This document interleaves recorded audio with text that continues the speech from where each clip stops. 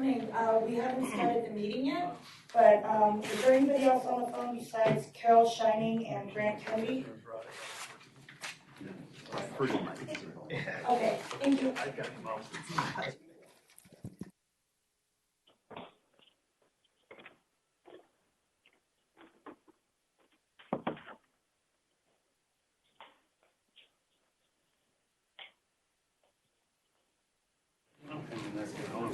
Carol? Carol Shining?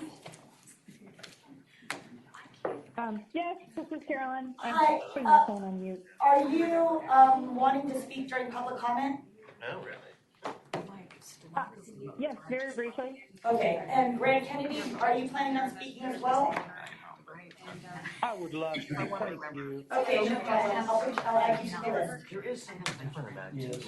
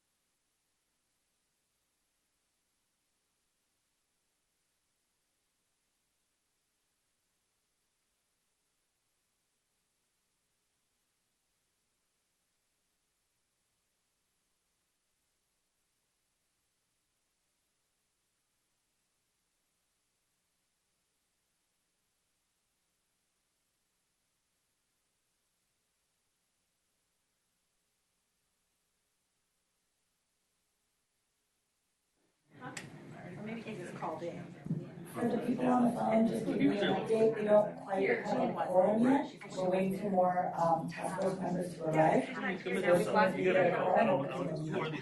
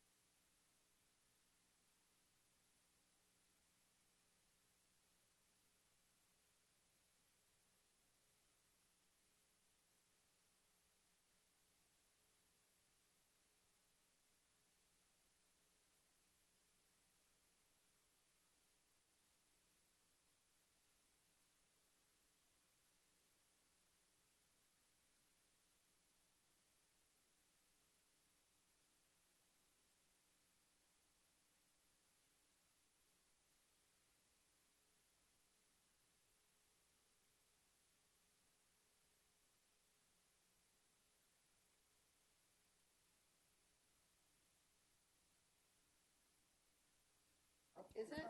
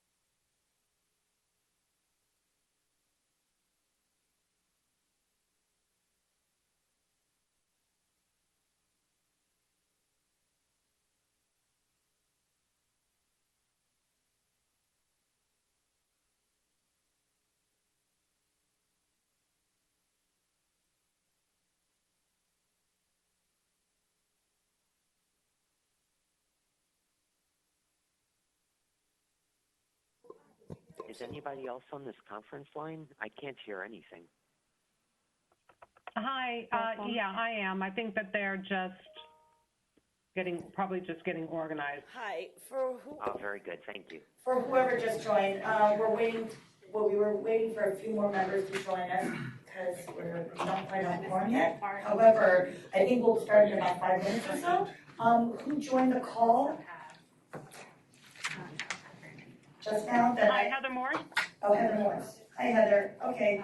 Yeah, we're waiting for a few more people.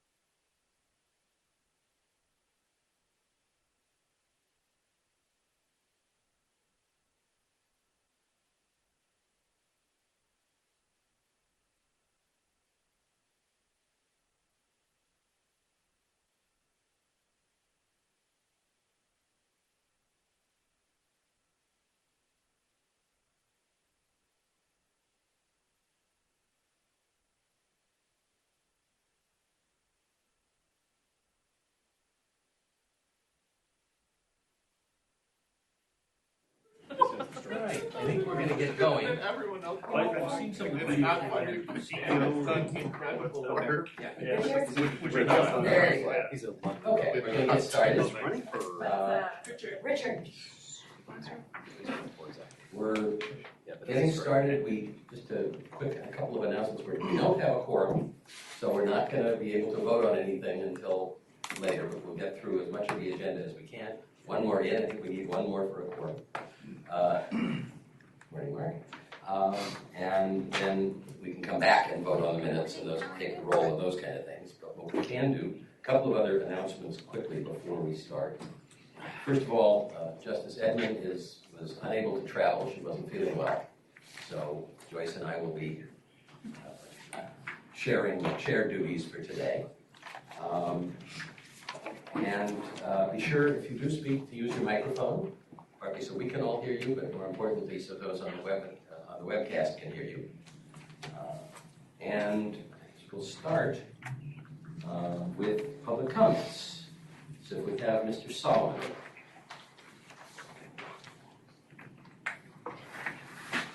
Hi. Yeah.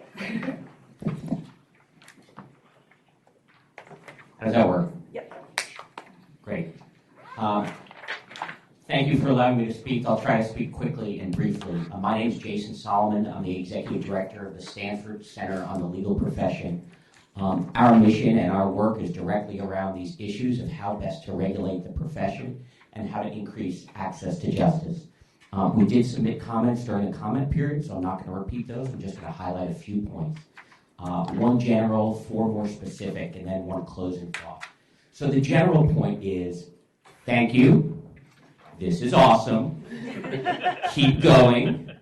I realize you may have gotten a few comments that said it's not so awesome. This is a little bit of a counter. Thumbs up. I know it's hard to get the criticism, but this is such important work, and this is such a terrific set of recommendations. So thank you, and thank you for all your work. The more specific comments are around innovation, laws of business, the meaning of an independent regulator, and some of the missing voices in this debate. So innovation, we're in California, and of course today we're in the Bay Area. We have lots of opportunities to create new business models with the help of different sources of capital and new kinds of skills in business and technology who can be part of providing legal services. This is not a place and a time where we should turn away from innovation in doing better at providing different kinds of services to consumers. Number two, laws of business. I know some of the comments expressed fear, and some of the commentary expressed fear about introducing more profit-making motives into the legal services market. But we have to be honest. With the exception of some legal aid providers, everyone is trying to maximize their profits. Everyone who is providing legal services is trying to make as much money as possible. This is not new. This is not different. Yes, law is a profession, but law is a business, and this would not be any kind of change there. Third, the state bar and the California Supreme Court as independent regulators. As you know, a few years ago, the legislature did a few things in the State Bar Act of 2017, including separating the California bar and saying that it must be independent. It cannot represent the interests of lawyers. And I think that's very important, that direction from the legislature, as you do your work here. We know that we've heard from a lot of lawyers, and those voices are important. The California Supreme Court is made up of lawyers. I'm glad the California Supreme Court is made up of lawyers. But the California Supreme Court is a regulatory agency, as is the state bar, like any other. And regulatory agencies, as we know, can be captured by those who regulate, who are regulated. And it's important that both the state bar and the California Supreme Court keep in mind that although what is being regulated, what is being talked about are the rules of professional conduct, that is about regulating the legal services market. Who can provide legal services and how? And the interests at stake are those of consumers. So my final point on the missing voices in the debate. I know you put these recommendations out for public comment, as you should, and didn't hear from a lot of consumer voices. Where are these consumers? Where are these consumers? Well, it shouldn't be a mystery, and this is true of any agency that puts things out for comment, that the people you hear from are the people who are being regulated and not necessarily consumers. Think of the medical analog, the healthcare market, right? The regulators, when they put things out for comment, are going to hear from doctors and hear from hospitals. That doesn't mean that they don't think about the interests of patients, that they don't put patients first in figuring out what goes next. The good news is the State Bar is hearing from those missing voices, just in a different context, and that is the California Justice Gap Study. The California Justice Gap Study, and I'm pleased to see the interim findings of the California Justice Gap Study. Pleased in that those voices are represented before the bar. Not pleased, of course, because the preliminary findings show that 55% of Californians at all income levels experienced at least one civil legal issue in their household within the past year, yet nearly 70% of them received no legal assistance. 70% received no legal assistance. These are serious problems. On average, low-income Californians had more than 4 civil legal problems per household per year. These are the voices. These are the voices that are missing. They need help. They need help.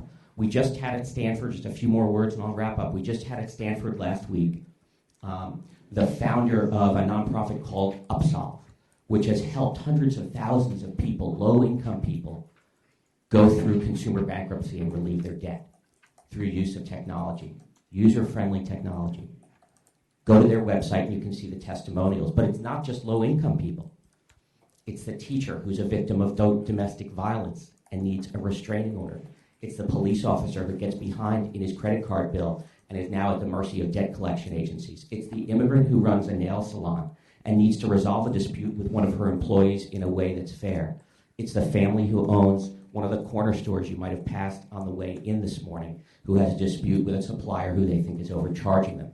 These are the voices we need to help.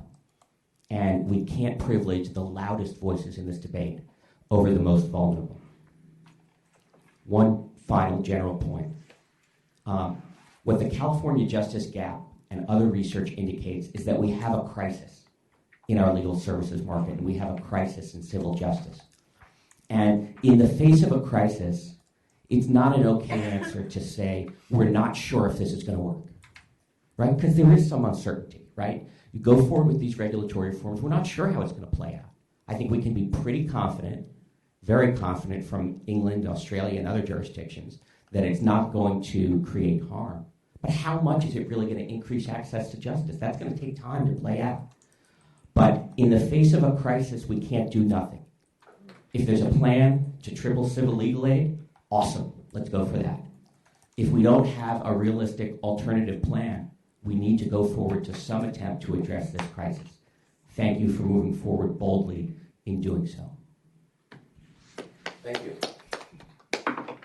Next comment is Carolyn Shining on the telephone. Ms. Hello, Shining? members of the task force. Thank you.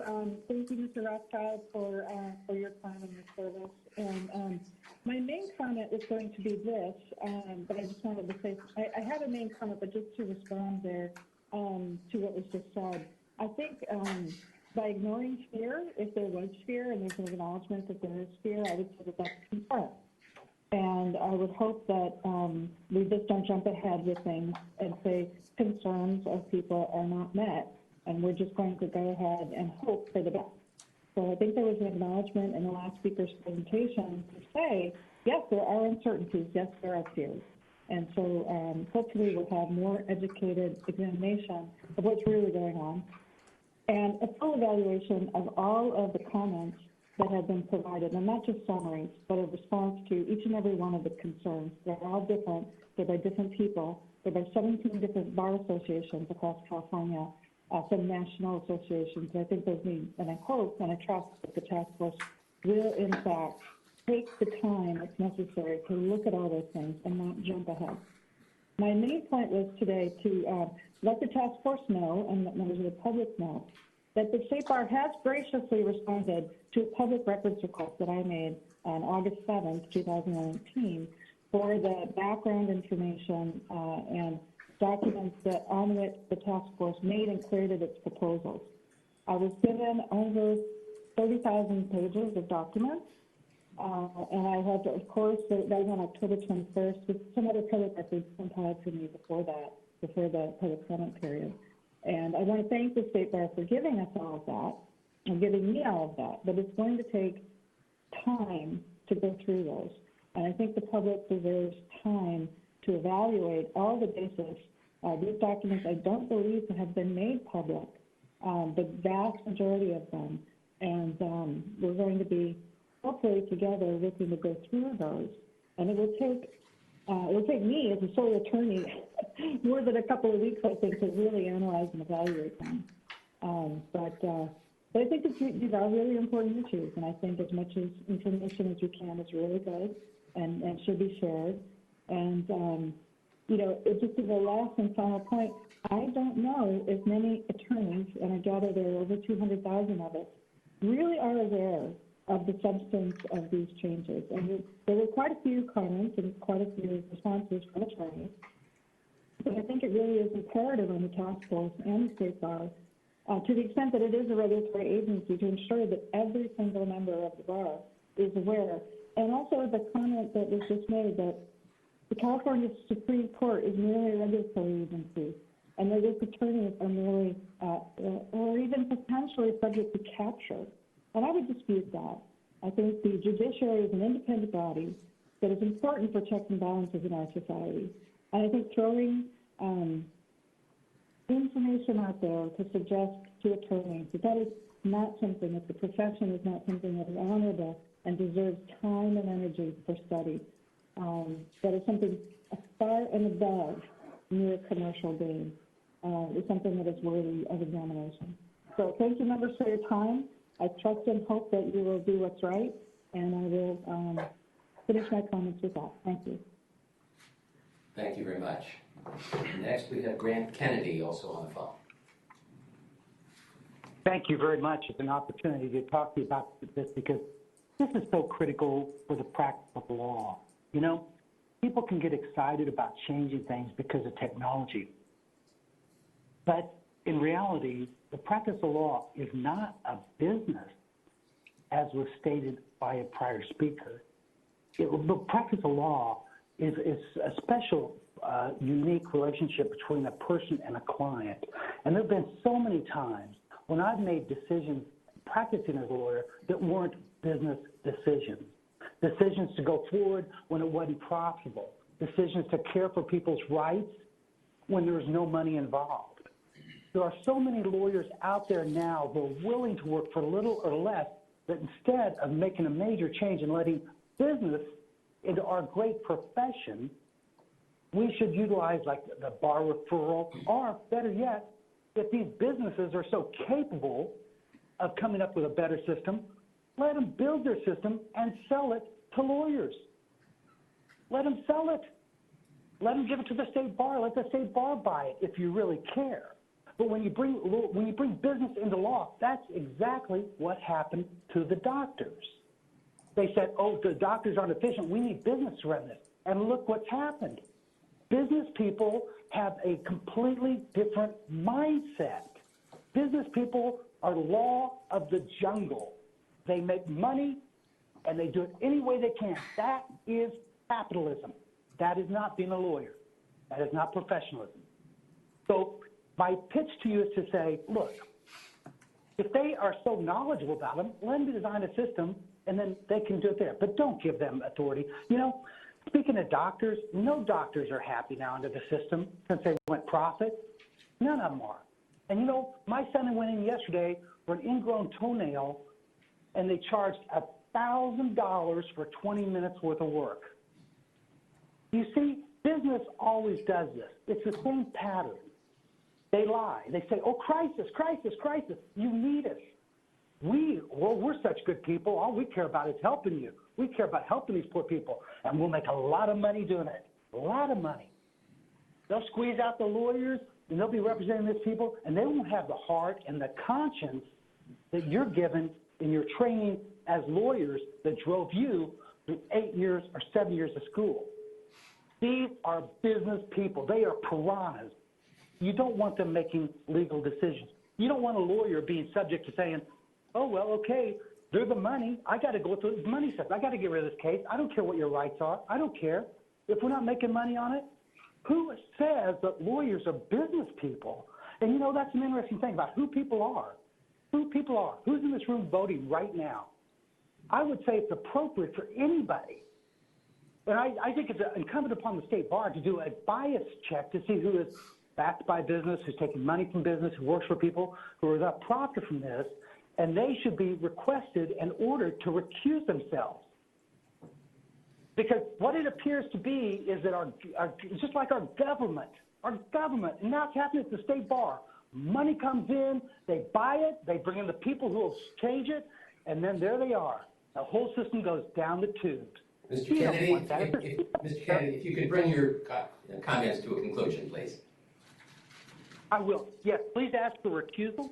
I think there's all kinds of systems, and I definitely want, you know, a lawyer can't serve two masters. I definitely want to figure out when the next election is for the state bar presidency. Folks, this is going down the tubes. You should be embarrassed of yourself. You're not helping anybody. You're selling out people. You're selling out consumers. I'm disappointed in you all. I don't mind telling you that. Thank you. That's Okay. Am I right that we're still one short? Yes, you're still one short. Okay. So, Chair's report. I have what I think is some good news, not just for us, but maybe for Ms. Shining as well. The Board of Trustees is meeting in next week, I guess, and has on their agenda an extension for us to be allowed to finish our work by March 31 instead of December 31. So we're not under time pressure to finish everything by today or by early December meeting. We'll have time for at least a couple of extra meetings beyond that to make sure we're doing it right and that we're getting everything done correctly. So some good news to start out with. Let's see. Kevin was going to give his report, but he's not here. So the staff report. Excuse me, I'm sorry. Are people on the phone going to be invited to give comment? Oh, I'm sorry. I didn't know there was other folks. Does anybody else on the phone want to give comments? Yes, please. My name is Andrew Sitzer. Okay. Thought we had them all registered, but that's fine. Go right ahead. Thank you so much. I'm concerned that this will lead to unintended consequences and particularly aggressive marketing by non-lawyers.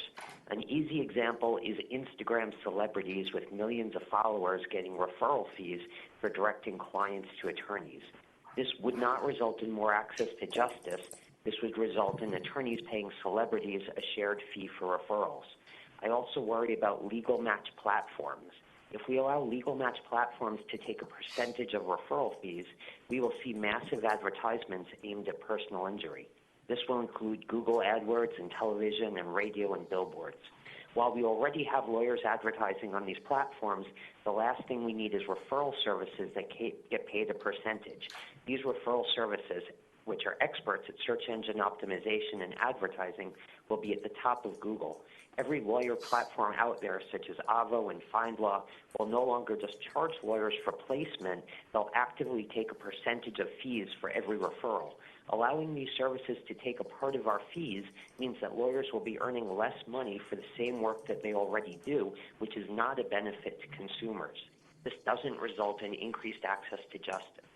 It's true that there are some referral services already licensed by the bar, but they're closely monitored and licensed, such as legal aid referrals.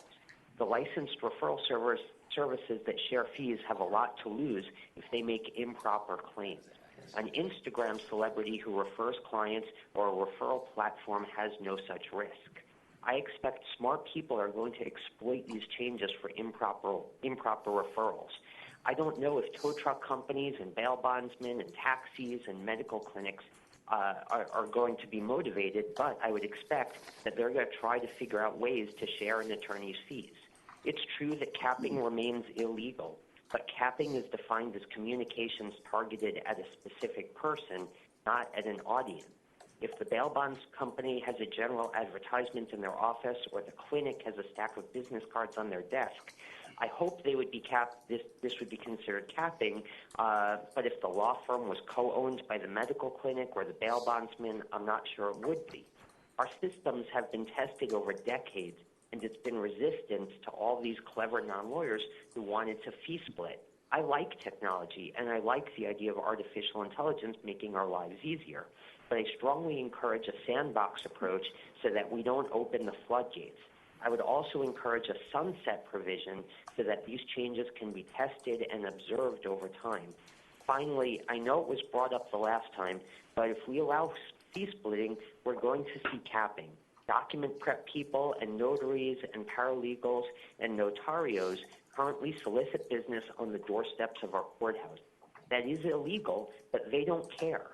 What's redeeming the system right now is that these people can't fee split. If they could fee split, and attorneys might never even know that the client was capped, the result is going to be the same, increased capping. And with that, I would just ask that any technology company be subject to the same malpractice requirements as attorneys are, because if you can't sue a company, you could sue them out of business, but they could close their doors. There should be some sort of protection to the consumer in terms of malpractice insurance for any technology company that's giving legal advice. And also, this should be put out to the deans of different law schools. That way they could give their input on how this is going to affect admissions and maybe in the long term end up with fewer lawyers, which means less access to justice. Thank you very much. Thank you. Is there anyone else on the phone who wishes to make comments? Okay. Staff report. Andy? So actually for the staff report, I'm going to do a little bit of an overview to prep for the broad discussion that we're going to have today and possibly carried over into our December meeting. Somewhat ironic that this might be the lowest attendance we've had for one of our task force meetings. We don't even have our chair.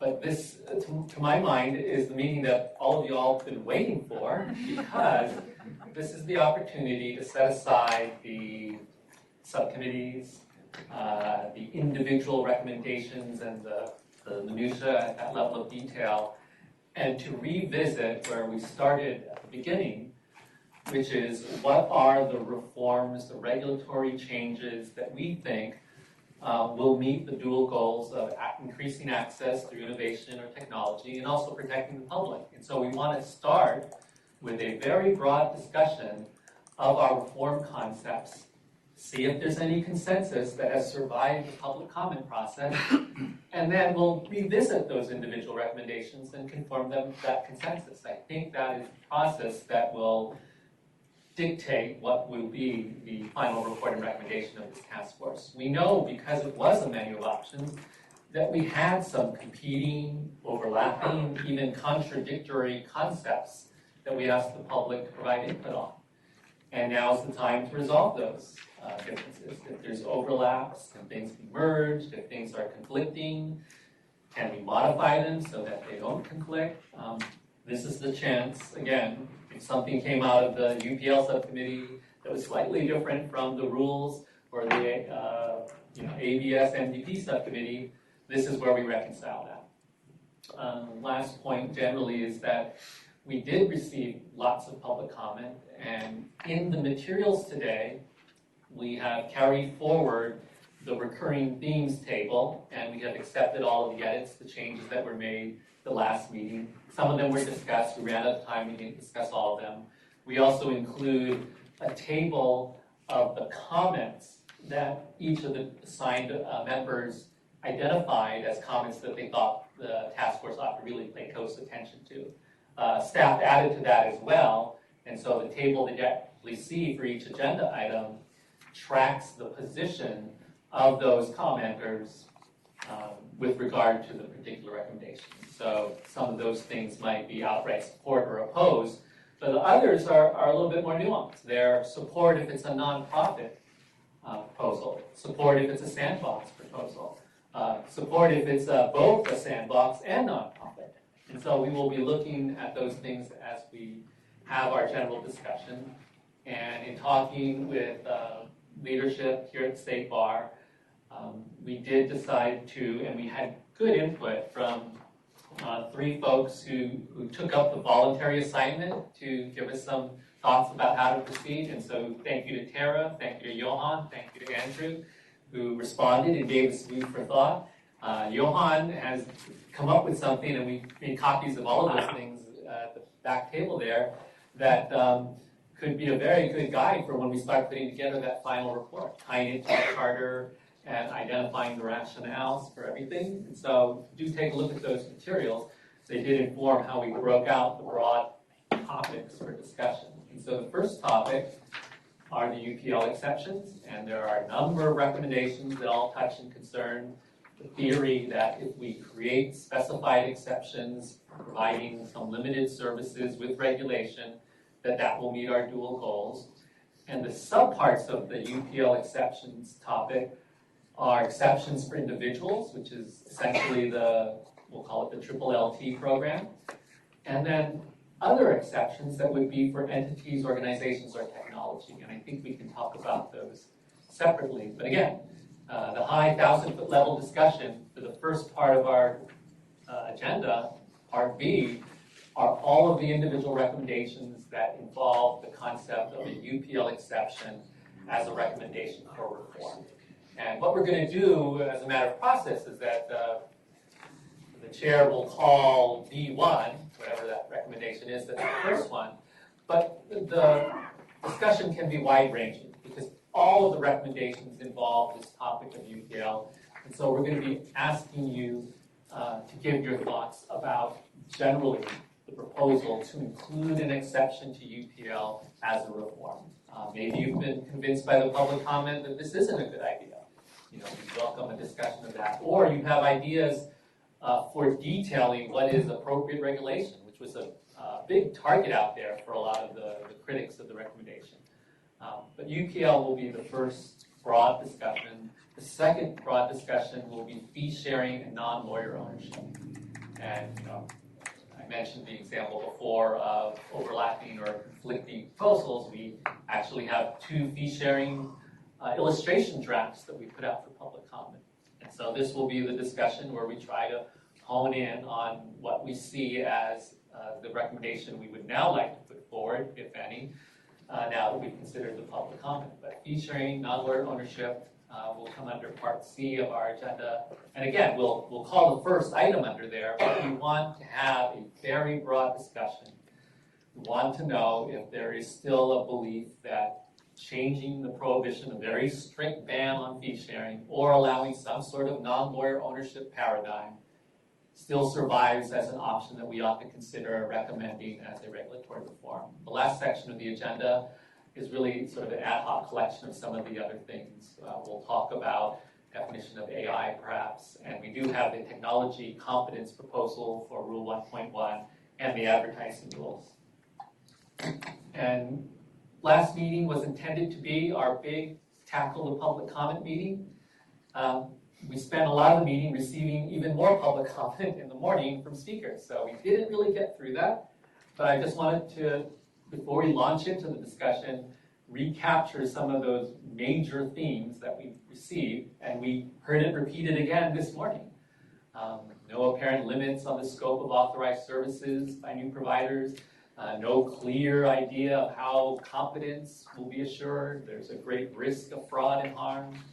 Non-lawyer ownership or fee sharing threatening independence, the profit motive concern. And the profit motive concern is one that the Supreme Court itself identified in the Fry versus Federal Housing Clinic case in distinguishing why an unregistered nonprofit legal services organization is distinguished from the general corporation practicing law prohibition. The quote-unquote profit motive was a concern. No information on compliance enforcement or consumer remedies for malpractice or other misconduct. Again, something we heard just a few seconds ago. And no evidence presented on any benefit to access to justice. So as we proceed to talk about the UPL exceptions, I asked myself a series of questions. I asked myself, should the task force continue to consider this in light of the public comment? Has the public comment persuaded us that maybe this ought to be abandoned in favor of some other reform? If we do go forward, what details might be added to respond to the uncertainty concerns, particularly as to the individual non-lawyer exception for the practice of law prohibitions? It was viewed as completely deregulation, that it would be completely wide open with no restrictions, worse than the limited regulation of the notario area of practice. And so adding details might be a way of regaining credibility for the viability of this type of reform. What limits might be placed on the initial implementation to address concerns regarding unforeseeable consequences? Again, just something we heard again this morning, but was a large theme in the public comment. And so reform doesn't have to happen overnight. It can come in stages. And there is the concepts of pilot programs, having a sandbox, beginning with nonprofit and considering for-profit at a subsequent time after you have data on how a nonprofit exercise proceeded. These are all possible considerations when talking about an initial implementation strategy. And when I mention these things, it's not because I think that this task force has the job of detailing it and locking it in. Really, to the contrary, I don't think we should prejudice the implementation study at all. But in order to have credible recommendations, I think you have to at least identify these things. And so if you have a lot of unknowns and concerns about the unforeseen consequences because of the lack of regulatory details, then in the middle column there, with regard to UPL exceptions, for example, for individuals, you could add to your recommendation that if this is carried forward into implementation, that there ought to be consideration of certain eligibility criteria, that a financial responsibility requirement should be considered, that not all areas of law would be appropriate for individual non-lawyer exception, safe harbor from UPL, criminal defense, maybe immigration. The trust mill fraud was raised in terms of vulnerable elderly Californians. Imposition of ethical standards, continuing education, and then the compliance side, which if there is the concept of a pilot program or a sandbox would really be the focus of that implementation body. But it doesn't mean we can't throw out some of the ideas that we've seen in other jurisdictions in terms of how they consider the public protection side of the equation and pursue compliance enforcement. And so annual reporting and auditing, financial penalties, including fines or restrictions, and even the forfeiture of a profit or an ownership interest, and of course licensing, suspension, and revocation. And when we're talking about a topic like UPL, if the proposal is that the reform is a safe harbor, if you act outside of the safe harbor, it essentially means you are no longer safe. All of the full panoplies of remedies for unauthorized practice of law revive. And so in California, it is a potential criminal penalty. It's a wobbler in some cases, but you can be criminally prosecuted for the unauthorized practice of law. And so the compliance enforcement side was at least perceived, gaping hole in terms of the details needed in order for folks to genuinely provide input and consider the viability of these types of recommendations. For fee sharing, I asked myself the same questions as well. Should this be considered further in light of public comment? What details were missing that led to a lot of concerns about uncertainty? And, again, what are the limits that you might place on implementation? And the last question I asked, is more study needed? For me, that one resonated the most here for this topic. So when we get to section C, I do think there is a lot of information that has yet to be gathered, particularly on the non-lawyer ownership side, that would be needed to really make a definitive call on whether this is the type of thing that can be recommended for a next step in terms of implementation. We've talked about before that this body is sort of the concept and the policy recommendation body. And I still am confident that there will be the appointment of a subsequent group that will be able to take the handoff from this task force and possibly continue the study of those aspects of some of these things that we just didn't have time to pursue. 5.4 is the fee sharing rule, and there was one aspect of it that didn't seem to garner any sort of opposition or criticism, and that was the expanded exception, which is currently limited to court-awarded fees with a legal services organization. It could be that we don't have to take a big bite of the apple and have a sea change in the fee sharing rule. We could advance a very modest change for implementation in terms of that aspect of our proposal without prejudice to doing anything more, and make sure that the next body, the implementation body, the further study, can actually take a longer, harder look at what might be the more significant changes to this lawyer regulation. Non-lawyer ownership, the possible limits on implementation, pilot program sandbox, a combination of any of that, not allowing any non-lawyer ownership or business that has a plan that might violate any aspect of law. So we know there's Sarbanes-Oxley. Sarbanes-Oxley does not allow, for example, an auditing practice to also sell legal services to their auditing clients because of independence. Those things would violate Sarbanes-Oxley. Some of the literature in our library has said that that is one of the aspects of U.S. law that is holding the so-called Big Four professional services networks at bay in terms of having a large stake in the legal marketplace. Those are among the topics that really require, I think, further study in terms of what regulatory restraints are needed in order to really make these viable for the next step.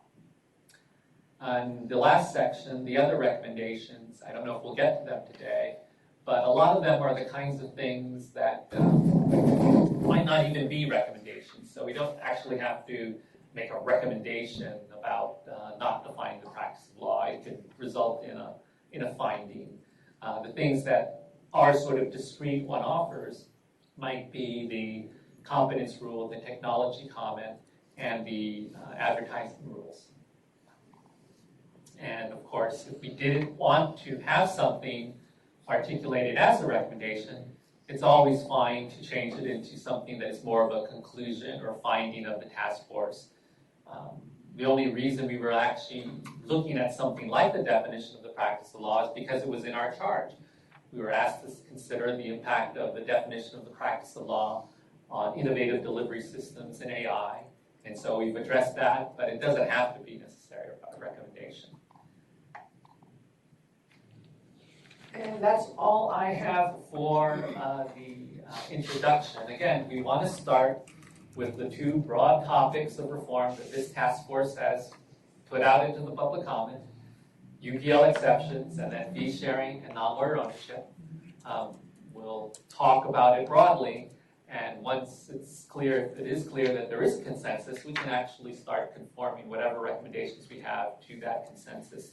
One other just observation from a staff perspective is that we are missing a number of folks today. We don't even have our chair.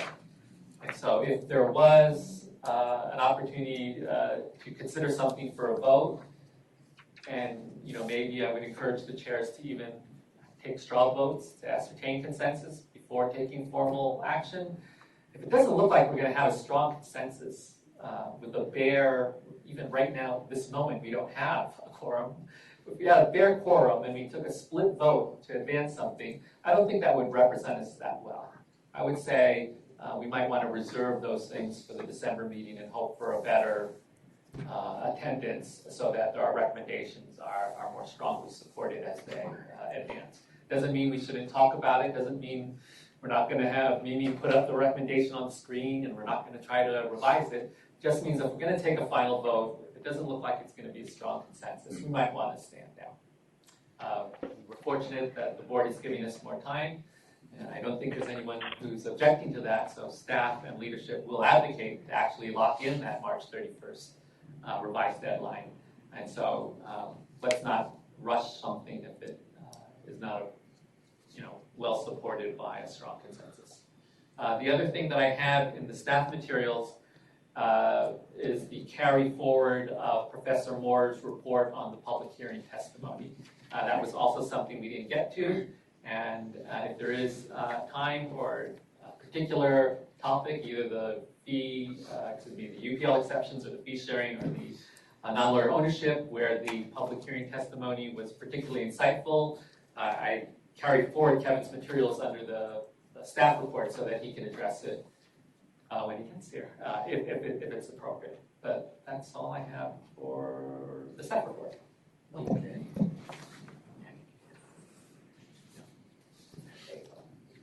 All right, so we can't approve the action summary because we still don't have a quorum. Yeah, Mark? What's the date of the December meeting? 12? December 12th? Thank you. I think it's a Thursday. It's here. And it's in San Francisco. So, Randy, it's Heather, or everyone, it's Heather. One thing that maybe we should discuss is that there have been some updates in what some of the other states are doing. So I know that Lori, who's there, has some information on what's going on in Arizona. I also sent to the ATILs for distribution an article that I came across in the last couple days that's talking about Washington, D.C., of all places. And for somebody who's as plugged in as I am, I was pretty surprised to find out that they already allow non-lawyer ownership within the district, which is why PwC and others have been establishing their U.S. headquarters in Washington, D.C. So we're already, and that's been going on for a couple decades from what I heard.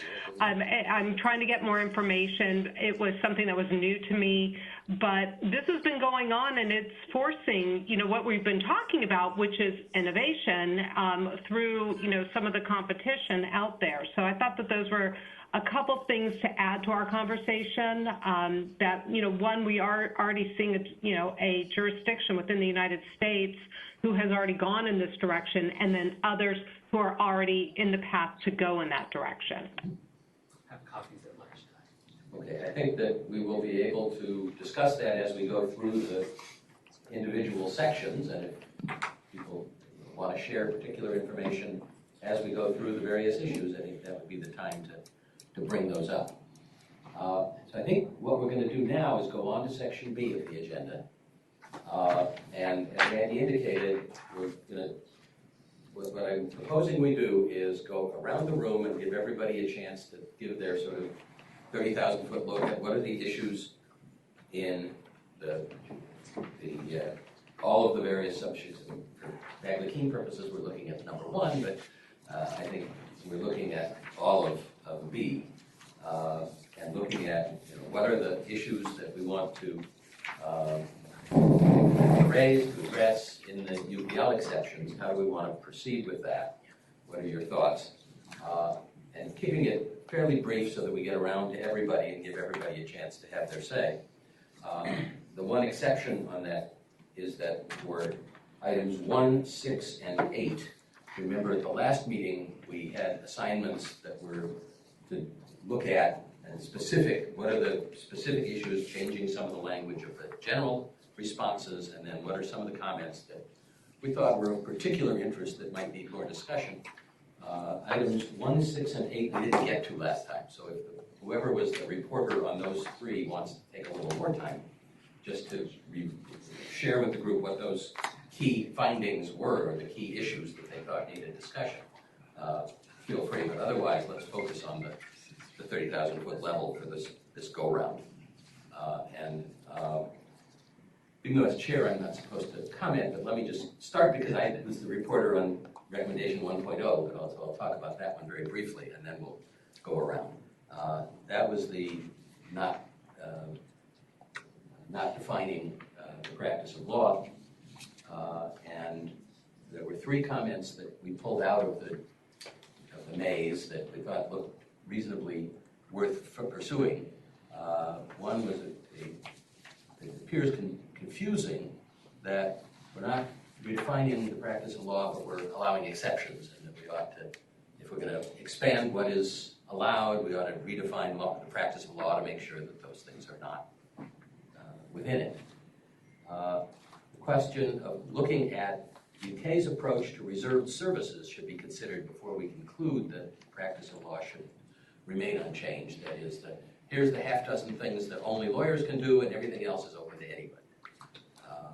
So that was a comment. And then also that they're saying this isn't really a proposal for regulatory reform because it seeks to keep the status quo of what constitutes the practice of law. And I think that reflects the comment that Randy made, that maybe this becomes not a recommendation, but a report item that says, we looked at that, and we think that it's fine as it is, so we don't need to recommend changes. And with that, I'm not going to go into the other items, but I'll let Joyce go next. Okay, so I'm going to take a broader look at this whole section rather than addressing just the specifics of the individual recommendations 1.0, blah, blah, blah, blah, through the list. I wanted to respond to the staff report that Randy presented under the UPL exceptions, and I think that we are. I'm not a lawyer, so I'm a technologist, and so how I figure out and solve problems is a bit different than how a lawyer solves problems.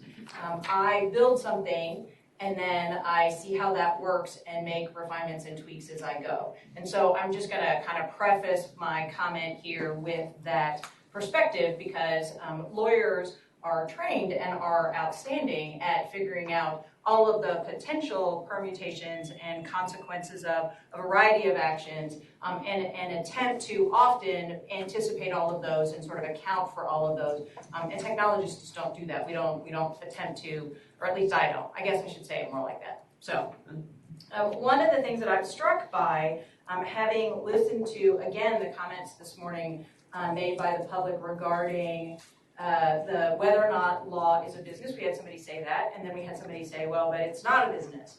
And I think that this profit motive discussion is actually very critical to us understanding what it is we're attempting to accomplish here. And I think it might be of benefit to consider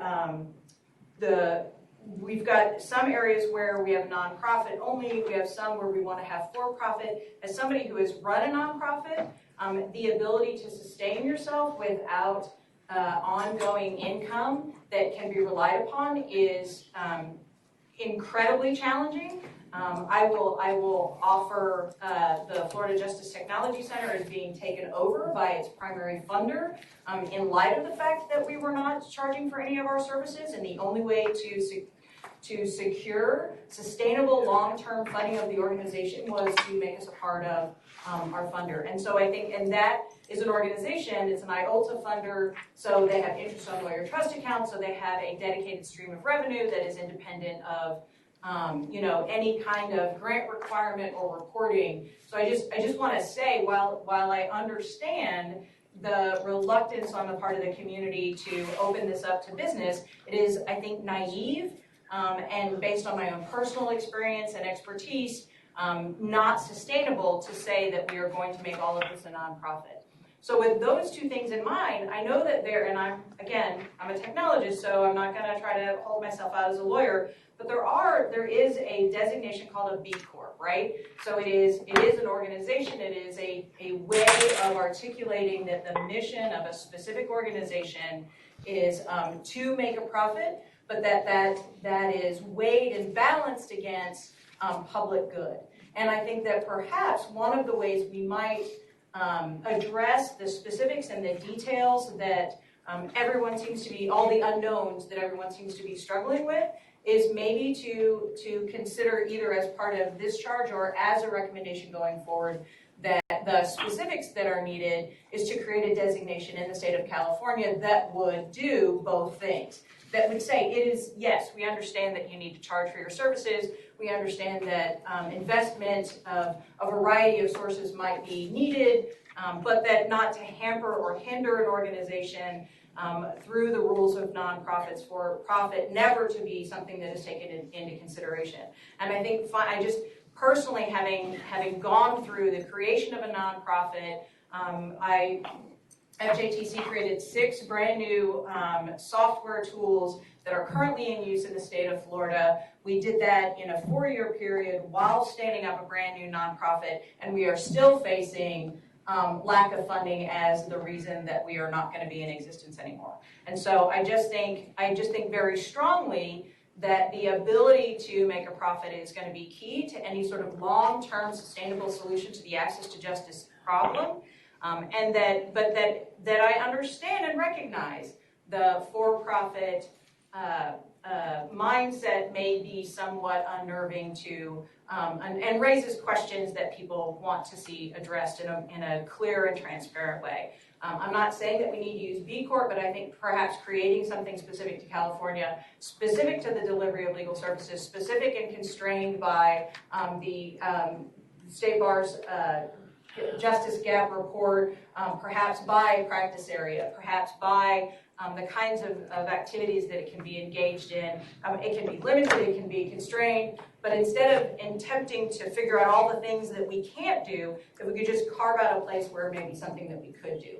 And that would allow us to talk about all of these things, the UPL exceptions, the fee sharing, the non-lawyer ownership, all in a way, in a single sort of go-round. So, but I'm going to stop there. Thank you. Randy, before we move on, should we take roll call? Take a roll call. Kevin is here. Good morning. Can we also respond to each other's? Because I'd love to. No, I think the purpose of this is just to give everybody a chance to talk. Yeah, but then we won't actually be able, I'm not trying to argue, but just trying to say Yeah, I understand that, but if you remember last time, that's what happened, and as a result, half the people didn't get a chance to say much of anything. We ended up in a back and forth, maybe 2 or 3 people doing all the talking. So the idea is get everybody a chance to have their say, and then we'll see where the discussion goes from there. But first, let's go around the room and give everybody a chance. Justice Edmond, Toby Rothschild, There. Joyce Raby. Here. Andrew Ruda, Simon Boney. Here. Tara Bird. Here. Judge Wendy Chang, Abhijit Shaban, Jean Clausen, Johan Trollsagen, Present. Margie Estrada, Lori Gonzalez, Here. Richard Granny, Here. Andrew Kuchera, Present. Joanna Mendoza, Kevin Moore, Here. Heather Morse, Here. Alan Rodriguez, Dan Rubens, Here. Mark Tuff, Here. Angelina Valverde, Joshua Walker. Here. Thank you. Okay, taking one more step back, can we approve the action summary from the October 7th meeting? Any suggestions, corrections, additions? I just have one comment. I don't know what the process is, but is it possible to summarize what the comments we received were in the public comments? It just says these people commented, but it didn't, in the summary, have any substance to it, and I just thought it wasn't super helpful.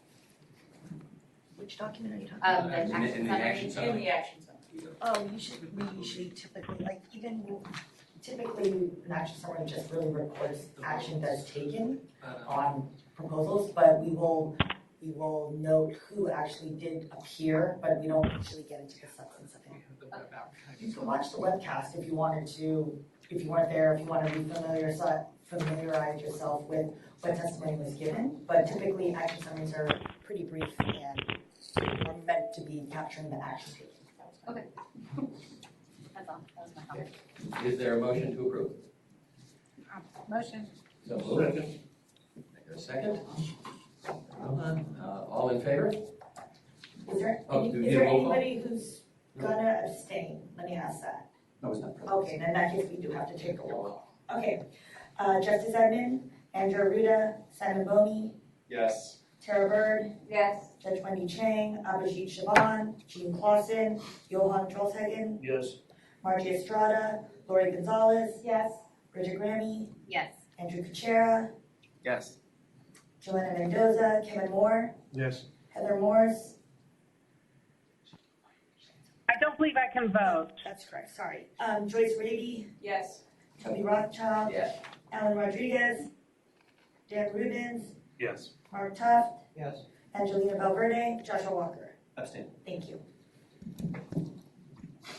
Okay, back to where we were, and the people just giving their sort of general comments on section B. And Mark, to you. You can pass if you want. Well. Pass. I guess I remain concerned about process. There's a lot about UPL that frankly is probably not well understood, particularly by non-lawyers. We went through all of this during the MDP debate, and a lot of it came out that would be very useful to recall. One of the things that came out of the MDP debate was the fact that I think we all recognize that there are things that non-lawyers do that are done by lawyers would constitute the practice of law. That may sound a bit of irony, but it's true. There's lots of things non-lawyers get to do today that, if done by a lawyer, would be considered legal advice and legal services. Why is that? Because lawyers have special status, special responsibilities. When they hold themselves out as a lawyer, that has a different connotation, has a different application. So that should be taken into account as we go through these particular models. I'm also of the view that we have a structure in place already under the California Rules of Court that allows for the authorized practice of law. We just added to that just this last year. We now allow for spouses of military personnel to practice law in California under certain restrictions, certain registrations, even if they're not admitted here. And there's certain protections that are afforded. They have to be supervised, and there's certain registrations and what have you. But that's a whole new category of non-lawyers who are not authorized to practice in California. They're now authorized to practice here, and for good reason. We should expand that list, in my judgment, because there are other categories of people that should not be prohibited from practicing in this jurisdiction, in my judgment. I think a year or two ago, we didn't do this, the legislature did it, expanded the right of lawyers from all over the world to practice law here in international arbitrations. Something that was never done before. So there's a mechanism, but this is not an impossible task. We have a mechanism that will authorize us, the court, the legislature, to create authorizations to do certain things that once enacted no longer are UPL. And that has a real attraction to it, in my judgment. So you don't have to talk in terms of these broad, almost untethered concepts about UPL. I've continued to be frustrated by the fact that it's non-contextual. You have to, these critical areas that we're talking about addressing have their own series of complexities. They're not the same. The complexities in the housing field is not the same as the complexities in domestic violence or family law or all the critical areas. You have to look at the application of what it is you want to do in terms of the consumers who are going to be serviced. What are the implications of that? And you can create a model or recommendation that I think would further that interest. My second point is I look at the Utah report, and I read that now several times, and although there are some issues in it, but at least they have, I think, a more direct approach to what we're supposed to be doing. They're not talking theoretically. They're not talking hypothetically or in some unfocused way. They're talking about a discrete set of principles. They haven't implemented them yet. They've already implemented some level of triple LT, I guess, is coming online, but they're marching right down through the implementation process. They're not hung up like we are on these policy 30,000-foot concepts, which is very troublesome to me because it doesn't really get us anywhere. I don't think, and I'll tell you, I don't think I can vote on a model that does not have some context to it. I just don't think you can do it. I have no idea what the ramifications would be. It's very frustrating because I know there's things we can do right now that would narrow the access problem if we wanted to do them. They're not for everybody. They address certain needs, and I think that is probably one of the fundamental policy issues that we are debating here, and that is, are we talking about a global change in the way law is practiced, or are we talking about something that is more grassroots, targeted to a specific area of critical need that we can plot out, create a sandbox, or whatever I want to call it, and measure the risks and go from there, and then build on that, an incremental approach versus a global, let's let everybody practice everybody else approach. Just from a pragmatic point of view, it's no mystery to me which way you have to go. But nevertheless, on UPL, if we don't agree on some fundamental concept on what is the unauthorized practice versus what is the authorized practice and how that happens, and what our authority is in creating additional areas of authorized practice, which we can recommend, we're going to be just not making much progress in my judgment. So I think I'll stop at that. Thank you, Mark. Can we ask for clarification?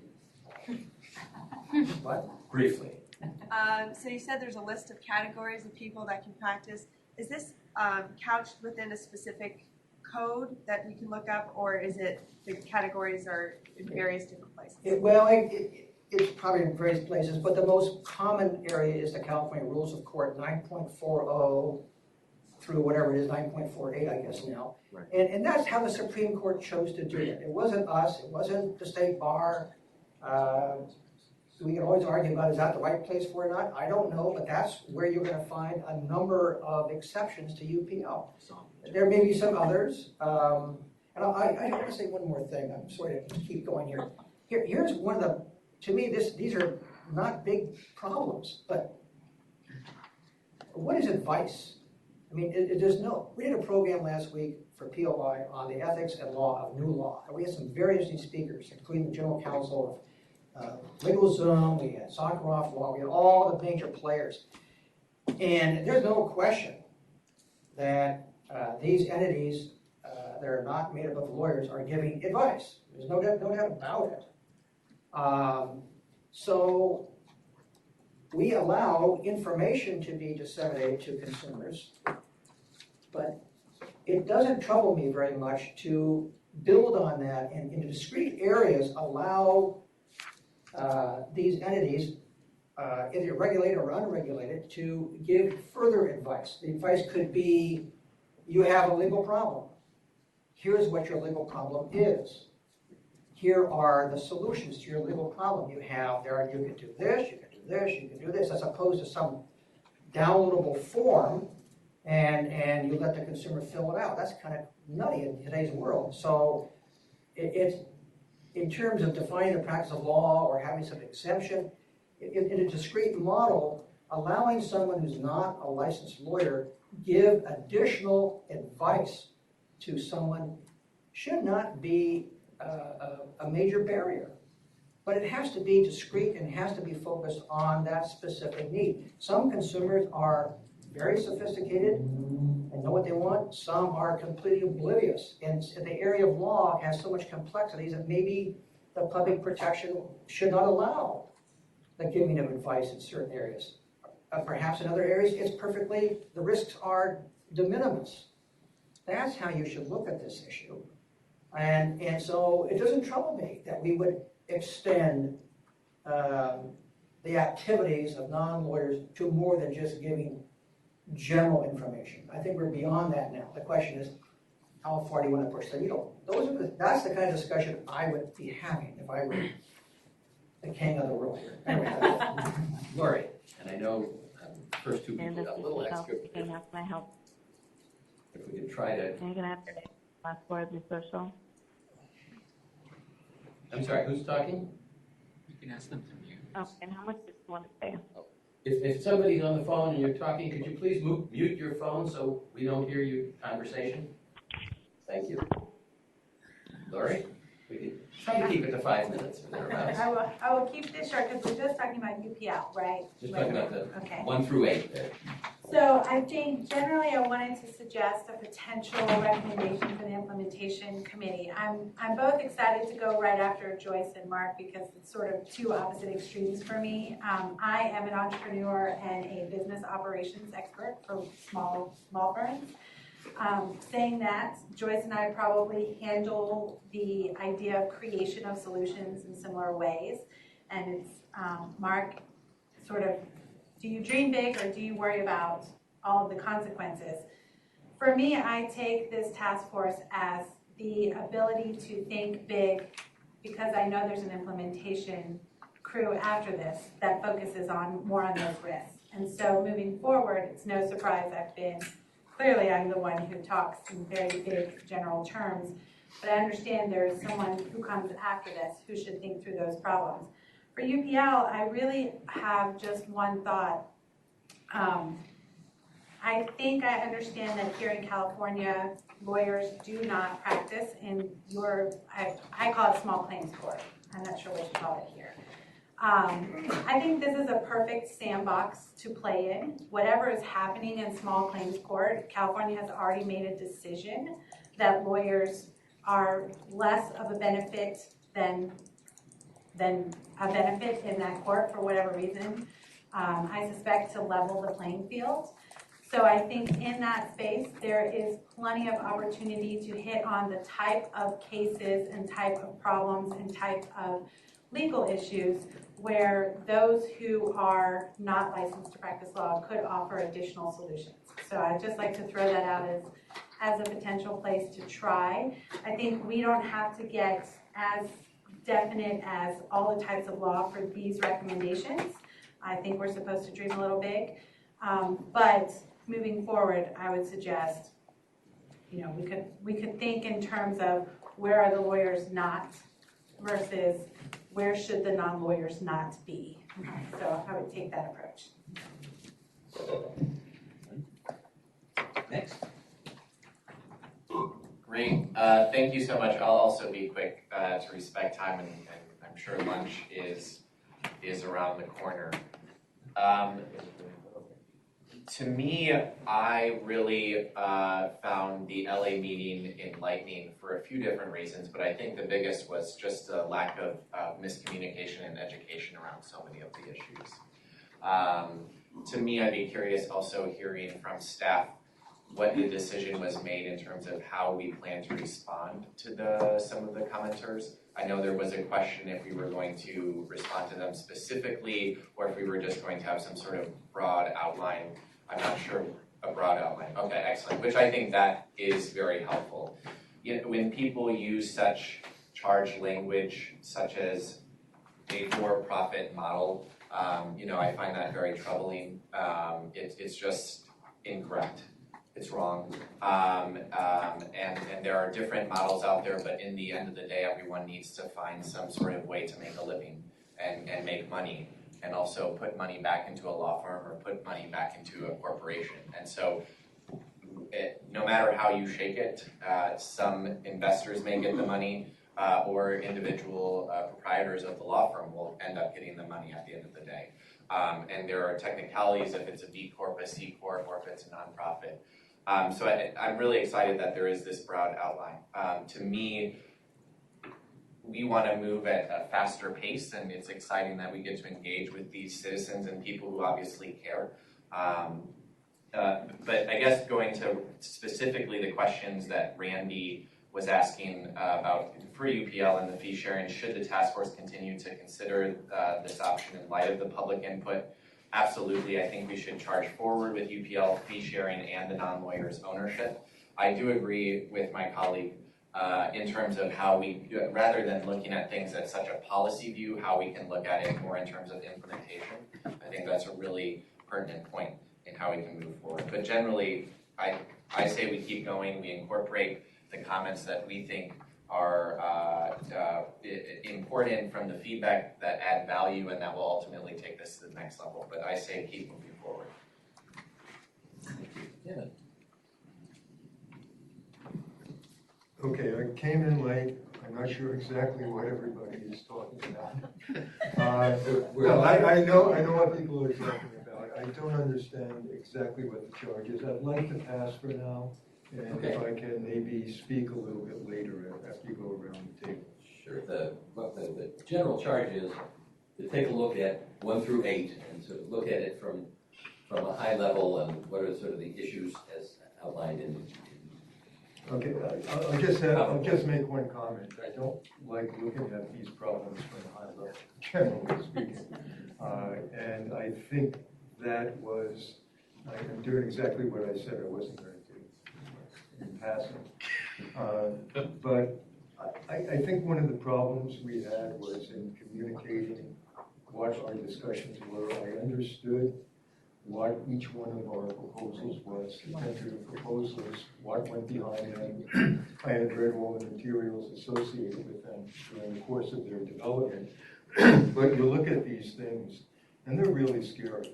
I mean, talking to other, lawyers, my students are kind of freaked out about the whole thing. They, those who have actually taken the time to look at it. So I could probably sit back and say, yeah, there are going to be opportunities for you, but that's the same old that people say. And I think we really need to get down a little bit more, down at a lower level and communicate better what we propose. I agree with Mark that I kind of like the approach that the Utah report took. On the other hand, I think they make a lot of statements that I'm not sure, these were like givens, which I don't think are entirely accurate. I agree. But I kind of like their approach, and I do think we have to get down a little bit. I don't mean down, Lori with me, but we have to descend a bit from on high and try and explain a little bit better what these proposals might entail. Even though we're not an implementation committee, I think we really have to do a little bit more of that. Thank you.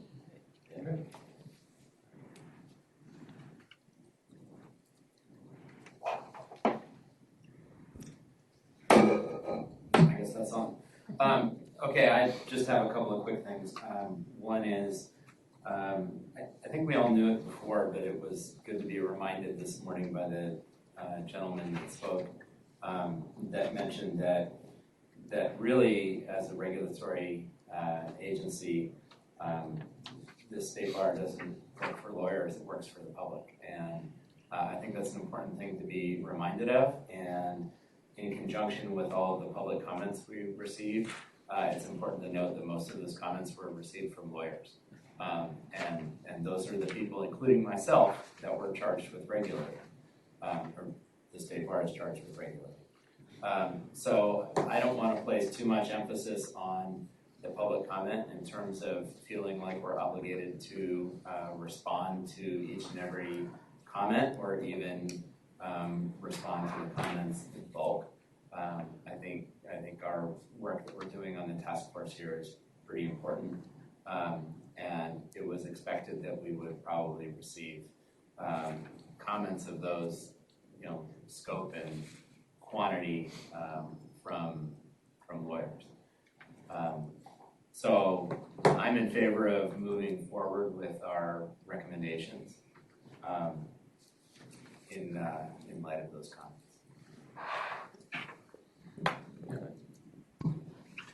Okay. First, in reference to the format that I proposed that you guys just today got to see, I actually want to not take credit for it because it actually came from one of Kevin's PowerPoints that was done in December of 2018, which said we have these three top-level recommendations we have to make, and here are the rules that it's going to affect. I built upon that, which I think is just a better form. With regard to UPL, I don't think we can really define UPL without defining the practice of law. We're talking about a field that's going from just lawyers, regulated by lawyers, decided upon by judges that are lawyers, to we're bringing in non-lawyers. We're bringing in technology in terms of just basic technology, machine learning, and AI. And in that concept, we then have to divide that. And to my reading, the only regulatory model that's been presented was the one that I presented. And I'd love to see if there's somebody else who's got one, because I don't, as much as I like what Mark said, and I agree with the need for regulation, I agree with the need for granularity into the types of cases and the types of the courts that are going to be hearing this, because I do look at it as a larger issue, including criminal, family, traffic, and that type of thing, as well as just a separation to housing versus senior law or something along those lines.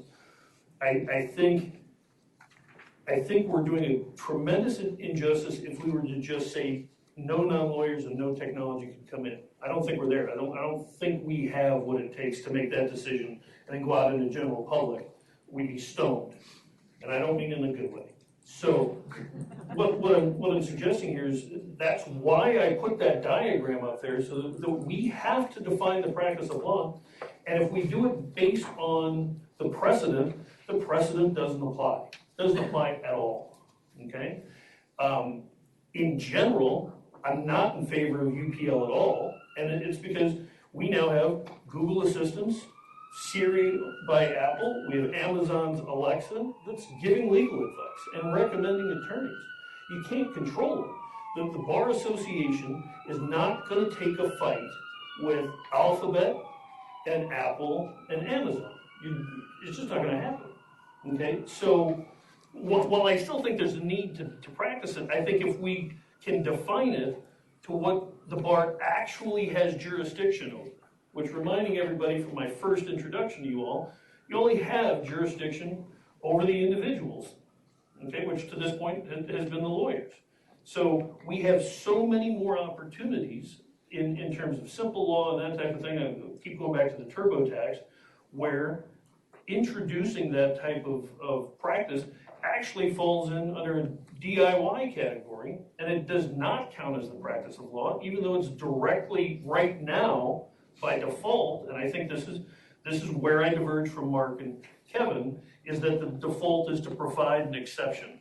And I'm suggesting that that is an inhibition to innovation that we need to get rid of. I could see it if we had, let's say, a process that would provide these exceptions in a timely manner, in a truly fast, high-speed, top-level manner. But when we talked about, and I'm not trying to advocate this group, but we were introduced to Court Buddy. Court Buddy isn't even based in California. And this is why, for this entire time that Sandbox keeps coming up, there isn't a technologist in the room that thinks Sandbox is a good idea. It's a horrible idea. It's not even just a horrible idea, it simply won't work. And the reason for it is because everything that is coming in, everything that's available is just bigger than California, okay? Now, and I promise I'm gonna land this plane here shortly, is if we look at the basic makeup, the California Bar Association has a structure of its organization. You've got the director, and you've got the director of communications up here, and then way down at the bottom, you got an IT guy, okay? If you go to an endorsement and adoption, you could actually have case buddy or whatever, actually linked into the system so that only attorneys in good standing would be able to practice. It's about 2 hours of coding to accomplish that task, and that's the power of endorsement and adoption, where you're just simply not going to have the manpower, because it's not manpower that you're fighting when you go under the particular model of UPL. So when we talk about UPL, I think the bar needs to get out of the way because it's going to steamroll right over the top of them. We need the practice of law defined, and from the practice of law, we can then enforce in the segments of what is now the in total process or total practice, but we can accommodate for those players on the field that aren't. I wouldn't even mind saying the practice of law could be held for only lawyers if the lawyers would get out of the way for the rest of the demand that exists. I mean, I think that's a middle ground for what we've discussed thus far. It's just, you've got to be able to solve the other 80%. So we need the practice of law in there. Thank you. Tara? Joyce. So I just learned about what you call B Corps, the benefit corporations, and then we also have a social purpose corporation. I learned about them a few months ago. We've never talked about them. I'd like to understand more because it seems like an existing vehicle that we could use that addresses exactly what you said we need to address, is this concern over profit motive. And that at least seems like something that we should explore for purposes of implementation. Like, it's already there, so how do we incorporate that into the practice of law? Mark, also just a great idea to look at these rules 9.40 to 9.48. Again, it's just something we hadn't talked about, and it's so practical. Like, right there's a place where you can say this is an exception. But I kind of take the opposite approach here to Johan, who wants to define UPL. I don't see that happening, but I'd at least like to define what it isn't. Because again, the idea that we can make an exception, 9.49 to 9.500, right? It seems like there's a big range in there. So I don't know whether maybe that's a vehicle for saying, if you do X, Y, and Z, this is not UPL. This is giving information. Separate from that, I do think that whatever our recommendation is, it has to be broad enough to incorporate both, human alternatives and tech alternatives, where someone can apply to the state bar and say, I have this, I want to open this business and be exempt from UPL because, just like Mark said, I'm offering this limited scope issue and I'm only, providing services from A to G, and that's it, and provided that you stay within that, that definition, then you are not violating UPL. And it needs to be something that can be done quickly, because otherwise, people are going to close up shop and move on. So those are my thoughts. Great. So I have a general comment and two very, very specific recommendations based on that.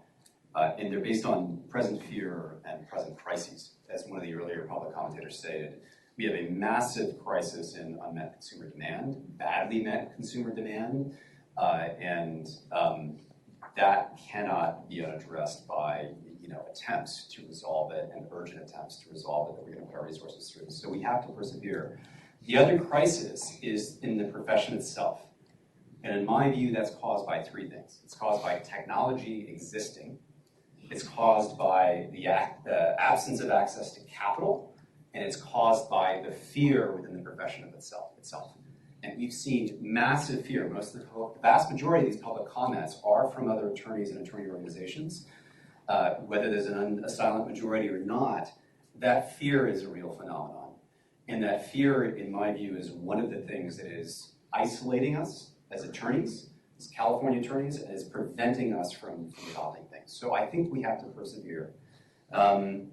And to go back to both dealing with the fear and making a practical recommendation, if we look at Utah, and if we look at some of the ways we can very concretely bring this down into cases, that should help both with the fear and with the progress. If we are enabled, I don't like the word regulatory sandbox. I've been a special advisor to the UK's Financial Conduct Authority, which was one of the precedents that Utah used. I think there's a real danger of innovation theater. Our job is to help real people with real problems. We just need to do so under controlled conditions.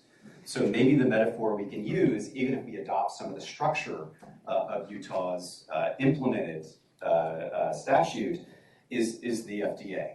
You have multiple phases for trials. You have testing for toxicity for drugs that are going to consumers, then you have efficacy, then you have other controls. If we do controlled phases or controlled experiments, although I don't like the word experiment too much, that should both assuage fear.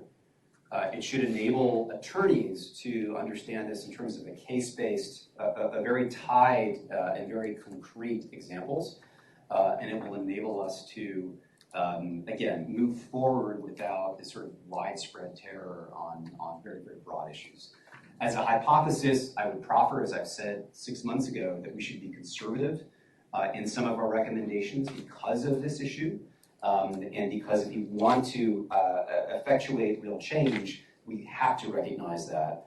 One of the ways we can do that is to try to empower existing attorneys, both in terms of capital, in terms of technology, and the ability to enter into agreements with other types of entities and other disciplines.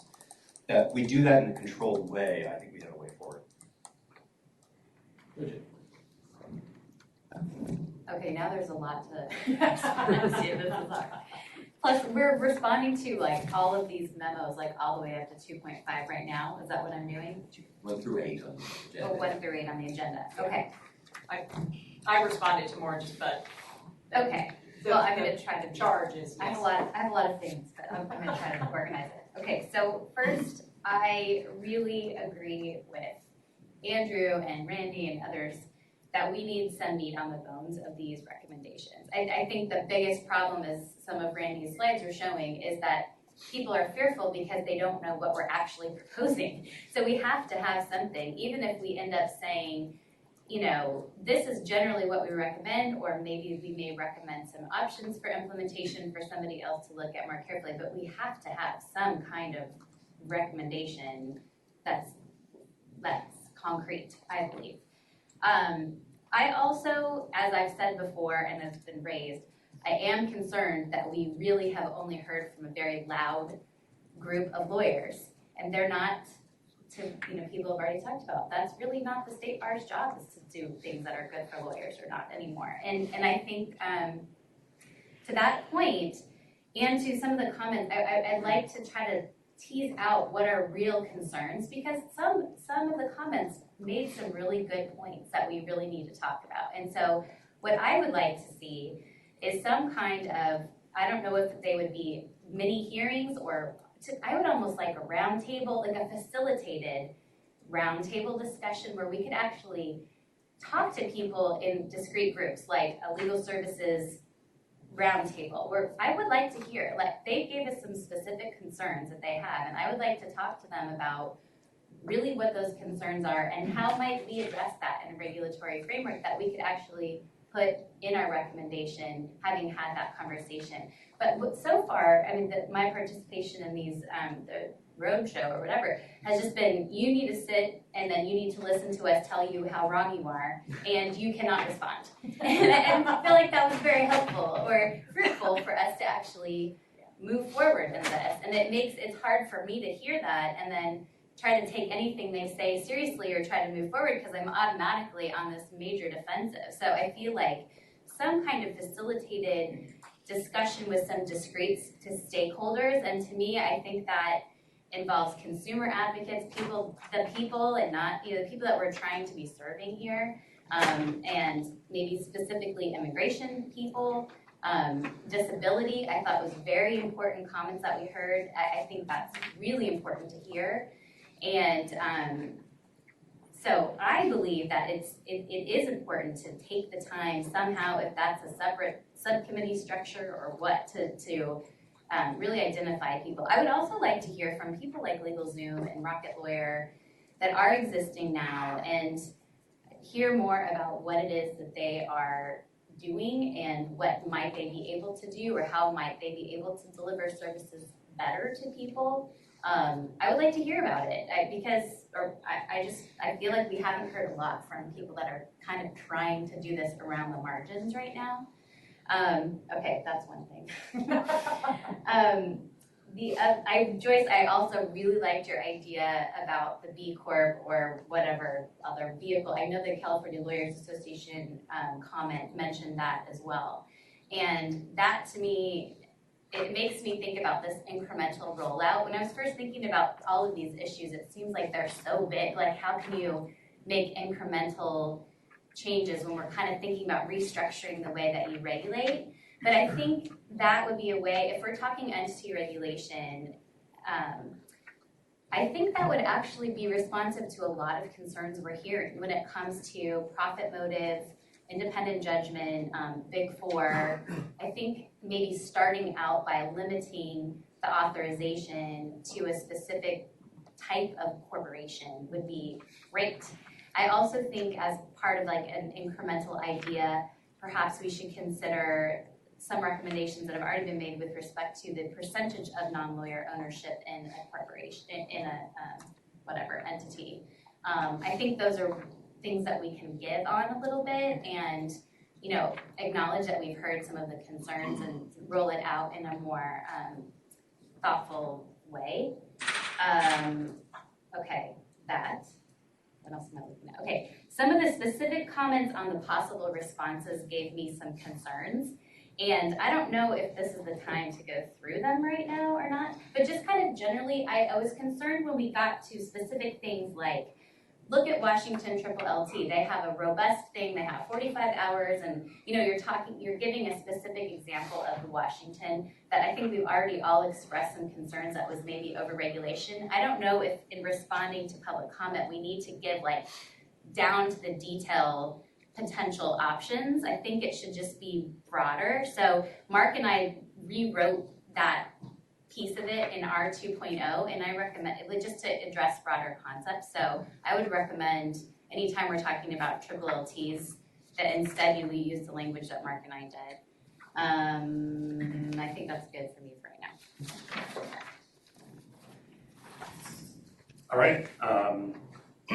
Sorry, I lost my voice last week, so I'll be a little quiet here. So I do want to just echo what Joyce said about profit motive and what her and Bridget have also said about B Corps. I do think it makes sense to have some sort of guardrails on, like, you know, just like B Corps bake in certain things into your bylaws and protections around listening to you know, all of your stakeholders, not just your equity owners. Unfortunately, I have to say there's really no way to take investment as a startup in Silicon Valley unless you are a Delaware C Corp. So the idea of a public benefit corporation or a social benefit corporation, that's kind of a non-starter. But B Corp is a certification that you layer on top of an existing corporate structure. It's not actually a different type of corporation.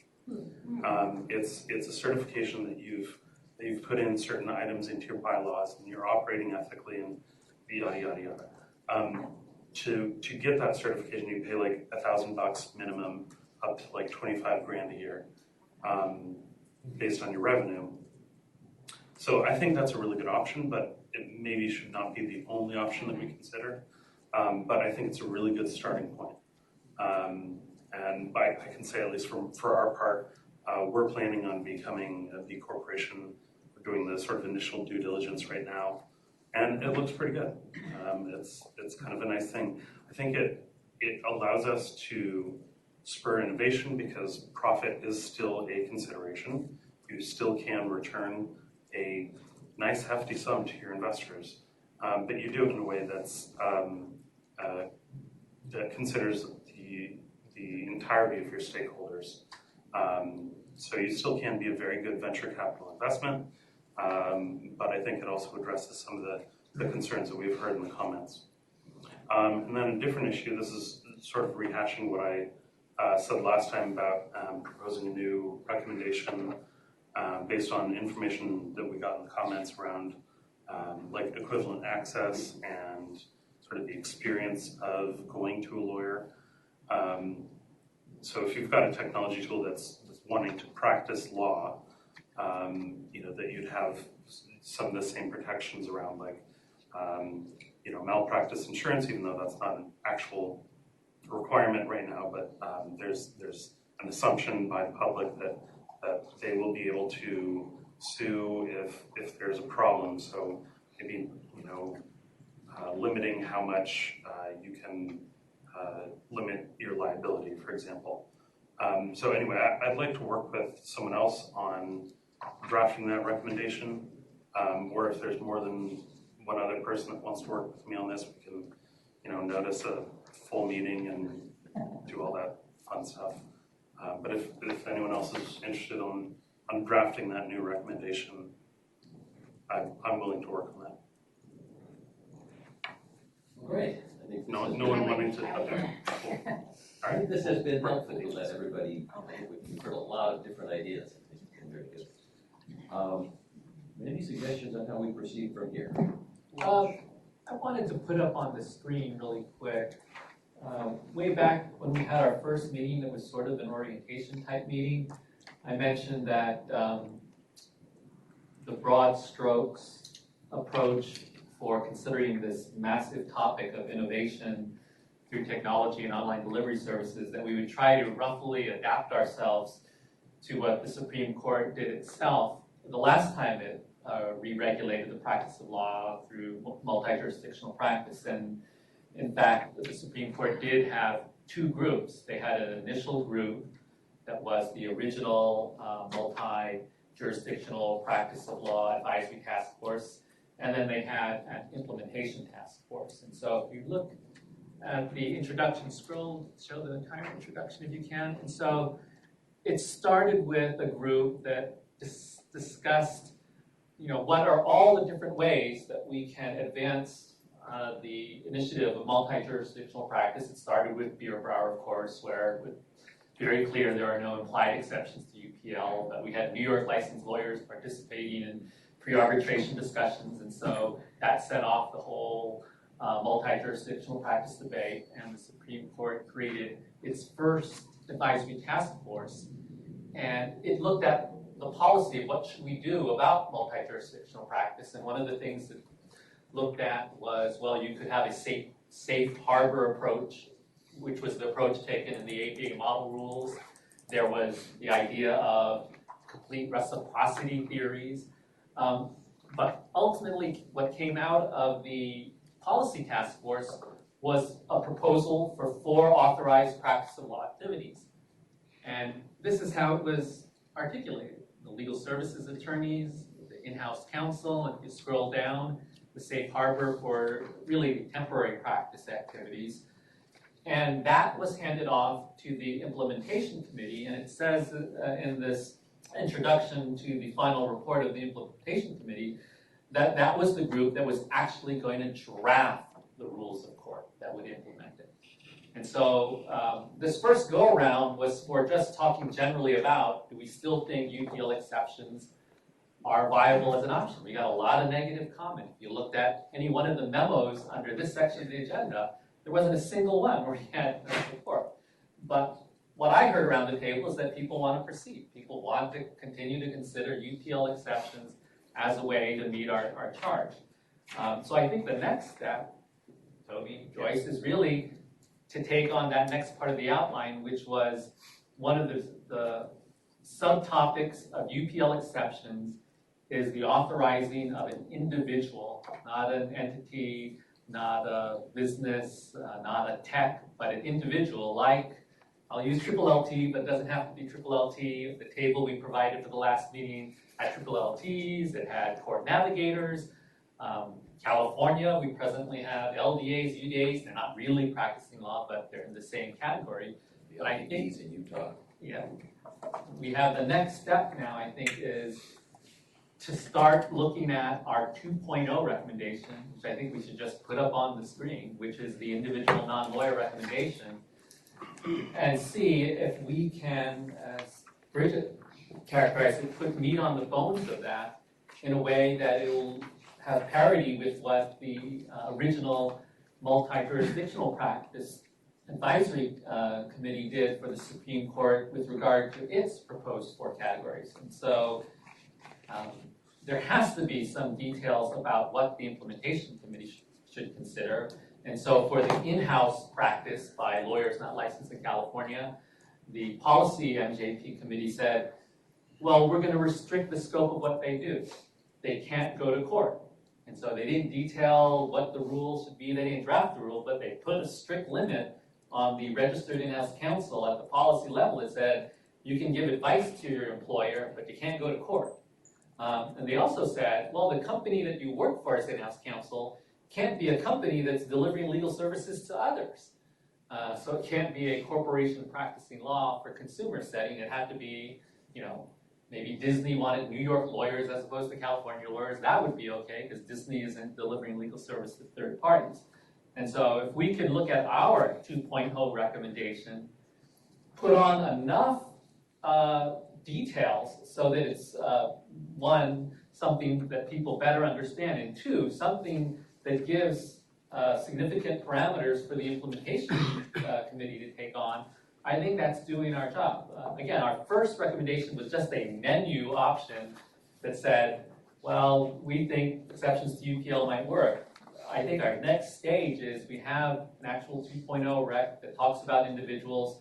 What can we do with that recommendation that would be on par with what the first MJP committee did that would give enough guidance to the implementation body to actually draft something?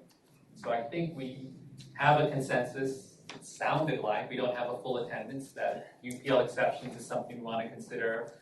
A very clear separate category of that is the individual human provider, and I think we can talk about that next, and maybe even in the context of the actual recommendation itself. I think Joyce wants. Yeah, no, it's killing me, so I'm going to jump in. I wanted to define, based on what I heard, or offer as a definition, sort of Kevin's medium dive. We don't want to go down, but we kind of want to go down, right? Like we want to, and I think that's the meat on the bones thing, right? We want to add a little bit of, and what I kind of like to just to, because if I were to summarize the comments that we heard, people want to make some kind of recommendations, and they want those recommendations to be provide clarity and some specificity, right? I think that's the first thing I heard. The second thing I heard was, to some extent, those recommendations should be directive of whatever body comes after this, that it should provide, I think, if you want to say guardrails or guidance or, whatever, just to keep people sort of moving down in a path that we want to see them go down. And the last thing I heard was some concern about how we were going to respond to the public, both in terms of just specific format, as also well and substantively, how were we going to respond. And I just wanted to, in an effort to make sure that that's accurate, can we get a show of hands of people that say, yes, that is what we're getting ready to do, because it still feels like I want to make sure we're all on the same page about what it is we're getting ready to do. So do we have a show of hands that say, no, you don't? Question. Mark? Okay, well, so then give me your question. The initial undertaking on these recommendations that went out for public comment was a menu of options. Mm-hmm. It was not a series of recommendations that are all tied one to the other. It was alternatives. Are we now changing our approach to not have alternatives, but to simply have a set of more concrete recommendations that sort of fit the model of the MJP Commission, which you had 4 categories of individuals who could be authorized to practice here without being licensed here. Is that the direction we're going in, or are we still going to have a menu of options and alternatives? I think what I heard in our initial charge, and what Randy said today, and what I heard around the table, was our initial, let's put out everything for input, but then let's start focusing on specifics and saying, given the menu, let's start saying, I want 1 from column A and 2 from column B. let's start making some menu choices and not just come up with another menu or a broader menu. So what we give the implementation committee will be a recommendation based on these principles that they would implement. Right. Correct. Not, And that here's is a menu of alternatives. correct. And I think that is why I posed it that way, was I was trying to get some feedback to make sure that that's my understanding of what it is. Is that what everybody else is understanding? And I'm seeing shaking heads, and okay, it just makes me feel a little better that we're actually kind of all on the same page about what it is we want to do. So I'm gonna go back to Randy and let you. Okay. Oh, well, Mimi went ahead and put up the item. So just very briefly, the 2.0 item, the language of the recommendation is in the subject line of the memo. So that's exactly what was put out for public comment. Non-lawyers will be authorized to provide specified legal advice and services as an exemption to UPL with appropriate regulations. And so in a way, that's our starting point. Appreciating everything we've said around the table, all the other interconnected recommendations in section B. But if you scroll down in the memo, bear in mind, all of these points that we got in terms of the public comment.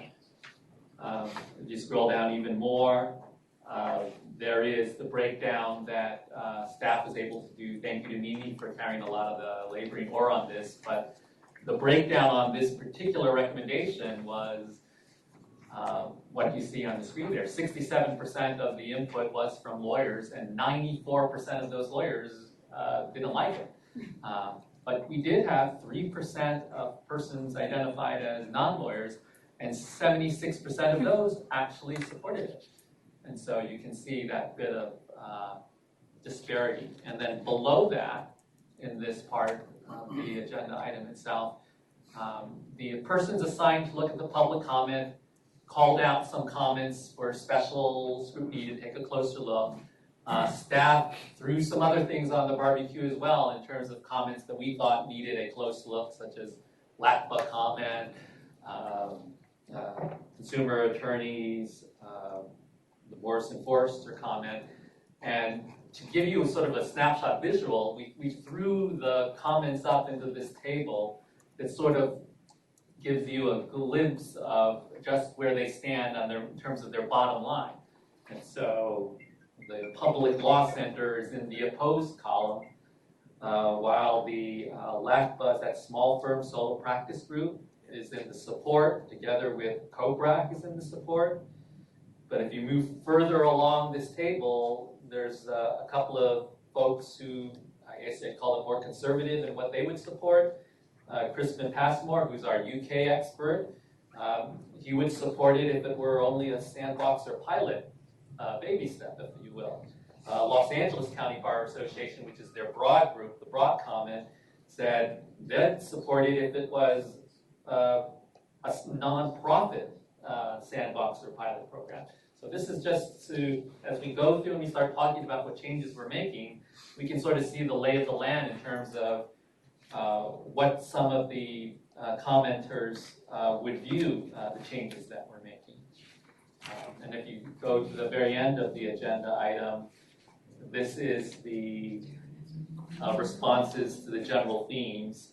And this accepts all of the changes that were made by the assigned members. So Mark, Bridget, your changes to these responses are accepted. It's not shown in red line strikeout, but the reference to the LLT program has been deleted. That actually came to us from the written support from Professor Gillers to his public hearing, where he cited the actual cost structure of that.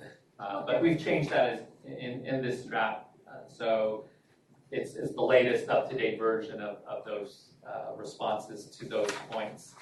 But it was really just intended to be a resource, because now we're going to talk about the topic of individual non-lawyers as an exception to UPL and what might be a more meaty recommendation. Tara, you got a comment?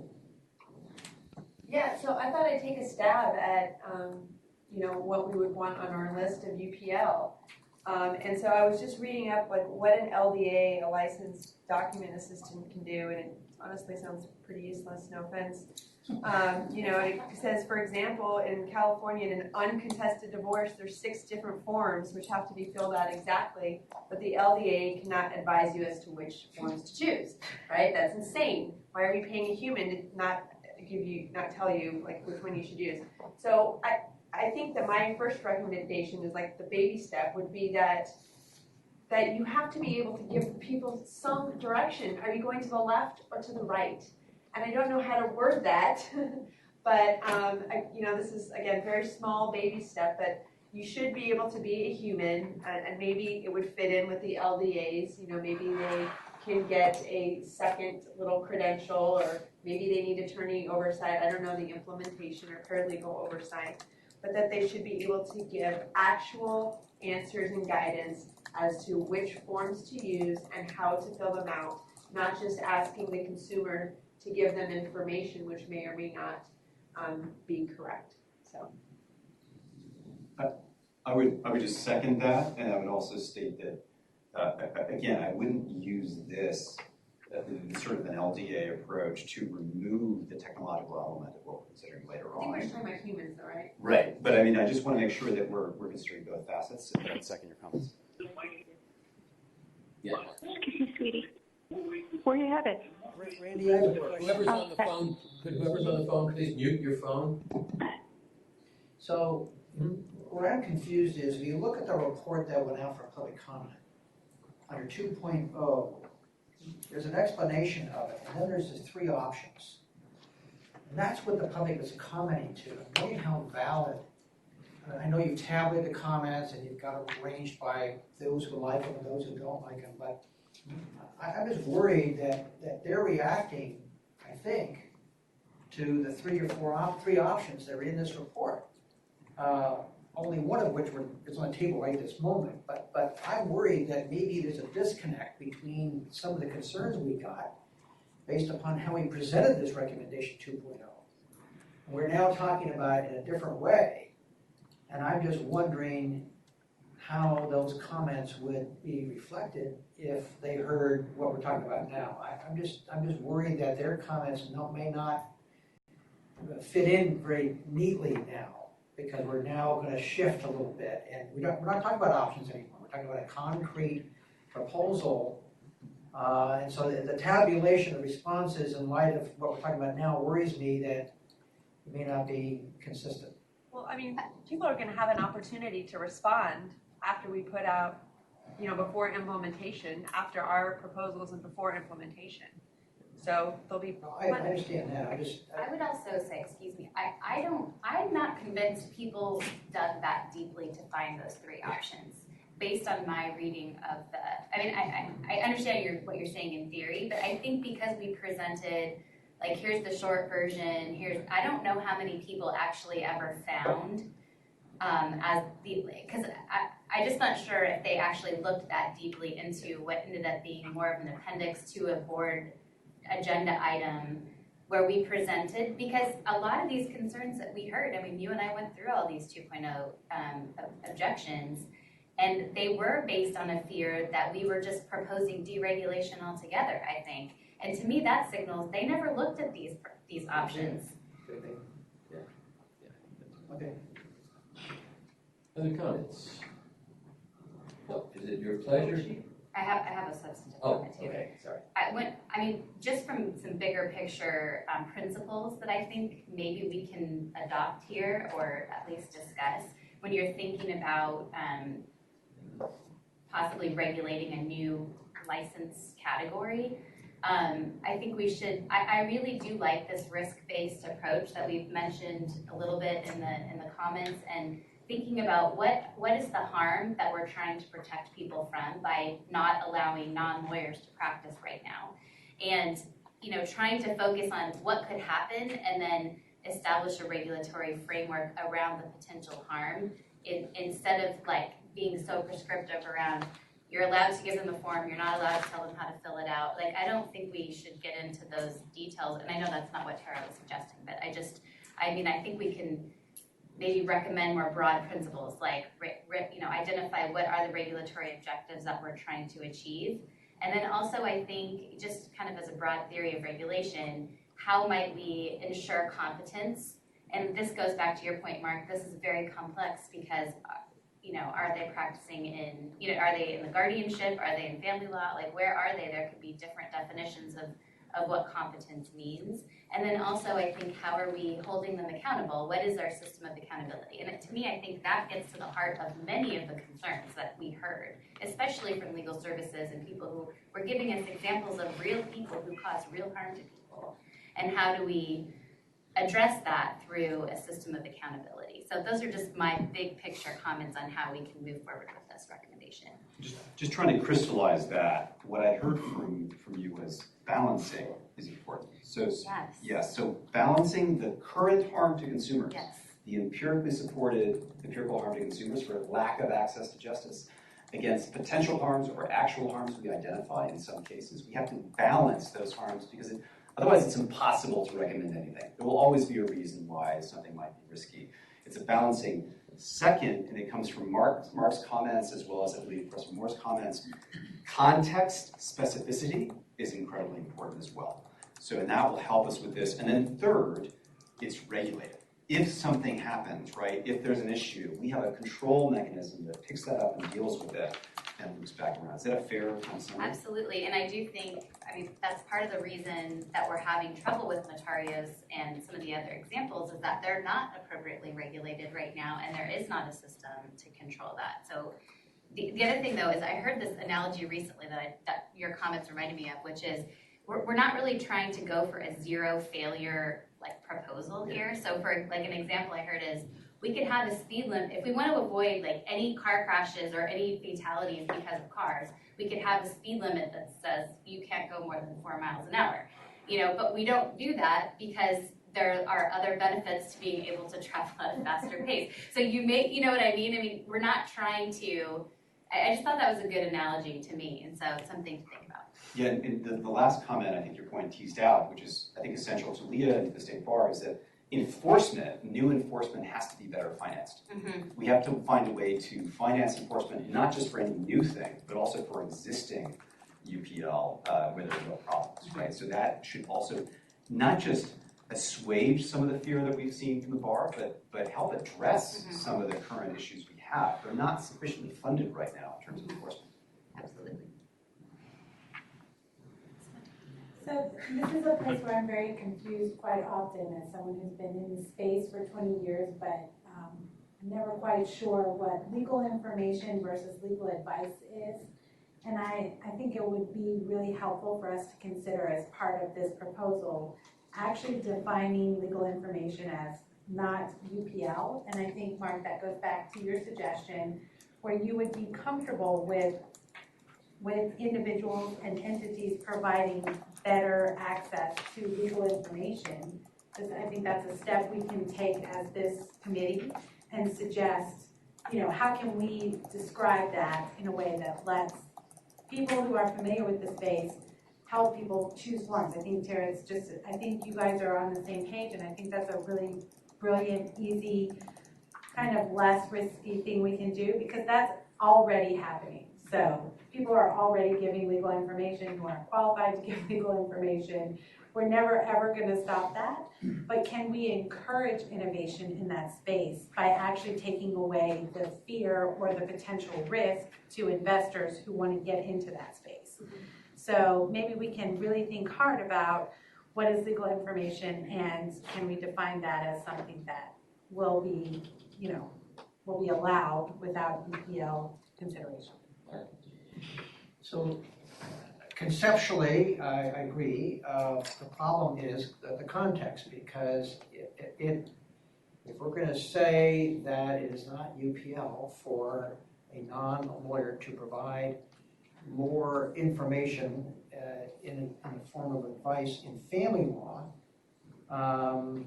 we will then be taking into account what those risks are and what the requirements would be, what the qualifications would be, what the protections would be.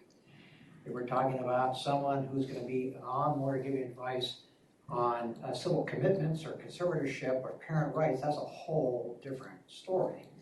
And you may or may not be as comfortable having non-lawyers do that. Or in housing would be one thing versus patient rights, something else again. These are hugely different areas of the law.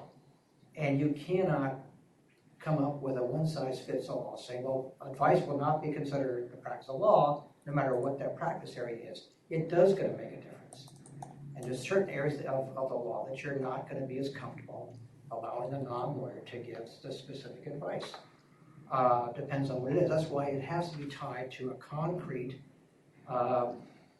justice gap issue. We know what they are. The studies have identified them. We know what the critical areas of need are.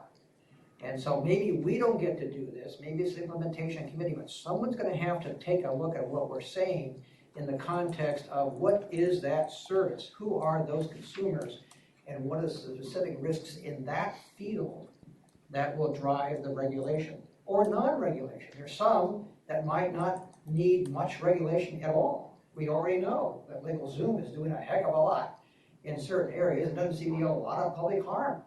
You might have an agreement that at a certain level that might not need a lot of regulation. But there's areas of law where your concerns would change. And that's my concern about this process, is that we can't, someone, maybe it's not us, but someone's going to have to delve into that issue on a access to justice, critical area of need approach. And that's how I would attack it. Let me just add a couple of comments.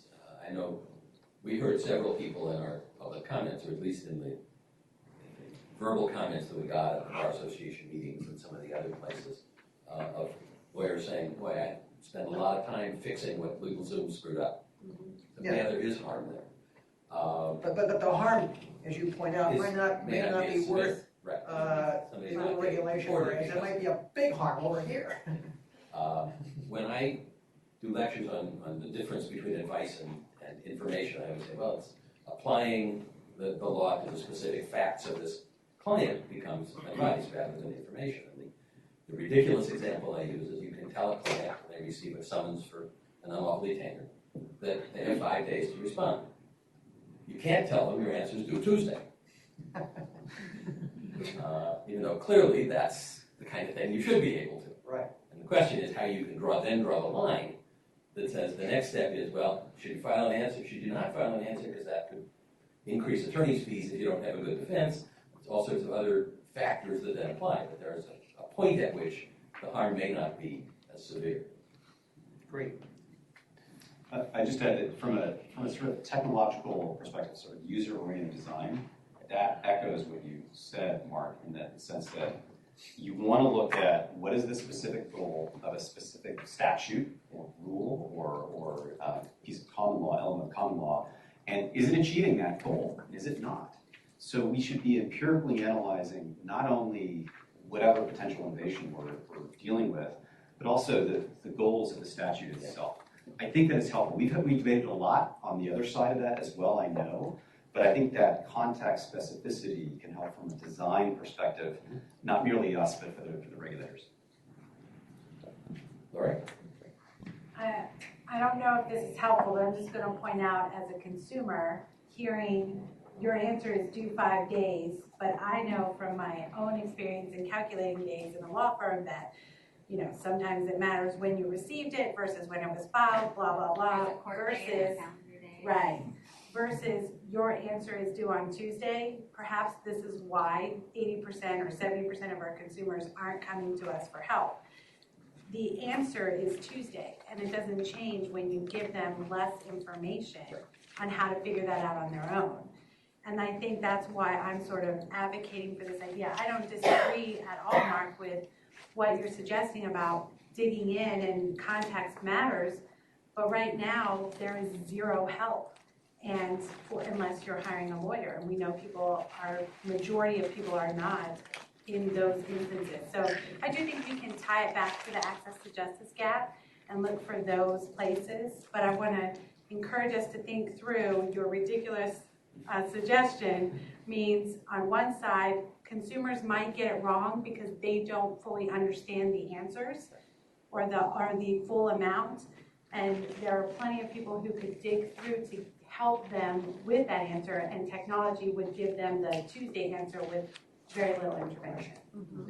Yeah, I don't want to, I'm not trying to create a barrier here. I can tell you right now, and I've been involved in this, there are firms out there now that have provided their clients with either the software or the computerized technology to tell you that it's Tuesday. One of my clients is in the employment law area. They have a highly sophisticated online portal that allows all HR people, clients or non-clients, to get exactly all the answers to their specific problem. All they can do is plug in their problem. Now, there's a point beyond which it doesn't cover it, but they give the HR person all the answers she needs to a specific employment issue, including deadlines and when that deadline is to occur. That's been going on for quite some time. Now, a little guy goes out and does it, he's probably going to get in trouble, but the big firms have been doing this for a long time. These are these ancillary businesses and all the AOSPs we've been talking about. That's happening, and we should accept that. That's not a debatable issue. And anybody who says that's legal advice are nuts. So the question, you can build on that. All I'm saying is the risks analysis is going to be different depending upon whether it's an employment issue or something else. And we can't have a blanket recommendation saying we don't care. It'll be, these lawyers get to do all this in whatever area. I think I'm having hesitancy in that. But in terms of this discussion, the train left the station years ago on that. Of course. Years ago. And technology is going to do it if the non-lawyer doesn't. So we're beyond that. Yeah. Joshua? Oh, no, it was Bridget. This just reminds me of a little bit of a different discussion, but another important overarching thing, I think, that came out from the comments, and that is a disclosure requirement of some kind. To be able to say, I am an allied professional or something, whatever we call them. But to your point, Lori, that just really has hit home with me throughout this process, is consumers are pretty capable of just figuring out if they are seeing a lawyer or a non-lawyer. Just like I can make the decision, I want to see a nurse practitioner instead of seeing a doctor. I can make that decision for myself, and most consumers can make the same thing. So I think, but I do think it's important that in some way, and I think an implementation body can decide how, but I think at least as a general principle, some disclosure requirements as to how you're describing yourself and advising the community as to who you are is important. All right. Well, and actually, Bridget, that brings up an awesome suggestion for this. Is in Tennessee, so notarios exist everywhere in every state.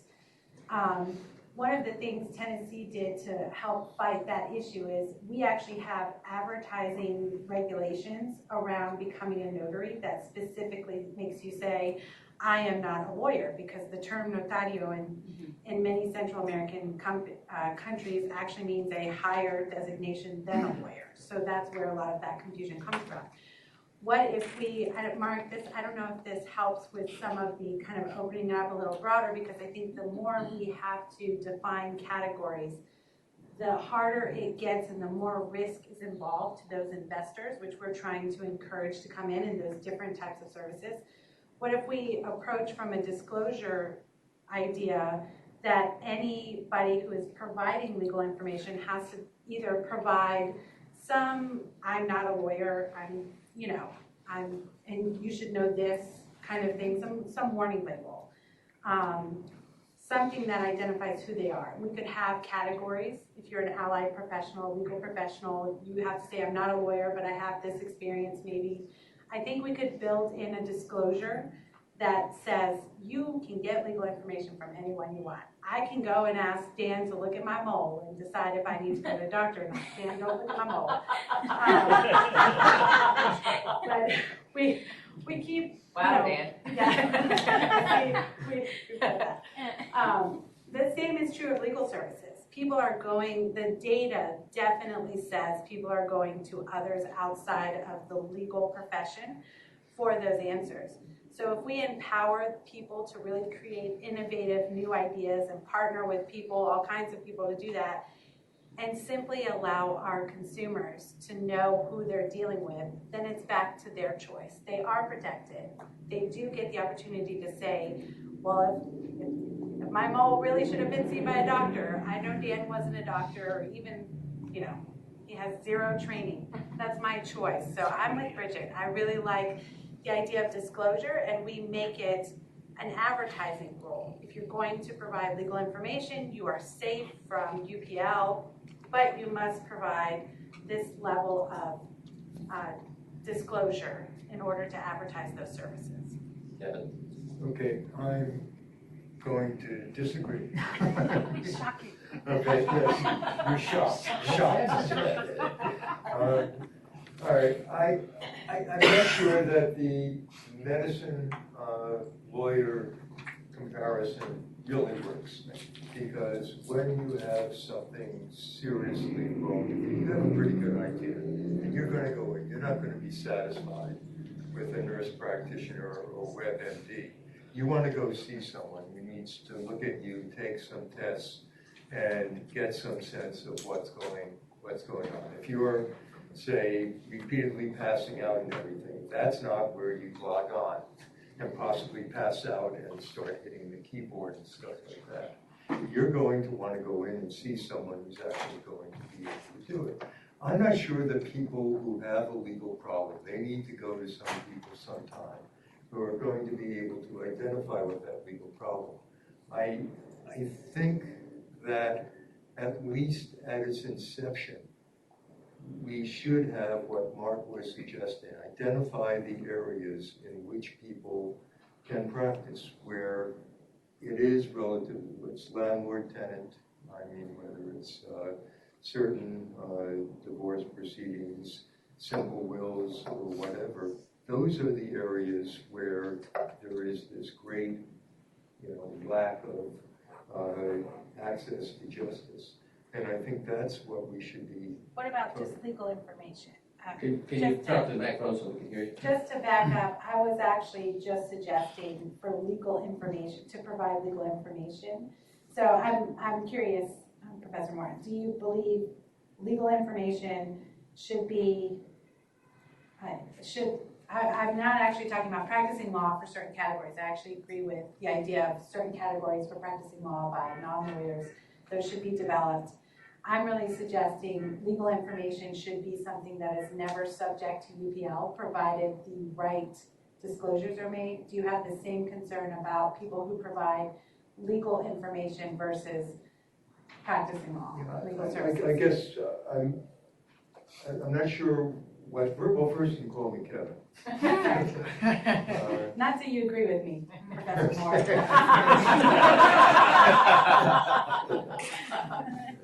Okay.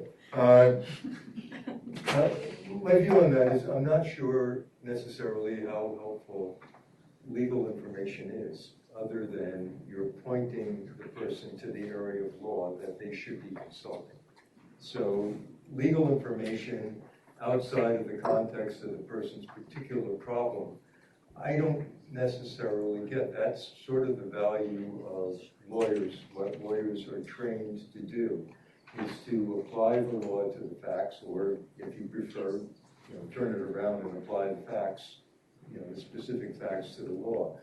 You tailor your advice to the specific problem the person has. You're a problem solver. And to the extent that you're expecting the person is going to solve his or her own problems, then fine. But you still have to make a decision into what area you're going to send them to find the law. Otherwise, you can pretty much find the law. It's all out there on the web. If you know the right words to use, you can enter them into Google, and you're going to get a pretty good summary. So I'm going to counter this with the data we've heard on this task force. It actually says people don't know they have a legal problem in the majority of the cases. So the data actually says that we are not in a place where people understand legal problems as legal problems, which is where information, I think, is the most valuable. So I'm advocating for the idea that one of the biggest hurdles to getting people to actually get the legal help they need is actually getting people to understand they have a legal problem. And the legal field has not been able to accomplish that under any circumstance at this point for a majority of the consumers. So I think I'm pushing for that idea of, here's a pretty safe way. You are right with Google. Google exists, and then I can write anything I want tomorrow on Google and Wikipedia and all those fun things. And whether you can prosecute or not becomes, a different conversation. I think all we've built right now is a place where people who could invest real money and time and effort into good legal information to educate our consumers are going to shy away because of the fear of UPL. Kevin, quickly, and then Mark. Just going to be very quick. So what you're talking about is someone who is going to be a legal problem identifier as opposed to a legal problem solver. But in essence, the person who comes to them is still going to have to understand they have a legal problem, don't they? Before they come and talk with that person. Mark? Yeah, I think there's a way to get over this hurdle. In the marketplace, if we open up the marketplace, there's going to be different types of providers. Professor Sandiford convinced all of us, without a doubt, that getting information to consumers on many, many levels that allows them to know they have a legal problem is a major objective, right? You don't have to be licensed to be a specialist, I don't think, in that area. I think the fear of UPL can be mastered by our recommendations, saying at a certain level, having more information, because in the bottom line, this is a famous person said this, this come from me, nobody owns the law. It's not owned by anyone. It belongs to everyone. Lawyers don't have the right to exclusively own the law. It used to be historically the only lawyers doing the law because it was hard to find. Now it's all over the place. So let's get beyond that. So if you want to be a provider, you have a little website or some portal, and all you're doing is provide information to consumers at large about if you have a housing problem, let me tell you, there are certain rights that you have. General information, that could be one level of service that no one's going to complain about. And I think we can do it in a way that those people shouldn't be in fear of being accused of UPL. Kevin is talking about another aspect of this, which deals with the specialist who has certain types of credentials and training, who's not a lawyer, who qualifies to go a further step and say, you not only have a problem, but you have options. And now you're giving some advice. And the question is, where does that needle stop? And I don't know the answer to that question, but that to me depends on the service area. I would be comfortable, and you pointed out, in a certain area where if I get it wrong, yeah, there may be some harm, but it's not the end of the world. And so I'm willing to take some risks there. There's some other areas where it can be extraordinarily harmful. I'm going to be more cautious about that. So that's where the implementation committee comes in. But I think we're talking about levels of service in a more open market involving non-lawyers that is going to be okay. So we don't have to worry about this. I mean, we will eventually, but I'm seeing an open market that says that non-lawyers are going to do a heck of a lot more than they're doing right now because lawyers aren't doing it. The question is who and what level and what practice areas and how you regulate that. I think that's where we're going to end up.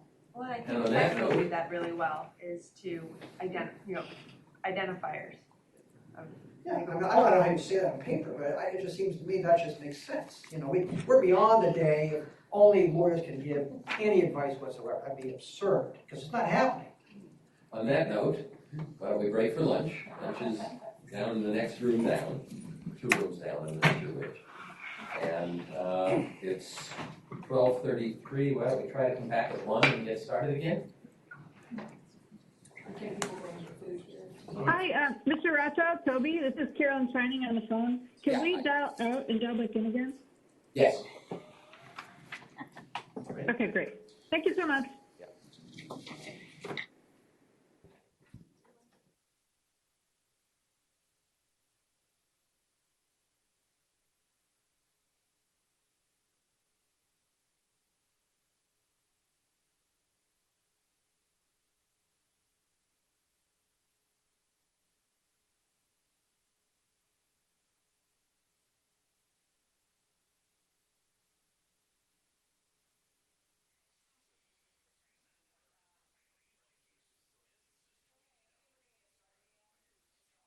after actually.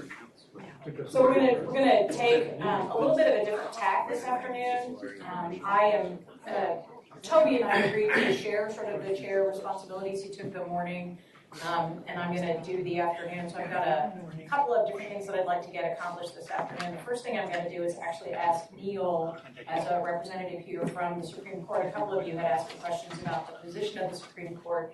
And so I thought it would be a good way to sort of preface before we move into the details of this afternoon. So I'm going to turn it over to you if you want to give us, and I don't know if anybody has a specific question or if we can just have Neil give us kind of a broad overview of the position of the Supreme Court.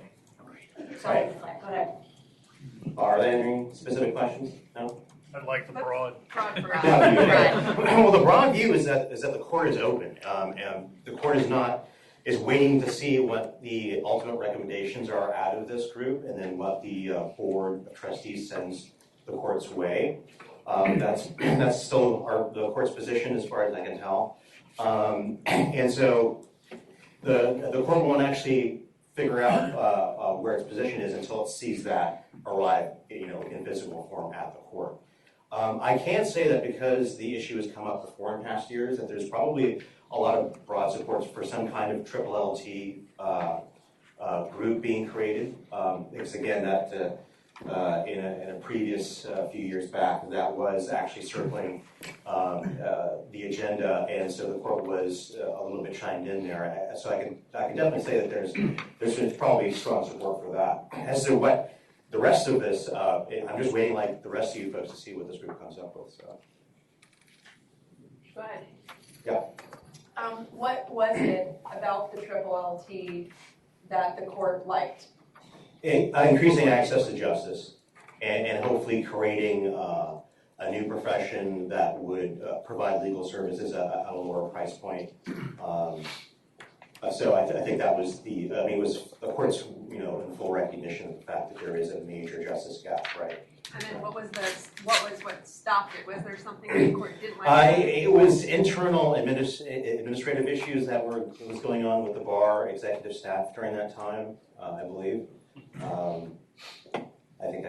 think you hopefully know what I'm talking about, right? Thank you. I guess my question might not be for Neil, and it might be for Randy or Andrew or someone on the state bar. And I'm still not sure exactly what's going to happen with our report. I know it goes to the Board of Trustees, whenever that's going to be. By the way, was there any announcement on an extension of time? Yeah, there's a proposal on the board's agenda next week to push it off to March 31. Okay, fine, thank you. But if the task force report goes to the board, it gets filtered through the board, where the board adopts the report. What happens then? Does the report go to the Supreme Court for the Supreme Court's review? Does the Supreme Court get it simultaneously with the board? Or does the report remain internal to the state bar and an implementation committee be formed to pursue certain recommendations? It's uncertain to me what exactly is going to happen. Let me put it this way, I think it sort of depends on what our final report includes. Right. And so if the final report includes, just as an example, and not trying to crystal ball anything, but if it includes a recommendation that rule of professional conduct 1.1 competence should be amended to include a comment regarding competence in technology, then that could be off-ramped to a rule drafting body by the board, such as COPRAC, to do that specific task of drafting that rule, and then it would follow the normal course of administrative processing. It would go out for public comment, come back and be reviewed, go to the board for adoption, and then be submitted in a rule filing to the court for approval, but it would be worked up in the normal course of business. Now, if you have something that's envisioning an independent regulator, a new regulatory structure, and changes like that, which really would require much more thorough, a lot consideration and workup, then it might first go to ADLS 2 to continue the study, and then it might still have further life of its own in terms of, well, maybe there needs to be something we've never done before in California, such as a sandbox approach to explore it. That's really untested, that's new territory for something that's sweeping and new. So to me, it kind of depends on the individual recommendation that the task force is endorsing. I guess one reason I'm asking the question is because, and I understand in Utah it was differently structured. It was a Supreme Court task force in Utah, if I'm not mistaken, in cooperation with the State Bar. Here is a State Bar task force. But is there a point at which the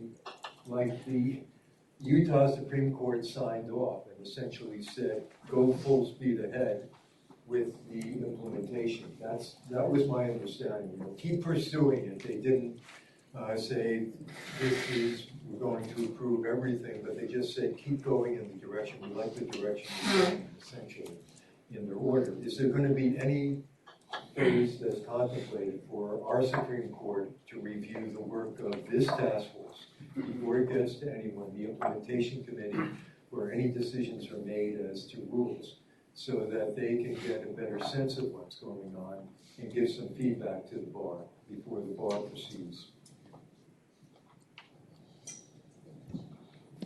Honestly, I don't know. Just to look at it, because the typical relationship between the bar and the court is that if we have something for their consideration and action, then we work it up and we propose it.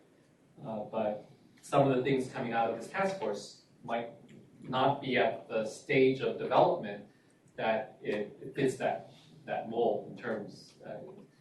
I don't want to speak. I'll let Neil speak. No, I think we don't get advisory. No, direction from the court. Not usually, no. And whatever it may be communicated, may be just informal. Nothing with formality. Now, like Randy described, if there's any changes to the practice of law, rules of professional conduct, admissions, that the Supreme Court is the ultimate decider about those rule changes. So in that sense, that's how some of these proposals, because I'm anticipating rule changes that will come out of this, would go to the court for its review. Yes? One of the interesting things is that when it came to MJP, the Supreme Court set up its own commission, and they made their recommendations. Those ended up in rules of court. I think it's unusual, but I think we could do it. That we could make a recommendation and perhaps even draft a proposed rule of court. Even that's not in our purview. It's not the State Bar's purview to draft rules of court. I don't think we've ever done it. But if you ended up with a recommendation saying we think the UPL issues can be best addressed by having an additional exception in the rules of court, I guess we could do that. Supreme Court would do what it wants with it, but it would not be outside our purview to make a recommendation. No, actually, we have received rules of court changes or new rules of court changes from the State Bar. Okay. The military spouse rule is a perfect example. That's right. Okay, good. Is that it? Good. So what I have done up here is attempt to document to some extent the conversation that was held earlier this morning around the specifics of UPL.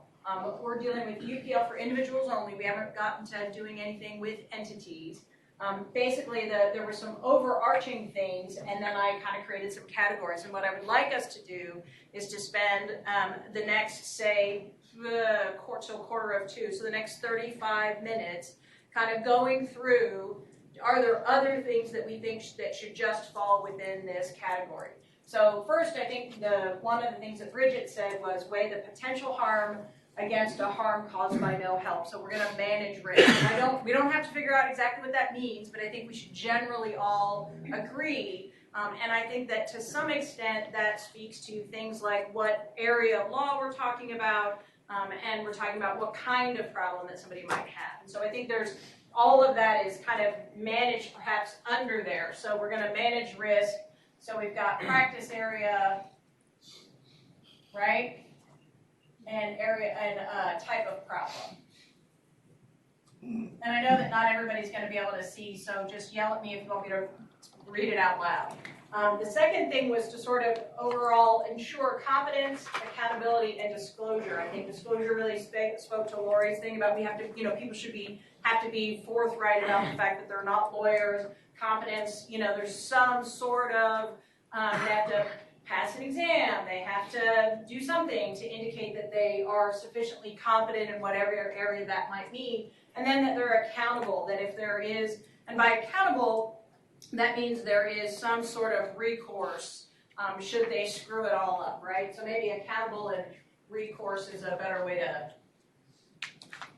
right? Like something happens. If you hold yourself out and you follow all the rules and you say that you're competent, but you provide really crappy service in whatever shape or form that might take, that there's some sort of recourse for the consumer. And that kind of plays into this harm, but I liked this sort of risk management piece as being an overarching principle. The other two parts of the board, so ADLS 2 is my, or ADLS Harder. We have Die Hard. That's actually Neil. That's good, right? So we've got an ADLS 2. So over here, let's just kind of park stuff that we feel like needs, because we're going to do a medium dive, right? So we're at the medium level. So if this is the down, right? So this is anything that would be super specificity that we don't necessarily feel obligated to do right now, but we recognize and want to articulate in any kind of document that we would create needs to be addressed more fully. We might, I don't know. I just wanted a place where we could start to kind of put that stuff. The far side over here is really process stuff. So anything that has to do with, right now we're going to create a report. That report goes to the Board of Trustees. The Board of Trustees will make some sort of a decision. Changes to regulations may go to the Supreme Court. We may draft some language. Like all of that that's fine. I don't have to get any more detailed than that. But anything that's sort of process related, I'm just trying to kind of divvy it up a little bit. I'm a very visual person. It's really hard for me to always follow all of the conversations just by listening. Go ahead, Johan. Yeah, can we define the lowest level parameter of UPL? Like what allows things to fall below UPL?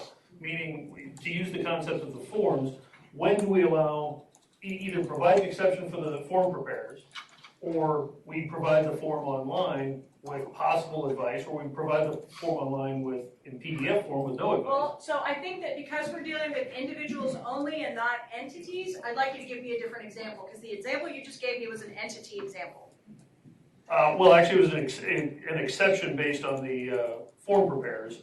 But all I'm suggesting is that UPL by default is getting applied, and there are things that it's not applicable to. And if we take them out of that UPL, and I think it's a vertical structure in my mind, that if we just made the things that would be a violation of UPL turn into a do-it-yourself, it falls out of UPL. So I'm just looking for that lower threshold. So for me, and I'm gonna come to you in a minute, Tara. For me, the whole advice and information conundrum, that whole conversation, I think speaks to what you're attempting to talk about, right? Because yes. There's probably more, but let's start with one specific thing. Right. So would we say if we were gonna do the fallout, and let's do it this way. So that's there. So this is not, we're just going to say this is not UPL, right? Correct. The provision of information, of legal information.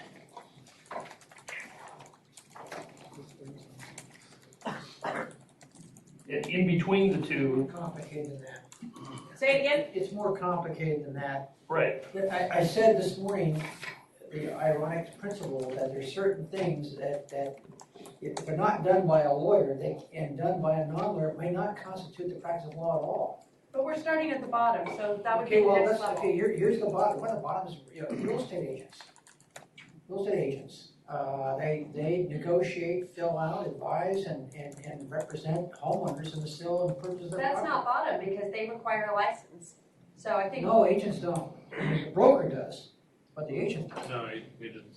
All right, that's kind of specific. I'm speaking in much more general terms. Loan officers at banks, personal loans, all kinds of non-lawyers out there. So couldn't we, instead of getting into a discussion of everything that's already been defined as the unauthorized practice of law, because we have already, correct me, staff, if I'm wrong, but I would think that there are already exceptions made for real estate agents and loan officers or whatever is not being. Just really quick, and I know Mark and others around the table know this, but the things that are done by public insurance adjusters, bankers, real estate brokers, if you wind back the clock, there was a time when the State Bar of California had agreements with the treaties. And the treaties, we revoked them because they were antitrust, essentially. But they set the foundation for what became authorized, essentially legal advice or practice of law type activities. But that was where that started, and it's continued to today. So using the analytical reasoning of what is a practice of law, what is not a practice of law, kind of falls apart when you're dealing with things that originated with treaties among professions, which have been now revoked. And I think a long time ago we said it might be a black hole to try to get into this thing. And so maybe we understand roughly that there are things that are authorized for non-lawyers. And I think in California the clearest thing is the unlawful detainer and the document provider. And they are allowed to assist you as directed by the client, but they're not allowed to give you advice on what you're supposed to do. I don't know how else to scrivener, do it yourself, really sophisticated legal information. Well, I don't think we fully vetted this, so I'd like to continue to work on our not UPL list, because even what we've listed up there, I mean, there's other regulation that regulates each one of those things. And we're kind of talking about stuff like, if you take, estate planning, we're talking about stuff that isn't regulated by some other body. Where's the line drawn? And I don't think we have the full spectrum from not UPL up to what UPL is. But along that line, I just wanted to throw in, or bring back the concept that we were discussing earlier, which was, I'm going to botch it, but problem identifying versus problem solving. And I don't know how to apply that to what we're talking here, but I'm wondering if we can. Like So are you seeing that as like a principle up here? Maybe. As opposed to, as opposed to like trying to put that here, I would put that up here. Yeah, I think so. And then another small issue is when we're talking about ensuring competence and accountability, I think that should be directly correlated to the level of authority that the individual has, right? So again, maybe if they're just problem identifying or just information disseminating, maybe that's just disclosure, but the more authority they have to give advice, the higher accountability and the higher competence. So that sounds to me like what you're saying is that there might be multiple levels of certification and in this area. And I think and I guess that's a question for this group. Are we anticipating that we are only going to, within this definition of UPL for individuals only, do a single certification, or are we going to do sort of multiple certifications? And I think before I let anybody answer that, Neil has something to say. Hey, speaking only on my behalf, not on behalf of the court, but I think this whole exploration of UPL and what's not UPL, I thought the whole purpose of that originally was to sort of fill a void or a gap in access to justice, right? And because we recognize that there are certain areas of the law where folks are either not getting legal advice, don't know to get legal advice. So I don't know, from the way I was looking at this is, instead of figuring out these details first, what's the area of law that needs or could use an assist in the form of having people be able to practice in this area, but not as a lawyer, right? Okay. So Stop. Yeah. So let's pause there. So this was one way to begin to tear this apart. We can certainly erase this middle section and start instead identifying, and I think we should start with the justice gap if we go that way, the areas of law that we'd like to address. So Can we just draw a line on your thing so we can keep what you wrote, but have the practice areas maybe on the other half? over here? Okay.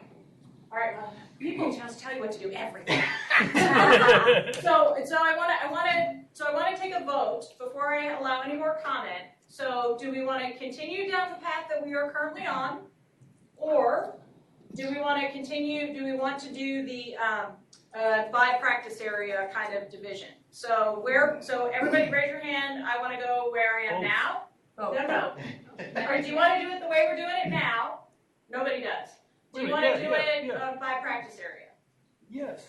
Go back to version one. By area of critical need. By area of critical need. So go ahead. You go first.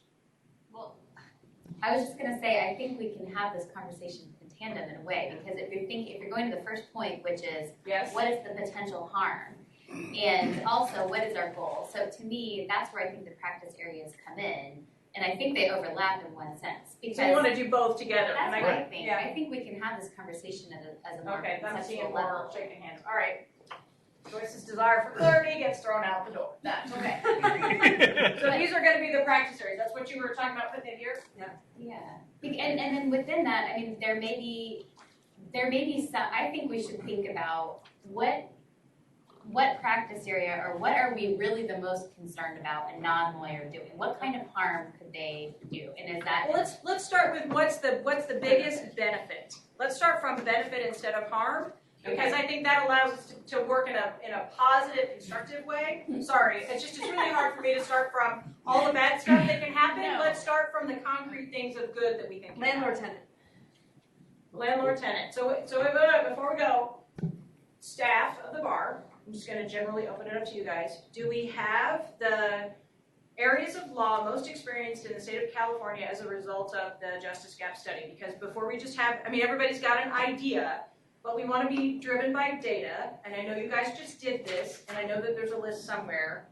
And I think it's worthwhile to have it be evidence-based in terms of responding to what people are going to say 3 months from now. Just Mark and then Lori, but hang on a second. At the stage of where the study is an interim survey finding, so it's not Totally final. And I think this is my sort of thinking on this, is that the concept of the individual non-lawyer licensure and the parameters of tasks, area of law, and specific services advice, that as a policy recommendation body, that it might fit under your far right category to say it would be a directive to ADLS 2 or to whatever other body who takes this to the next level to do a close study of the final Justice Gap survey responses and to map the areas of greatest need to what would be authorized for the reform proposal. Now, we didn't address whether what we're describing is a pilot program or a full-on program. We're not we there. haven't discussed it. No. You're For-profit or non-profit, but that could change what happens there. Yes, that certainly could. But I think the basic idea is we want whoever takes this to the next level to pay close attention to the final Justice Gap survey areas, the law and tasks, which are of greatest need. Now, some of them, again, I don't want this to be like a mandate or prejudice to what they say, because if they say, well, immigration is the area of the greatest need, we heard from the public commenters that we ought to be cautious in immigration. So they should look at it and use that as their greatest tool and factor for deciding. But I wouldn't say that they can only pick areas of law based on that. Okay, fair enough. So we've got up here, this is the interim report, is that what I'm looking at? So we've got children in custody, veterans, so could the group, just as a general rule, and I know I've got Mark and Lori both want to say something, but let me finish. So could we say, I think I want the group to consider, and then I'm going to let Mark and Lori comment, are these the areas that we think we want to focus on? That this was part of how we do the way the potential harm caused by not having anything against the potential harm of somebody doing something. So this is I just want you to think for a minute about that. Mark. If you look at the 2019 Justice Gap Study, on pages 4 and 5 and 6, they list, based upon their survey, there was they said there was 90 different civil legal problems the past 12 months to their survey, and they identified them under these categories. It's on pages 4 through 6 of the report. Is that not what she's showing? Similar to what she was showing. Well, I don't know if it's similar or not, but it starts with employment. I don't know if yours starts with employment or not, but they list them all, and it's a very good starting point on the areas of critical need under the most current Justice Gap Study in California. Well, I think that's what we're looking at. And these are the results of that survey. And this list, by the way, is answering a slightly different question. Which areas have the most impact on your life? Okay, so it's the same list. It's actually different. So there's two different questions. Which areas did you need most help in? And that's actually a page or two before this one. And then which issues do you need help in that have the biggest impact on your lives? All right. That's the graph. That's coming from the same report. Same report. Same report. Good. Okay, There you go. It's on the previous page. go to the one that had the biggest impact, please. So just for the purposes of today's conversation, so we can just all agree that this is the one we're going to work from. That's the first thing. Lori. I think I just want to make a suggestion that, so many of these that are the greatest impact are also ones that have been identified by members of this task force as perhaps too complicated to open up under UPL. So I think I want to start with, can we, instead of just focusing on practice areas, can we actually talk about legal information versus legal advice? And say for these, no, we can't. Well, let's park that, because I think that's a really important conversation. But what I'd like to start to do is get some specifics around what it is we're talking about, and that is a very big, broad conversation. And I see you just a minute.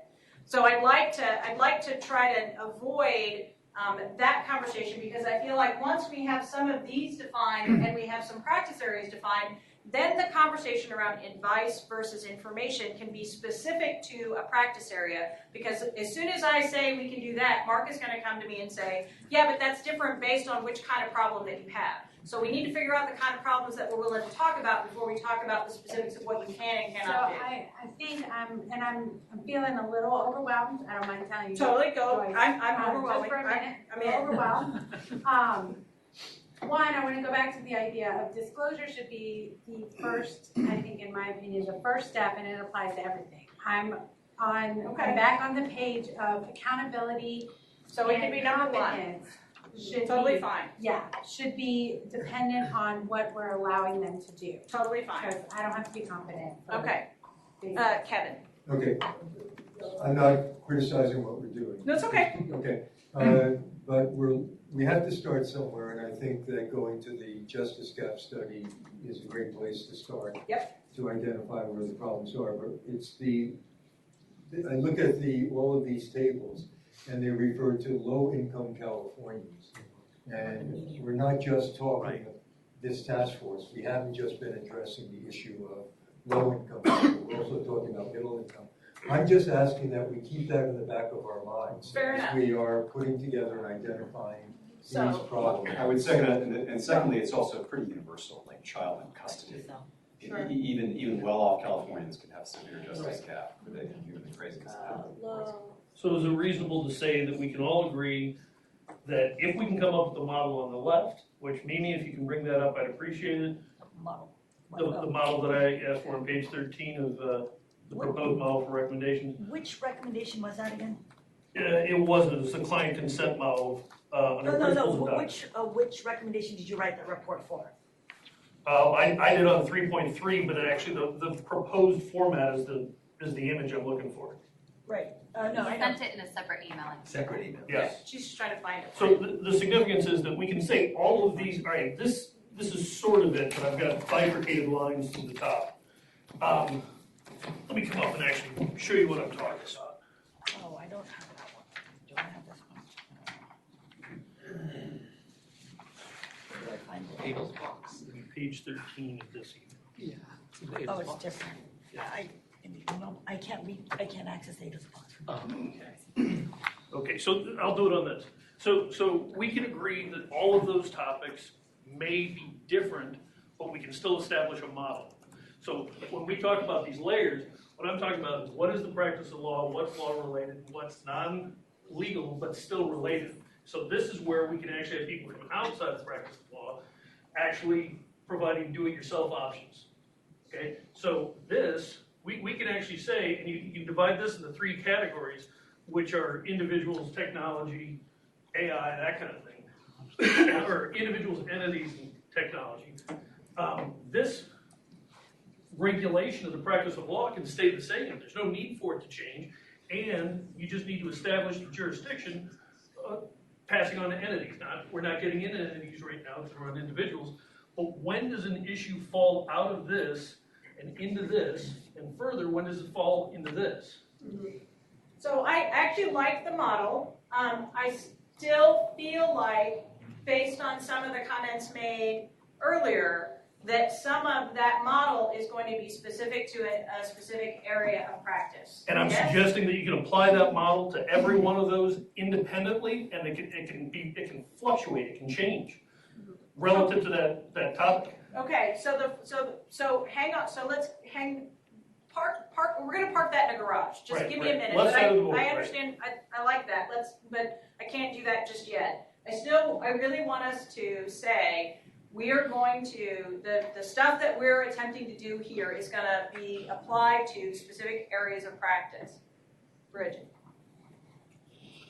Unless Bridget says no, and then I have to start over. I know. I'm sorry. Are we really wanting to limit it though? I mean, can't we, I don't mind to go back to my harm thing, because it wasn't meant to be a negative thing. It was meant to be on what are we trying to protect people from?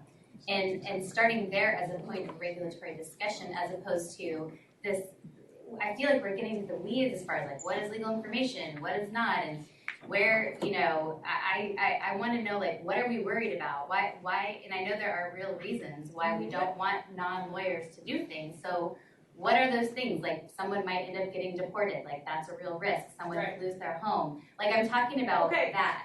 And what is the benefit of that? What is the benefit of that? How does that play out in then defining what UPL is and is not when it comes to individuals? And we're going to find the commonalities when we start the conversation. Yeah. But I think we need to look at the practice areas and then go through them a bit, because the practice areas as they're put up on the board don't translate to how we practice law, at least not in my mind.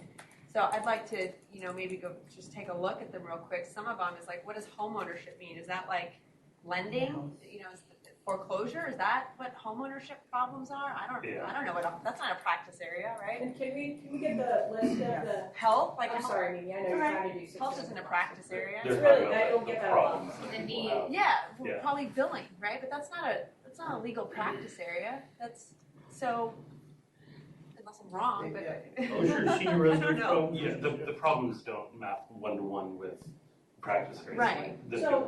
So I think we can take that list and start identifying the problems. So can we, Bridget, would you be willing to let us do that, to put these into practice areas, get that on the board, and then we'll have the conversation about what the harm might be. Because I think the harm within specific, for somebody like me who's not a lawyer, it's helpful sometimes to have those within a specific example. Yeah, that's fine. I just want to clarify, I don't think we should be making this recommendation only as to specific areas. Like, to me, I think our recommendation could be broader. That's all. That was my biggest point about that. So before we go, and so I can, because if I don't write it down, it won't happen. So we're just gonna call this the Bridget Garage. And this is. Can you add Bridget Lori Garage? Thank you, Lori. I'm struggling I feel very like, pick the practice areas. All of them. Yeah, They're fine. That's fine. So I think we're on the same But page. you gotta start somewhere, right? So now we have practice areas, but now you can say, well, what Lori said earlier, we also have this area of practice under $10,000 that we've already excluded lawyers from. So you could have your under $10,000 category. I would say it's a $100,000 category. You have a problem under $100,000? I don't really want to, help you with it. Not that I don't want it, but you can't really afford it. Okay. So we're just gonna park this for a minute. I promise to come back. So if we go back to this, right here, what do you guys, what do you think? If you based on that and based on just your own personal experience and everything that you've heard in the last however many months we've been doing this, what would be the specific things that you would like to see included or opened up to a potential new LLT kind of person to be able to provide assistance with? Let's start from there. Bridget, I know I can see it in your face, just say it. I would just say start with being able to advise people on how to fill out forms. Yep. Okay. Actual advice. Actual advice. Yeah. I would just say, there's a tactical advantage to this that even the most fancy, fearful lawyer is not going to want to fill out forms. So by making it tremendously unsexy, you reduce Yeah, but also, and every Californian can. well, I'm feeling really glad that we got to me, and now we're using the word unsexy. And we're trying to get away.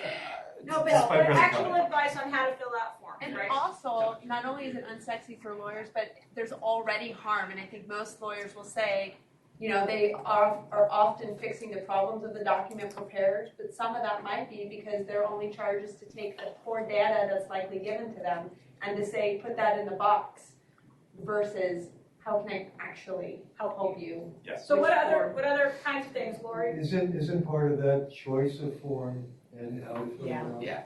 Which Choice of form? form, I can do choice of form. Which Lori, form? you're next. So I would say the deadlines associated with those forms as well. Actual deadlines, not hypothetical. Actual deadlines, not, 5 business days excluding Saturdays and Sundays and holidays, but not California holidays, federal holidays, blah, blah, blah. And this, so just also for clarity, we're actually not talking about practice areas right now. We're not. We're actually talking totally about. bypassed that. I'm not unaware. Okay. But I Can I start that discussion? Oops. Yeah, it is appropriate, I think, here. These are really legal tasks, right? Yeah. So, How about ADR? What about it? that you can't do that. No?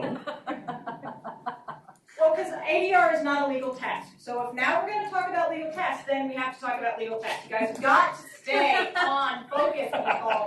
Keep the It's going to be focus. a very long afternoon. Focus is sexy. Long afternoon. Okay, just a second, Mark. Just a second, Lori. So if you look at the Justice Can you Report, just stop it? under each of these categories, they have a description of what that category is included. So let me just give you an example. He's asking about home ownership. So I'll just read to you. Questions asked about being the target of misleading or dishonest mortgage lending practices, being told by a lender that extra financial products need to be purchased to get a mortgage, failing to several payments behind on a mortgage, or having a home going to foreclosure, having trouble selling or buying property. These are questions that these consumers have. So it's not just filling out a form. It's having a place where someone can go. It can be a portal, it can be a person to say, I have this problem. Now, what level of information is this person going to be entitled to? That's the $64 question. And what are the qualifications of this non-lawyer? But I think you want to close the justice gap.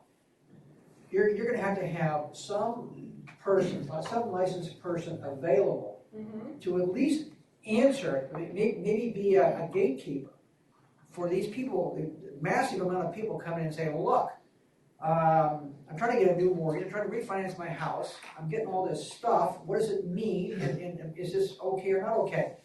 The gatekeeper can probably assist that person in helping them understand and explain things to them and what have you. Now, how much farther they can go is going to be an open question, but that's the justice gap need in that little area right there. And so it's not just filling out a form, or here's the form.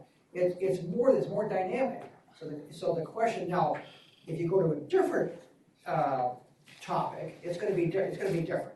But I think that the service, this committee cannot define the service. No. I think all we can do is just say we're comfortable in having a category of qualified individuals who are not licensed lawyers perform certain functions in this area, that the risk is tolerable, and et cetera, et cetera.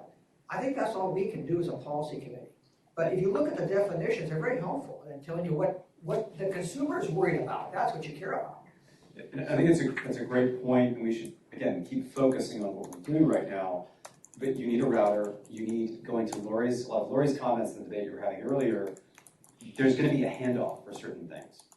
Again, whether you like the medical analogy or not, the routing and the handoff of problem sets and knowing when to hand off what to whom, that is a critical phase and a juncture to making any of this stuff work. And the legal practitioner is going to have to know how to hand it off. Same thing with a piece of technology, by the way. Whether it's a qualified individual or technology, the handoff is critical. I don't want to divert from what we're doing right now, but it's a critical element of everything we recommend. So I absolutely agree as well. Mimi, would you do me a favor? You had just any random page from the California Bar website pulled up. Any random page. Okay, we keep talking about Section 508 compliance and proper language translation. I'm not going to take this too far afield. If you look at the top left corner, the California Bar Association does not even have HTTPS. Okay, Google won't index content that's not HTTPS. That's why this is such a fundamental thing. Daniel, back me up on this, that we keep saying it's got to be Section 508 compliant, because even if they go to Google, they can't find that information because it's not put out into the internet properly. You also don't have a properly formatted sitemap.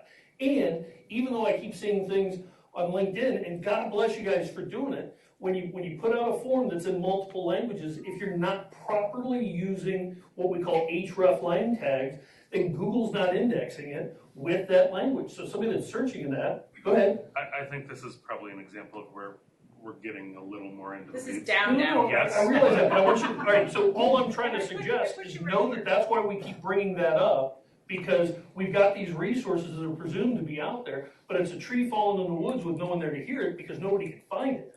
I can show your director of communications or IT how to fix this in 15 minutes. Wrap it up. So what I tried to do was I tried to take it again back to something that was more general.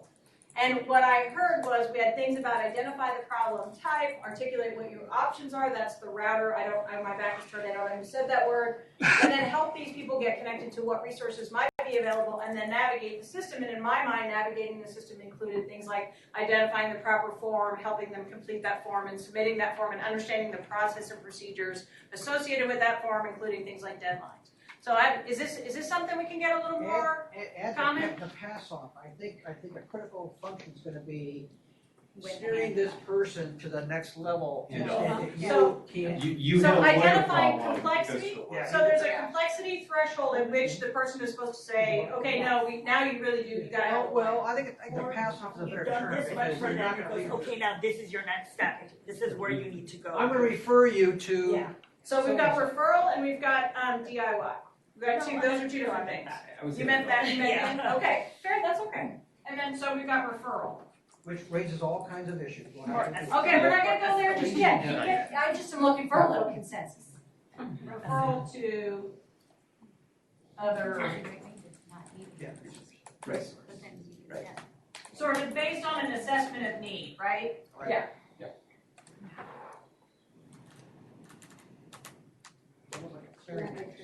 Yes. And we can do that with that. So can I, seriously, like I'm gonna need head nods or something that says, are we headed? Are we going down someplace where people are starting to get like we've got a little consensus? Yes. We're seeing yes and seeing head nods. I look at this as sort of, again, I hate to do this, the medical analogy is for the triage nurse. That's exactly Yes. Yeah. So This is- it's and a there are- highly this- skilled position, someone that's really sort of expert at routing, saying, okay, flash judgment, you're having a heart attack, versus your leg is, on the floor over there. And you have a hangnail, so you're gonna have to sit for a minute because we're not gonna get you. And they're licensed, by the way. Right. They're And they're licensed. licensed, and there is a regulatory body that oversees Yes. that licensure. Yep. Okay. Yeah. So if we're kind of comfortable with this sort of description of what and I hate LLT, so I don't know what you want to call it. We'll have a branding, marketing people in the room do something. But if Legal professional. How about or licensed service do provider? we have any? Oh, am I not like that? No, just Okay. How about a bot? Well, It's now not you're gonna say technical. individually. Stop. between individuals. Is there any other thing? So, I can take it back. Erase. So we like this. We got comfortable with that. I still think we need to identify if this is open to everybody or open to a practice area or to a specific kind of problem.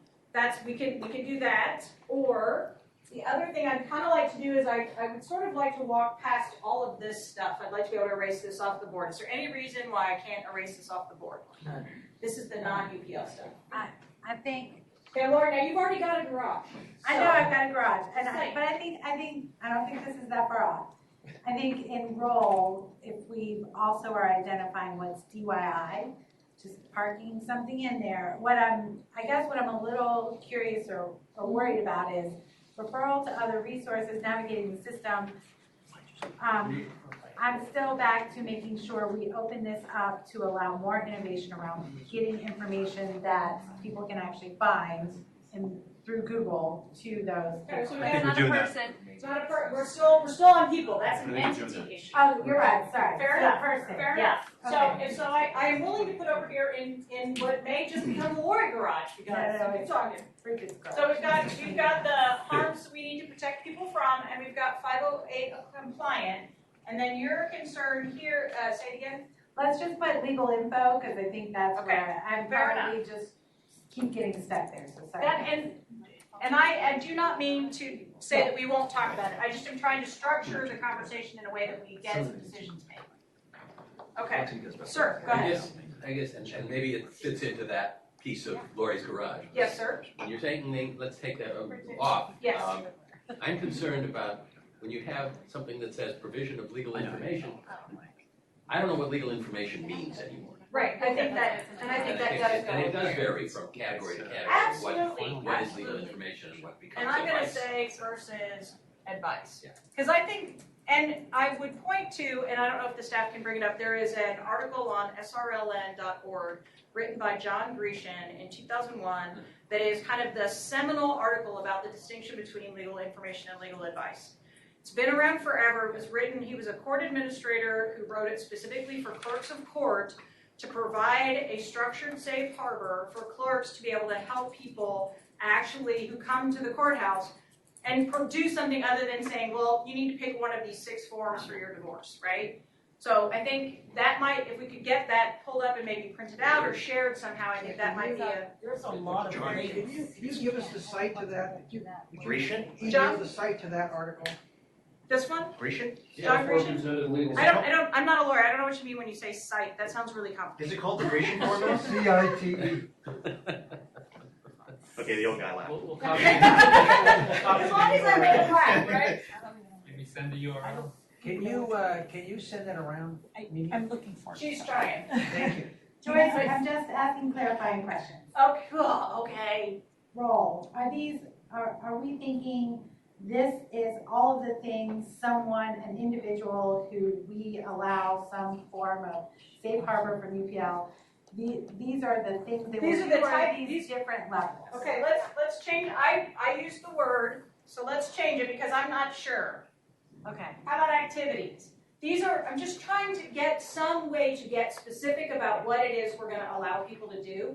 And so we didn't like legal practice areas, and we didn't like legal tasks, so I went for role. So now we have activity, and I don't give. Yeah. I don't have that's all I'm trying to do is get something specific enough that we have a specific thing to talk about. Yes, Bridget.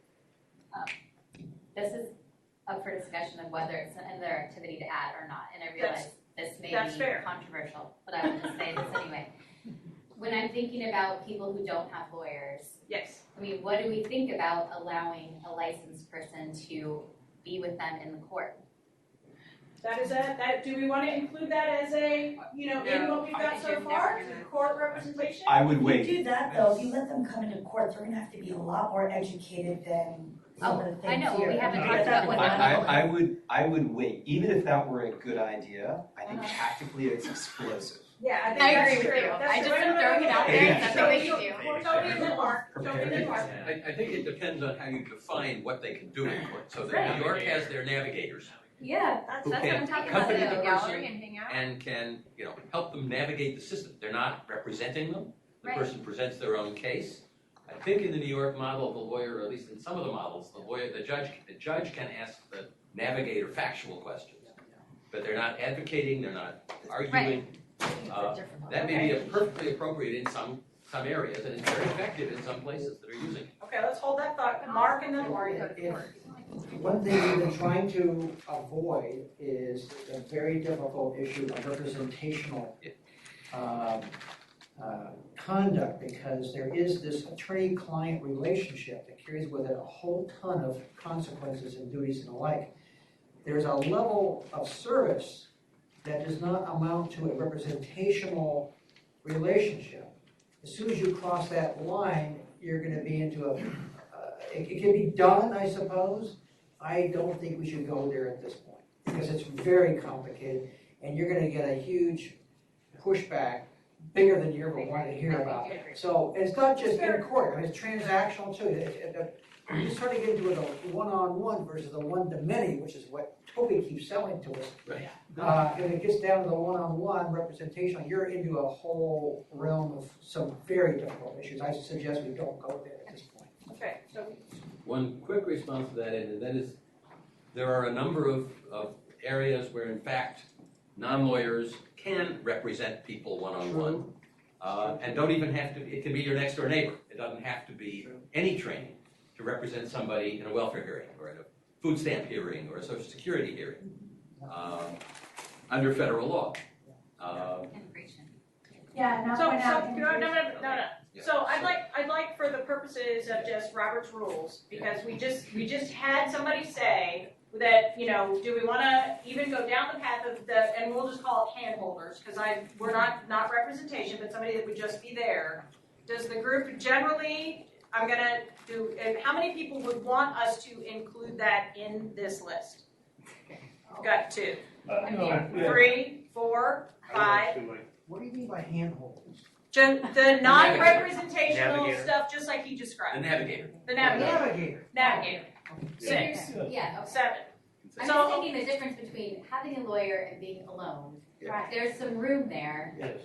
So we'd like to include that, because 7 seems to be more than half. I'm Yes? sorry, I still don't understand. Anybody can go hold your hand and go into court with you and just sit in the gallery and not represent you, but they can walk you in there. They can walk you, they can prep you before you go speak. So what rule would need, what more are you suggesting they should be able to do? The Sit at the navigator table? gets to walk across the line. They get to go through the gate, through the fence. That's in front of them. Help to answer questions. They're not sitting in the gallery. They're hand-holding all the way, not just into the room. So she says no, but we had 7 yes, and we have 1 no. Because I'm gonna go with majority rule, sorry. All right. You speak, Mark, go ahead.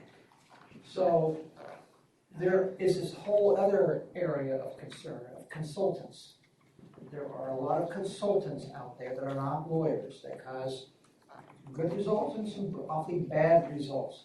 But they are consultants that you hire to they don't represent you so much, but they're your advisor. They're your the person's with you in court or in some hearing.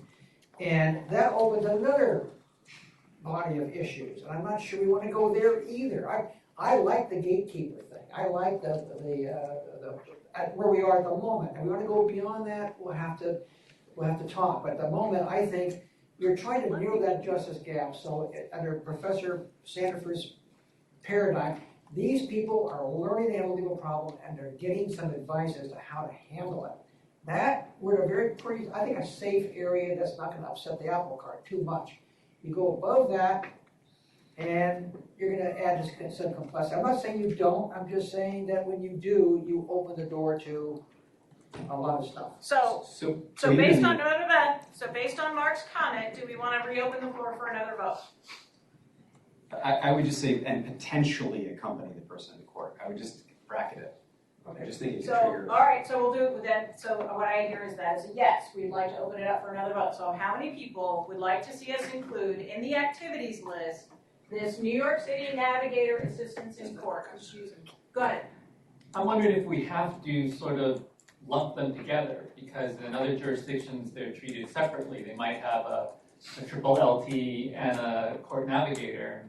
The court navigator might be very modest, might be just a volunteer thing where people get a limited amount of training about procedures, protocol, and process, and the common questions on a certain type of thing, unlawful detainer or whatever it is, and then they show up and they assist people as they come in, versus the triple LT program where it's a bit more intensive in terms of the eligibility and the defining of what they can do, and more often than not, you're paying that person for their services. So I worry about putting them together in one box. How do we feel about separating? I agree, separate, because when I look at the first 5, I think of that as like really low. I mean, I want pretty much anyone. I don't know that you need a license or anything further. I'd like to say those 5 things are not UPL. That's what I'd like to see. So that next item is, to me, a completely different level. Completely different, and that's fair. That actually makes me feel better. Dan had his hand raised. So I want to second that because a lot of the complaints about the Washington triple LT was that the regulatory burden was really high on individuals, and you had to go through all this training by splitting them out into different roles where We might be able the to same make this person one a much probably isn't easier. going to be doing both. This might be much more complicated, or vice versa, or You're going to whatever. lower the burden. Josh. There's a physical instantiations of this in the state I'm court. sorry, what? There's a physical instantiation of this in the state courts of all kinds. There's a self-help center, right? So you would actually be empowering these people physically to be provide greater assistance as well as whatever they're providing in a semi-automated fashion. Okay. So again, there's a very clear precedent for this. Okay. Lori. I just want to back up a little bit to the triple LT program and just remind us of some of the data around that. There are only 39 people signed up for that at the beginning of this task force, and that does 0 to help the justice gap. So I think I'm with Tara, like the idea of these activities.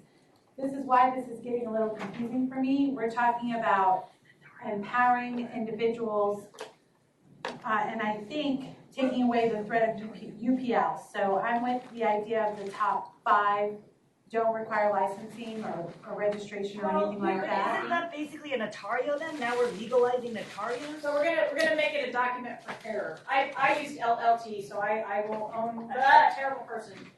Don't we have in California already a document preparer, whatever? We would just be expanding that role. I'm suggesting that we expand that role to include some of these other activities as a way to get around the 12 years of regulatory hoo-ha that Washington did before they finally opened it to 39. And I want to respond. I understand the Notario issue, and what I'm suggesting is what we've done is eliminate and actually any chance that people who have the best interests of heart coming into the space, because we've locked them out, so the bad are here. Notarios are doing this. They're charging for it, they're showing up in court, they're showing up in immigration offices. I ran into that literally 3 weeks ago, where I saw a known notario who's been over and over and over again caught, who was in an immigration office with people who I'm sure were paying her. So what I'm suggesting is that we are going to legalize what these notarios do, but so that more people can come in and actually offer good solutions, instead of just ensuring only the bad. So, okay, I think that's where I was. So, is there anything else that we want to have in this, any activity that we want to include in this category here, just the document preparer activity?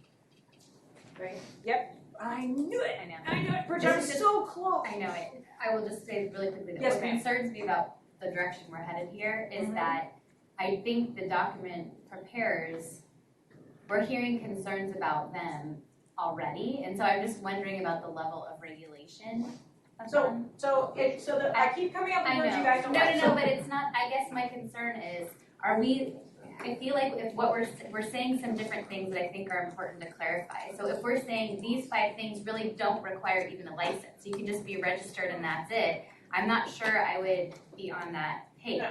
Okay. If we're saying maybe they do need a license, and we to address this notario situation and other things where we feel like there needs to be a higher level of accountability, that's a different thing. So that's all I'm saying is I don't know. I'm not sure where we're going with that. So for the purposes of today, let's identify the things that we want to be able to, put more meat on the bones of, right? And I feel like we've gotten a pretty decent meat on the bones. How this actually gets applied might actually come under like ADLS 2, right? Like might actually, like we would say, we think there is a place in the addressing of the justice gap for a role like this to be created. We don't necessarily have to figure out sort of the licensing regulatory framework for that, right? Can I get away with that, Randy? Like, does that make sense that we would just sort of begin to articulate there's a place here for that we think would have a positive impact on the justice gap? We think there's a place for something like this. We leave up to, you know, ADLS 2 to tell us, you know, exactly how that implementation happens. Is that a kind of a way to walk past that problem right today? And nothing we do today is carved in stone. I'm just trying to get some stuff specific. So that feels like a way to walk past it, or would you guys like us to have the conversation right now about whether this is a licensed role right now? I'm looking to Randy. I'm just trying to make sure we get Because this is coming under our discussion of regulatory reform manifesting as an exception to the existing unauthorized practice of law restrictions.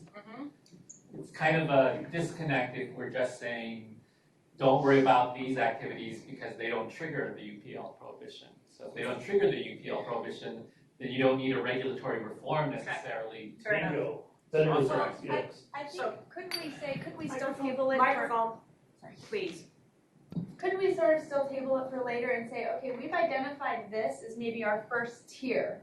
And an option would be a UPL exception, maybe here in this code. That's an idea. Another option might be an expansion of the document prepare requirements or something related. And so that would be like different ways that it could be approached. But I think it seems like we can agree that those 5 points are the first tier of how we could promote increased access with minimal negative repercussions, which may differ depending on practice area.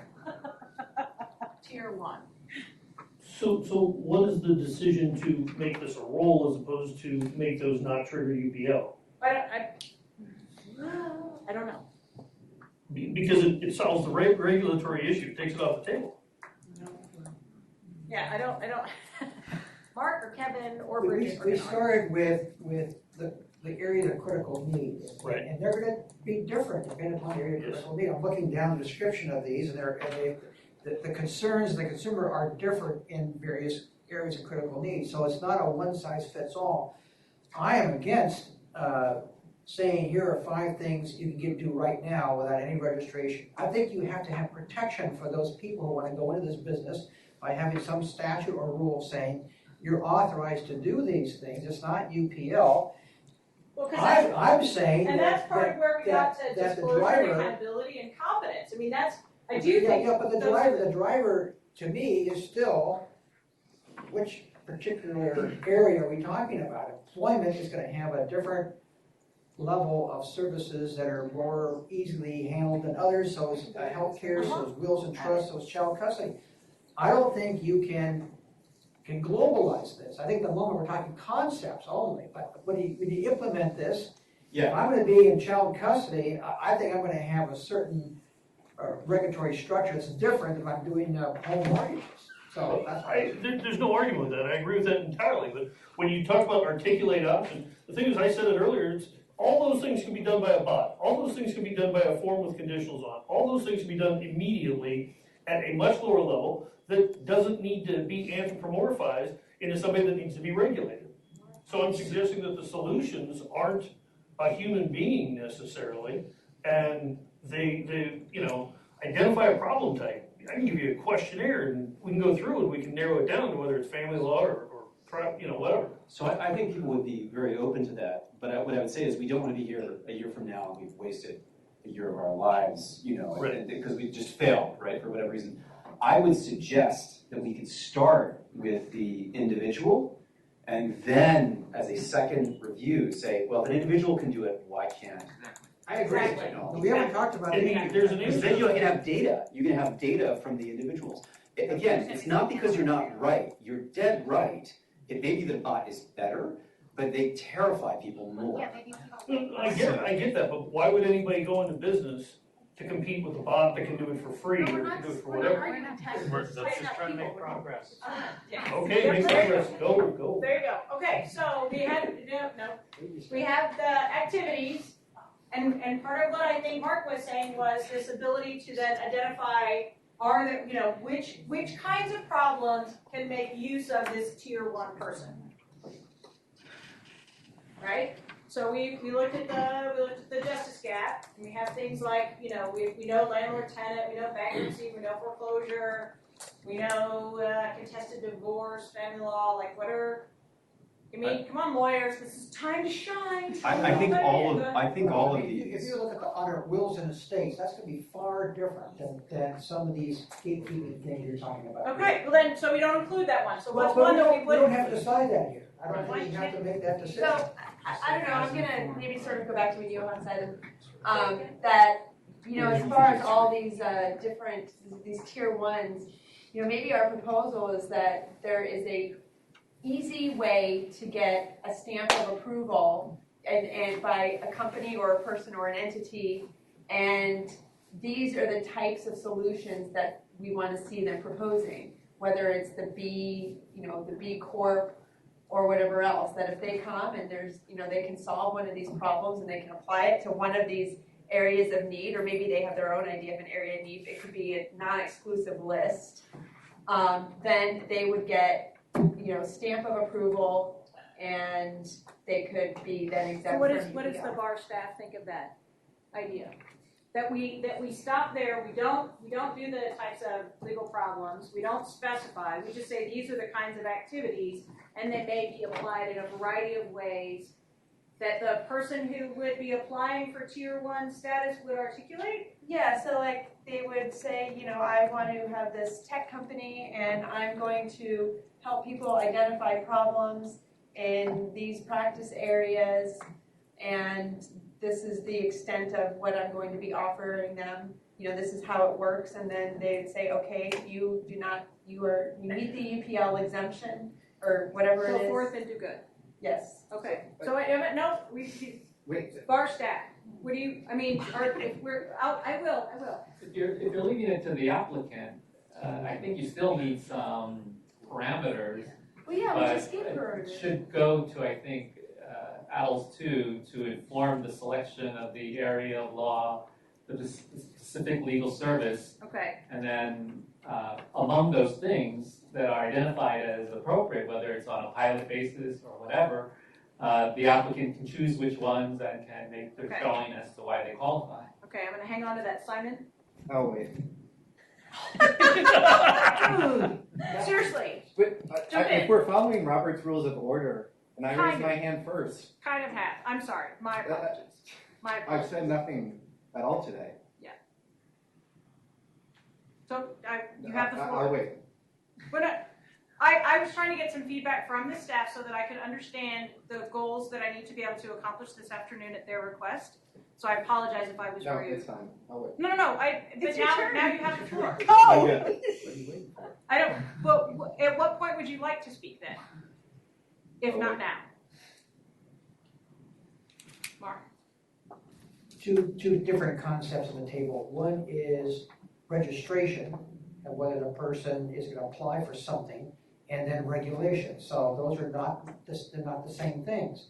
You might have a situation, a low-level service on a specific area where all you need to do is to come in and register that I'm going to be doing these things, and you get an authorization to do that. Versus it requires a certain degree of training and expertise. You need, and you have to qualify for that. And by the way, this is a high risk area, so we're going to have to regulate this. You have to report, you have to do this. So those are all going to depend on the specific service and practice area that you're applying for. Go ahead. Bridget, next. Oh, I'm sorry. Go ahead. This is just a follow-up on that with like the different options for regulating, and maybe this is just an idea, but what if you have kind of like the first level like we talked about, and then we have like certifications, almost like we have in legal specializations for attorneys, which we would have to take into consideration, these, we don't want to make it too onerous, but if you could be a certified legal professional in family law. And then there are specific things within that specific practice area that you would be allowed to do. That might be a way, these certifications by practice area might be a way to address some of these complexities that Mark's talking about, but there could still be a lower level, just general tier that people would be allowed to do regardless. So there was Neil and then Lori. To sort of follow up on these ideas, and this is just my idea, this is not coming from anywhere else, not that important.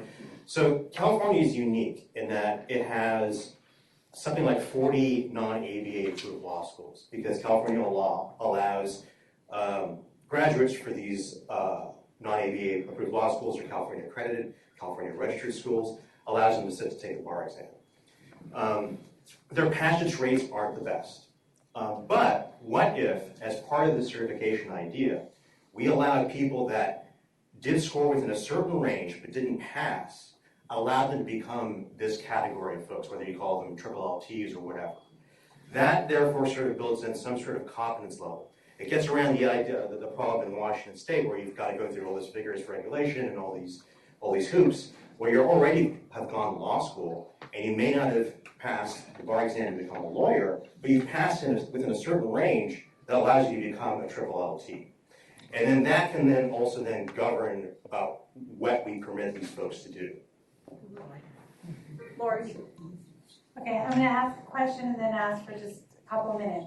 Who here today was actually on the UPL subcommittee? Okay, so those 2, 3, okay. I guess I'm curious about how much of this y'all have explored, because I feel like I have no idea what we're doing with the board. I don't mind saying that I'm thinking what I think those activities mean versus what someone on the other side of the table thinks that means might not be the same thing, and I'm feeling very overwhelmed that we're just looking for the right answer to throw up on the board so we can make a vote or we can decide what we're putting in. And I feel like we're rehashing things that the subcommittee maybe have already done. And so if I'm wrong about that or everyone else is feeling totally in control and understands what's going on, then I'll shut up. I'd like to just address that real quick. So I think it's very useful to do what we're doing. We've identified a type of activity that we think, we can get past, potentially to get other people to handle it, to support, to fill the gap, right? Whether it's humans or technology, that could be a phased process. Second, once you've identified a class of activity, we don't have it exactly right, then you can go to the subject matter areas and say, okay, we can do this for housing, we're not going to do it for child, or we will do it for child custody, but not for wills and estates. So I think it's very useful to do this because it's enabling us to define a level of activity that we can get past, that's some level of progress that we can then use to lever off and look at technology as well. So I think it's useful, it's not redundant in my view, but Dan? Yeah, so just to your question, we opted not to deal with this because it was really complicated and in the weeds and would be too hard to figure out for our small subcommittee at the time. People feel differently. I think we're making some, good progress in some areas, but at least for our part, we decided not to look into this because it was just a mess. I really like it. This makes a lot of sense to me. Because I can go through and tell you exactly what in litigation or trust and estates or employment and any other area of practice, because I've practiced in a lot as a solo, that I can apply these to. Apply what to? Apply these different activities. I can say, yeah, please direct people, for these different activities. But also jumping on to what Neil said, I also think paralegals. There's already an existing structure. There's already coursework. They already have achieved a certain level of competency, and they could easily use kind of similar to the attorney specialization. Now, the attorney specialization is a much higher threshold, right?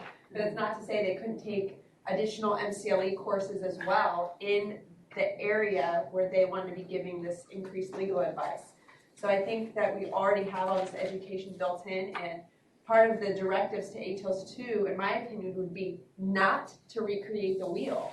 Please do not go create a brand new area that requires an entire new coursework, because I think that is part of the failure of the triple LTs in Washington. Right. And we have enough existing opportunities that we can build from.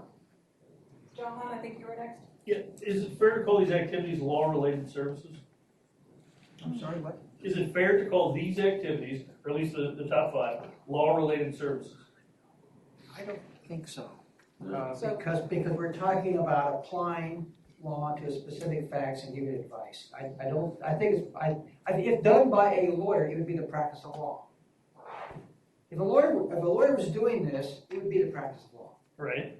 So again, instead of creating a role or creating something that then has to be regulated, has to be anything else, if we move these activities into law-related services, which a lawyer could oversee and have a staff that does it. You could do that.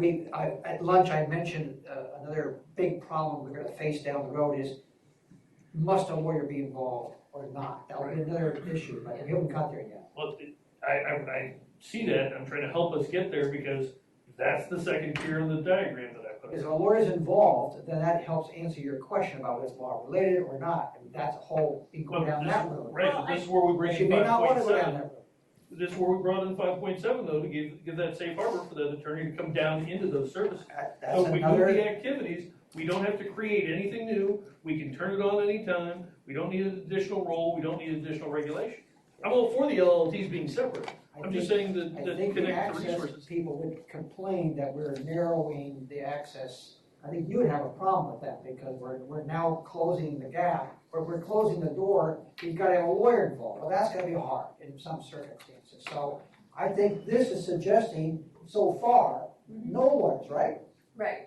No lawyers so far. Tier 1, no lawyers. You may want to change that, but right now we're talking about non-lawyers so far, Right. no lawyer yet, right? And if we redefine the activities as law-related services, it functions as its own tier.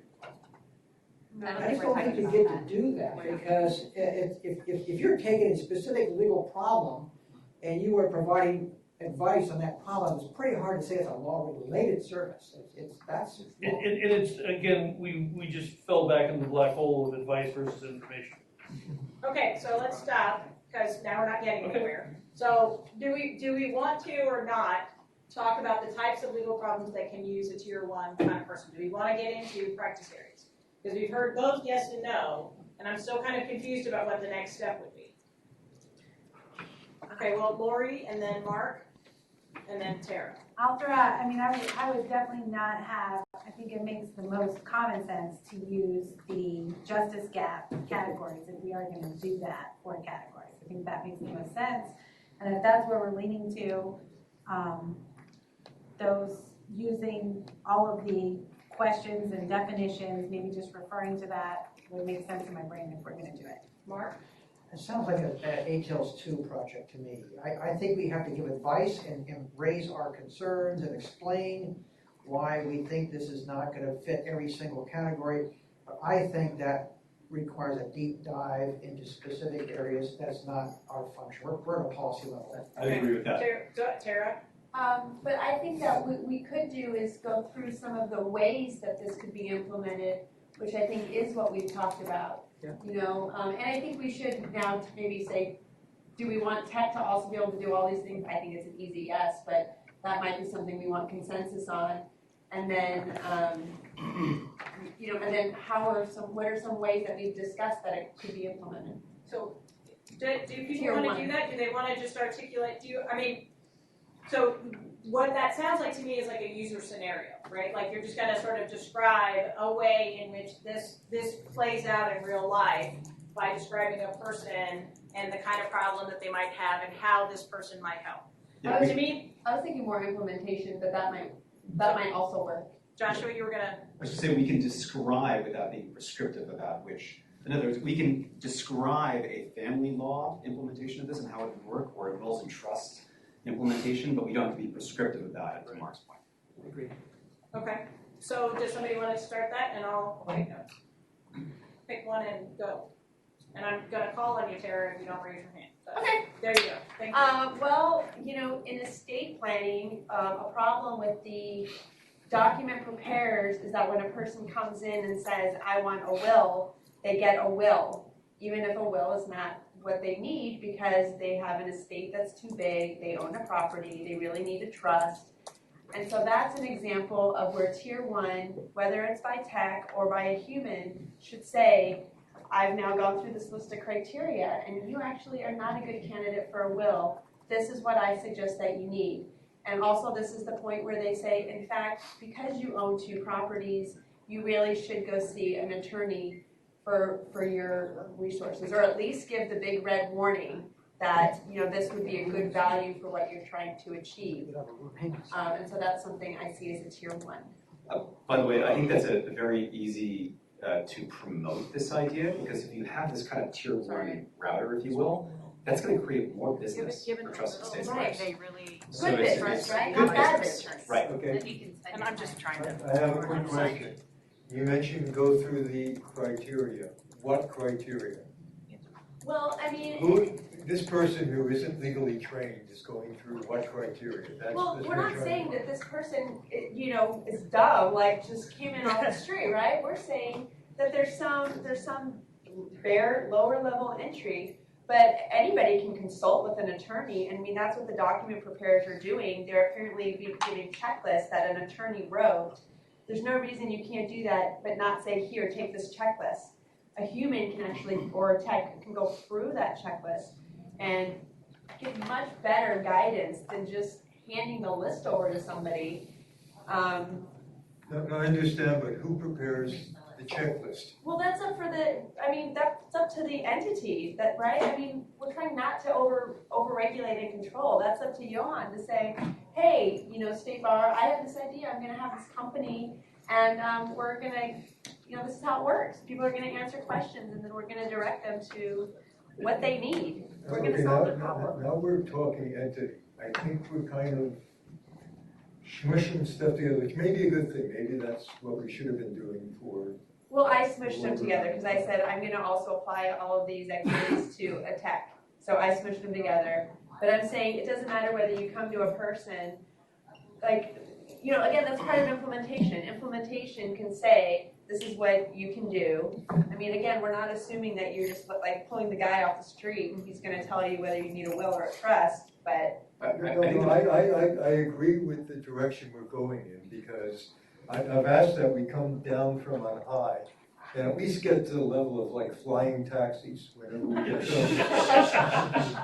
And I kind of want to get down and start explaining this stuff, because I think folks were kind of didn't really understand what was being proposed. We have to tell the stories, absolutely, of this. And so we should have 4 or 5 use cases, again, illustrative, not prescriptive. Exactly. I think you want to give this router, this individual, let's say it's an individual for now, just to simplify, okay, and then we can expand it. But the individual should have to say, I think this is the case, I'm not certain. The lawyer's going to tell you whether I'm wrong. But maybe they don't execute until the lawyer has, yeah, that's right. So their error rate is going to be 20%, and those 20% errors are going to be caught by the lawyer saying, actually, you're not a good candidate for a living trust for this reason. Because you're from whatever, it's got some weird immigration thing or some other. Yeah, you have property in Mexico, and actually that doesn't belong in your trust. There you go. It wasn't U.S. property, it was Mexican property. So we have a cross-check, right, so to pick up there. So I think we try to give some of that power to them and understand that they're going to mess up a certain amount of time, but that the overall, we still end up net more efficient. Do we have another example? I want to finish that one, Okay. if I may. I know it's not estate planning, but you could actually, this is where I would go with endorsement and adoption, where you have in family law, you have the calculator for child support. You could have the court, under whatever guise, from the bar, from whatever, prepare the calculator that says, what are your options, what do you need to do? And then you've got control over it, so you don't really need to UPL it, but any individual can use that to help walk any other individual through that decision paradigm. Just saying. Okay. Yeah, go ahead. Have you used a court website? I can't find it. No, that's an example of something that is adopted nationwide, is the child support calculator. So It's do we easy have, to do we have reproduce. another Yeah. use case? Lori, do you have another use case? Yes, that's a use case.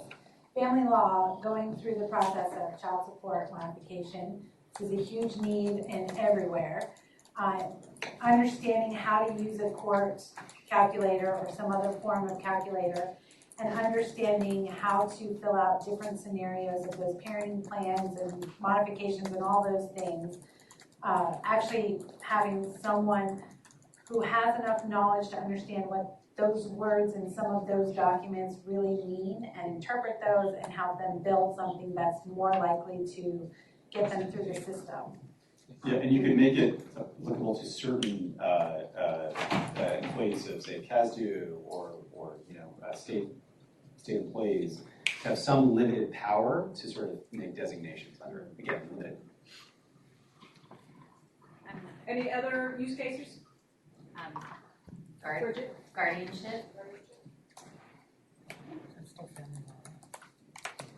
Just helping to, I mean, I don't know everything about guardianship, but just helping to fill out the form, the right form, and how to fill it out.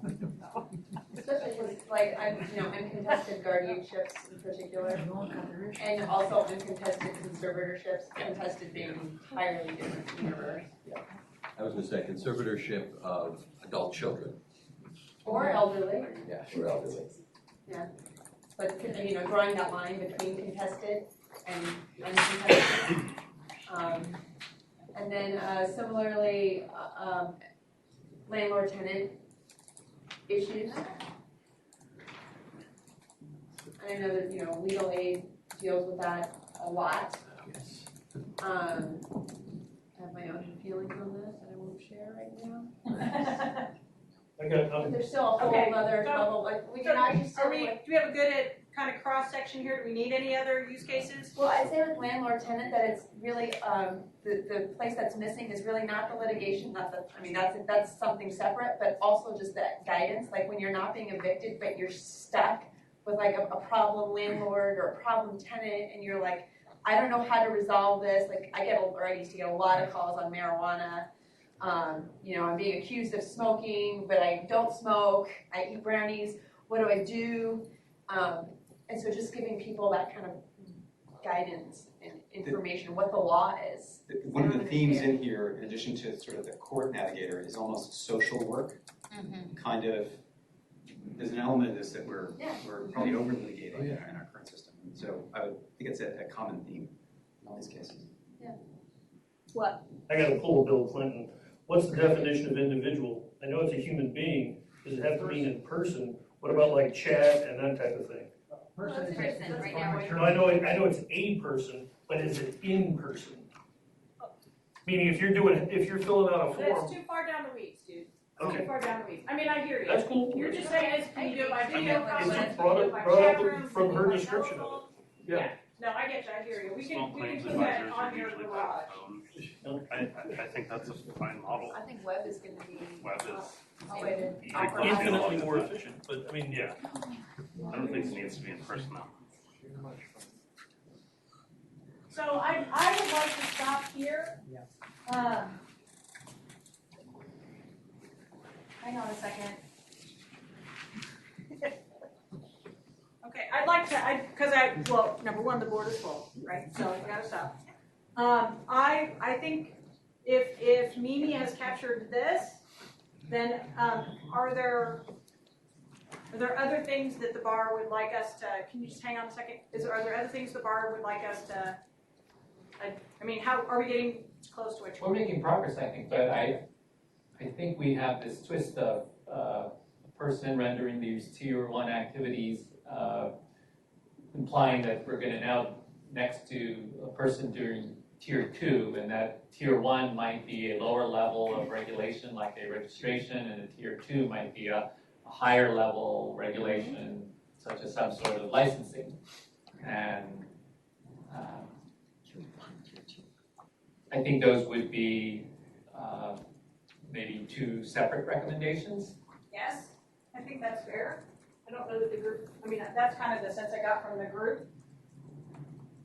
So far, nobody's arguing with me. So, yeah, go ahead. I'm Yeah, just yeah, yeah. wondering, so if this is tier 1, are we doing tier 1 not individuals? Well, that could be the next thing. That's what I'm trying to That's the figure next out. If we're sort of done with this, I think moving to the entity conversation is probably the next thing to do. But I want to make sure we've exhausted this. There's one more thing before you go to entities that we should talk about, and that is fitness. Fitness to practice.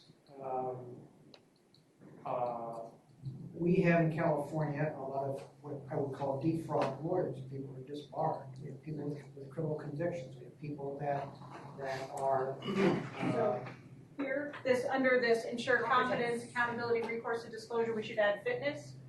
I'll tell you one thing, you're gonna get a lot of blowback by the legal profession who have to meet these standards. If you're gonna have some of these non-lawyers provide certain level of services with no requirements as to their fitness to practice. Okay. I'm not suggesting they have a moral character application. I'm just simply saying it's an issue you have to put on the board before you leave individuals and go to entities. You have to say, do we want to recommend? That was a big, More than just, Okay, so let's. more than just education and qualifications is a background check or something. I don't know.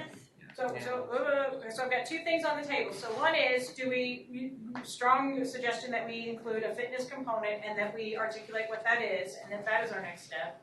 I've heard from staff that fitness could be something we just put in the ADL directives to ADLs too.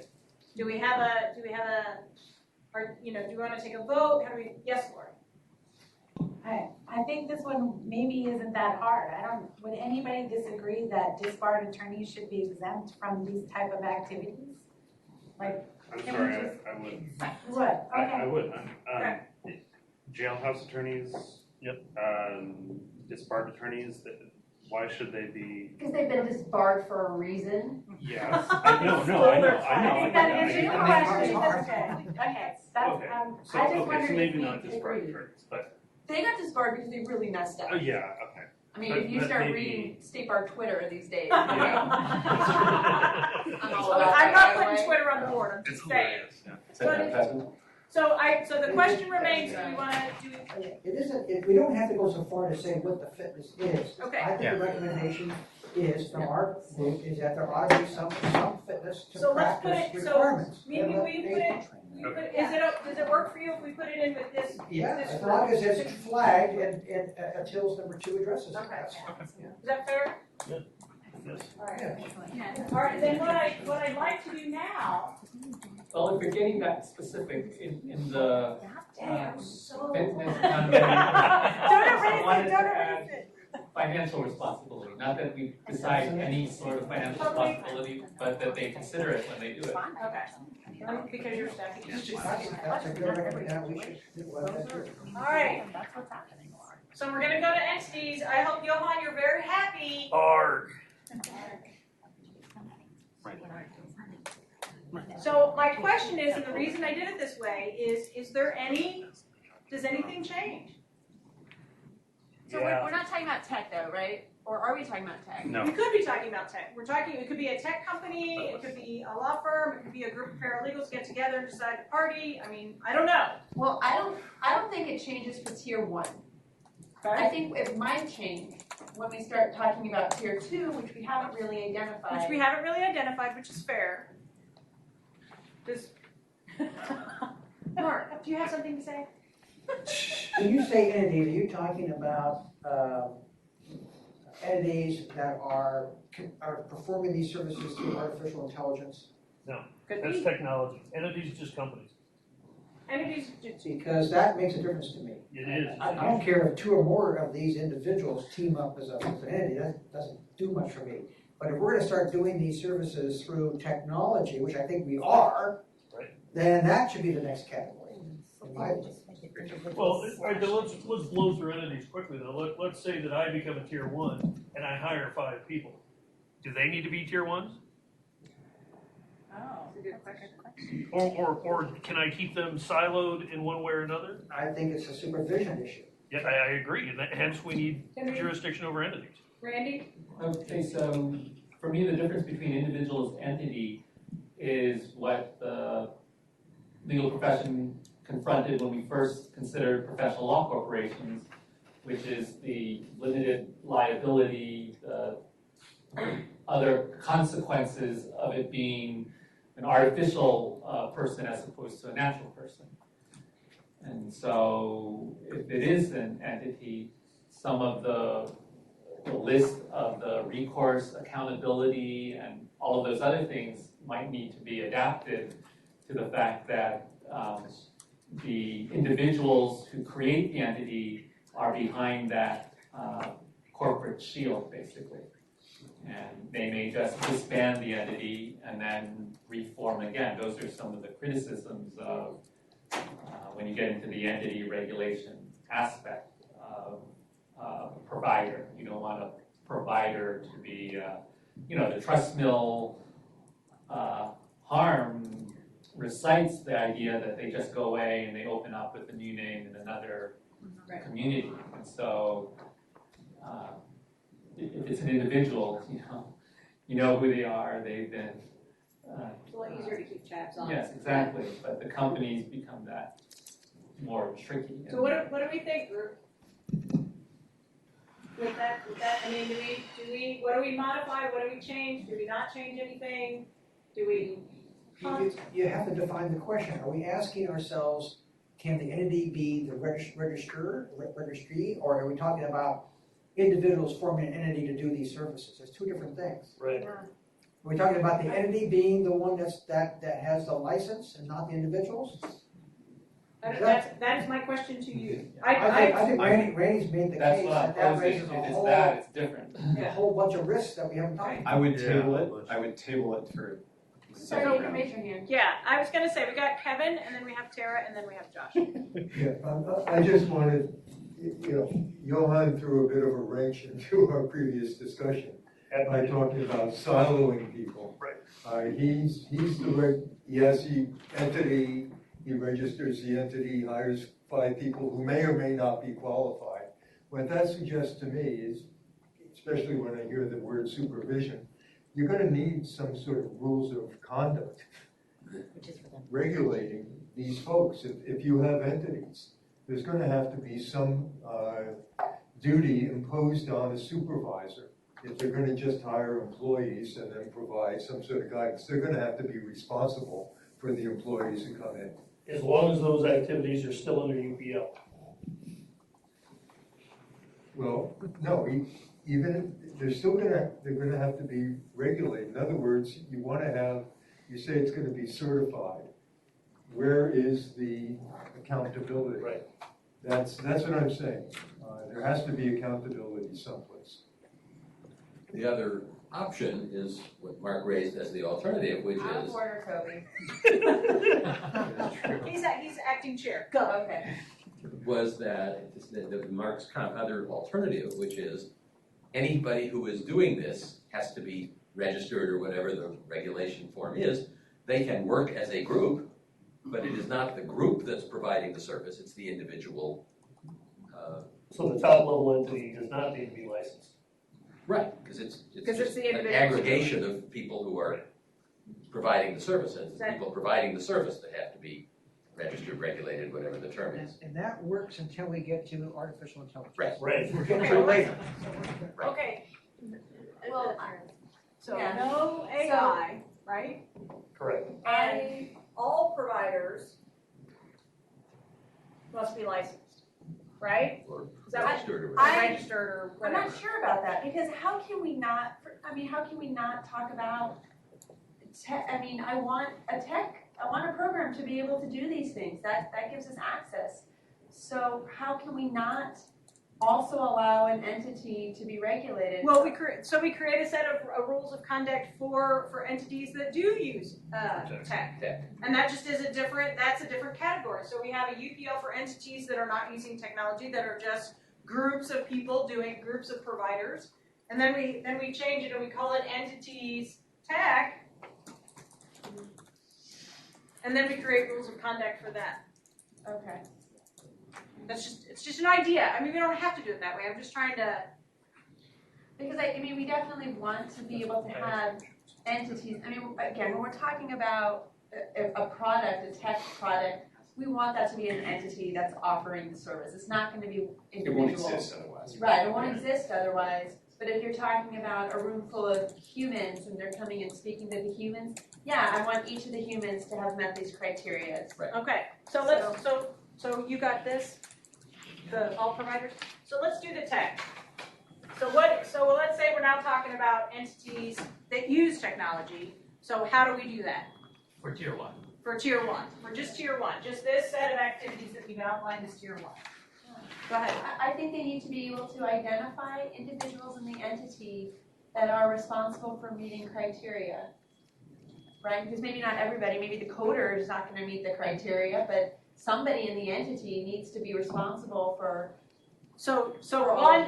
There must be, just like when we talked about earlier with technology companies, we said they had to have a lawyer on staff who was responsible for the legal accuracy of the tool. And you're saying the same thing, that there must be a tier one, a certified tier, a registered or whatever, tier one person on staff who is responsible for the accuracy of the tool, yes? At least, I'm also thinking, maybe if you're gonna offer a tech product, you need an actual attorney on staff or to be part owner, because that's a different level. Okay, so hold that, go ahead. So I think someone does have to be responsible for the creation of it, but I'm not sure that requiring them to be on staff, because the idea may be that they just are the advisor who helps build it out on the front end. Maybe they're just they may not, I think we have to be careful how we identify that. That work could be contracted out, excellent suggestions, I mean, to a lawyer or someone who meets these criteria. So there are lots of ways they may have just ownership, but they don't have control. So I think I just think ultimately it needs responsibility, and the I'm thinking through it, because the problem with contracting, like if someone contracts me to give them advice on, like how to do this will or trust product, is that responsibility ongoing for me? It's not. I could give them advice and then they could ignore it and, not upkeep the product, and now it's outdated because the law changed in January. So that's what I'm thinking. Yeah. So we actually did cover this in the UPL AI subcommittee, and we did say that contracting is fine, that there would be an ongoing obligation, that they would have to continuously contract with a lawyer, that the lawyer would have to be, I forget what the wording was, but very involved in sort of the building and the conceptualizing of the product. But yeah, we did cover this already, and we decided that it should be a lawyer. And the attorney should be almost like an ombudsman, but that if the attorney withdraws, then the license would withdraw with that. Right. Okay, can you hang on just a second? So I don't understand, I'm just gonna admit I don't know what you mean by ombudsman in this. Representing the authority. Monitoring the entity to make sure it's being compliant. So if we were to use this, we would say this would, on an ongoing basis. So whether it's through an ongoing contract or an employment arrangement or whatever, it just is monitored on an ongoing basis. Did I capture that? It continues. Okay, and then Lori and then Johan. So I have a concern that we are allowing individuals who I'm betting test at lower accuracy rates to do more without a law license than we are the tech, which I think is going to have a higher accuracy rate. Are we suggesting that the tech has to have a lawyer? Because it sounds like that's what we're talking about. The way we talked about it on the UPL subcommittee, it's the same for tech or human enabled. That you still have to have a lawyer involved in actively, not supervising, not like, because that's such a loaded word, but like actively overseeing. But we're not requiring that for the individuals. You could, well, we had already talked about that as it would be required for the individual. Okay, I'm very confused. We can change that, but that's.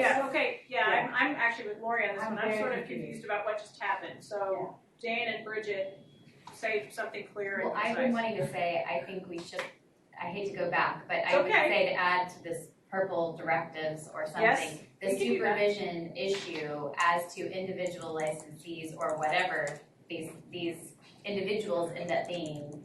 I think we have to. Wait, don't write it yet. I think the word supervision should be there because of whatever that means, whether it does require supervision or it doesn't, or tier 2 does but tier 1 does not. I'll tell you just from all licensed professionals, when you're talking about scope issues, their supervision by a doctor over a nurse or over a PA or something is like a huge issue to be figured out. So I just feel like it belongs in a future discussion. I don't know if it needs to be now, but I agree with you. It should also be with the tech and the individuals. There shouldn't be a distinction.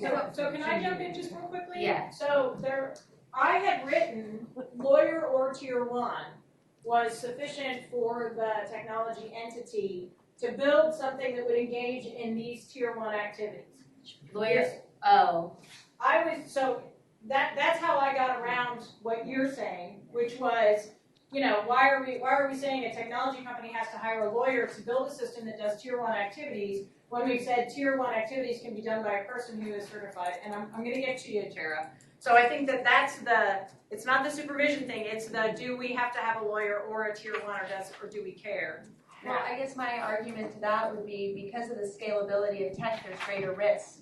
So with the one and scalability, so with the one-on-one, first of all, there's lower risk, but also in that case, we're regulating each individual. That's different. In the tech situation, we're saying you could have an entity of multiple people. We're not going to regulate each one of the people in your corporation. But now you need a higher level to oversee that because now we're saying you need an attorney who is licensed, who has now you have the built-in responsibilities of our code of conduct, right? So now you're saying, okay, now I'm personally responsible to make sure that this stuff doesn't go sideways. Okay, Johan? Okay, now we bring it all together. This is why I've been arguing for adoption and endorsement from the beginning, because we all know that when we build these systems, you don't physically have to be at the system. We can take an ombudsman from the court and give them access to supervise. We can make sure that all the services are provided are agreed upon by the bar of the court before they're offered. We can put workflows in place to where if it needs to get escalated to an attorney, it can be done that way. And you've got direct access to real-time data from the authorities. I know, Daniel, I know you'll get me next, but the fact of the matter is, when I build these systems, I build them so much that if I put it out in 58 counties in the state of California, each court can keep an eye on things, or the state itself can keep an eye on everything across the board. That's all very easily done in technology, and again at scale. So we're guaranteed, if the authorities are involved from the beginning, to have the adoption endorsement. So you're saying we should have a lawyer? I'm saying it doesn't even have to be a lawyer if it's somebody from whoever the authority is. You could have a legal tech from the courts, which is where I talk about justice tech instead of legal tech, that's just involved. Think about the way the SEC supposedly regulates Wall Street, right? They take the company, right? I know, not a great example, but they hire a person to come in from the SEC to confirm these trades and everything else to ensure compliance. So it's almost a compliance officer, and it may or may not be a lawyer. All right, so I know I've got Kevin and then Mark, but to understand what you just said, we went from lawyer or tier 1. I don't think we voted yet, but then there's the option on the table that we only do lawyer, and what Johan is suggesting is a lawyer or somebody else that we duly, knight as being officially able to do whatever. Did I capture that? It's actually an employee, and I'll just use the courts, but it can be from whatever the authority organization is, that we have a representative from the court that is assigned to review this process and then deliver this service statewide. Okay, and then it's Kevin and then Mark. Okay. What I think I'm hearing from you, correct me if I'm incorrect, you're thinking of a system like the FDA? Yes. For approving a drug? Yes. More or less. Perhaps try. I know you're against the Sam Brock's approach, but maybe go through some trials first to make sure that it actually operates. I think part of the design, and then it's approved, the process is approved and so forth. And I just want to come back, I wanted to clarify that. I want to go back to what I earlier said with Tara when she mentioned criteria. Is there going to be a similar type of thing that would be set up for the human tier 1 people, where you establish regulatory courts or whatever, Supreme Court of California, Neil. Yeah. You essentially set up these checklists or whatever, these guidelines, talking points or whatever for the people to follow in interfacing with the public. And then that's approved at the outset. Then you don't necessarily have to have a lawyer involved in those processes. So I think you could then apply this FDA approach to both the humans and tech. Considering that the humans will probably be using the tech anyway, but yeah. Yeah, probably. Okay, okay, just for clarity, so we got Mark, and then we have Neil, and then we had Tara, and then we had Dan, and then we have Joshua, and I'm not gonna remember that, so you guys have to help me. Okay, two points. The first one is, I'm thinking of Amazon, right. I'm thinking of Google, and I'm thinking this is all automated, and I'm thinking that all these tier 1 and perhaps even tier 2 services can and will eventually be offered by machines, not by people. So that's what I'm thinking in my mind, when we take away the person and we now put in the technology. So with that in mind, my point number 2 is, the courts are not going to get involved in doing the quality control and stamp of approval and the seal of approval. I just don't see that's ever going to happen. I'm going to chase up your comment in a second. Yeah, so I mean, that is not going to happen. So now you're going to have some kind of a regulatory board or agency that has the kind of technology experts on it that are going to do all the quality control and certification and monitoring of this stuff, which I think you have to have. I'm not sure you need lawyers for that because it's above their pay grade. And they may help you write it, they may help you prepare it or design it, but unless you want a lawyer there to be liable when things go wrong, which I think lawyers are going to say, not me, no thank you, you're talking about a highly regulated, technologically designed system that high-tech people are going to okay as being qualified and give the quality of assurance to the consumer. And that's not going to be the court. That's in the court. Well, sorry, just to respond direct, because it was direct. I agree with your statement. I don't know that the court's the right answer. I just need to use an authority as an example. But what I'm suggesting is if it does go FDA model where you've got some approval along the way, then the supervision doesn't have to be an attorney and definitely is not about that person's responsible for it. And that's where I use the SEC model, which if nothing else, they're on the inside of the system to raise a flag if something's wrong. Okay, So not liable. Yeah, so just to follow up on Mark's comments, which I basically agree with, but I'll add more to, is that when it comes to, if you're talking about AI delivering these tier 1 services, I'm not sure a local court person or employee is going to be as tuned in as to what these issues are, such that they could be an effective monitor of what's being provided tech-wise. Also, too, the other thing you have to realize is that the 58 counties in our court system, Superior Court system, they're loosely unified under the branch, but really they're their own administrators, their own centralized authorities. It's not like the Supreme Court can suddenly issue an edict and say all of these courts have to follow policy. We can do recommended policies, but these 58 counties, they operate fairly independently. And so in other words, if you wanted to have this, even to think of this rule, you need to have legislation.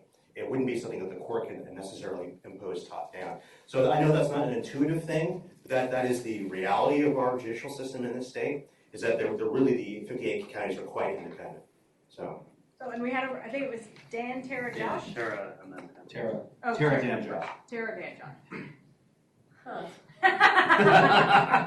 Do you remember the order or not the comment? It's okay. Yeah, I don't even know what we were talking about. Okay. So I just want to hold my bookmark now. No. So I just, again, back to the AI UPL subcommittee. Oh, I remember. Mr. Ribbon, do you yield the floor? Is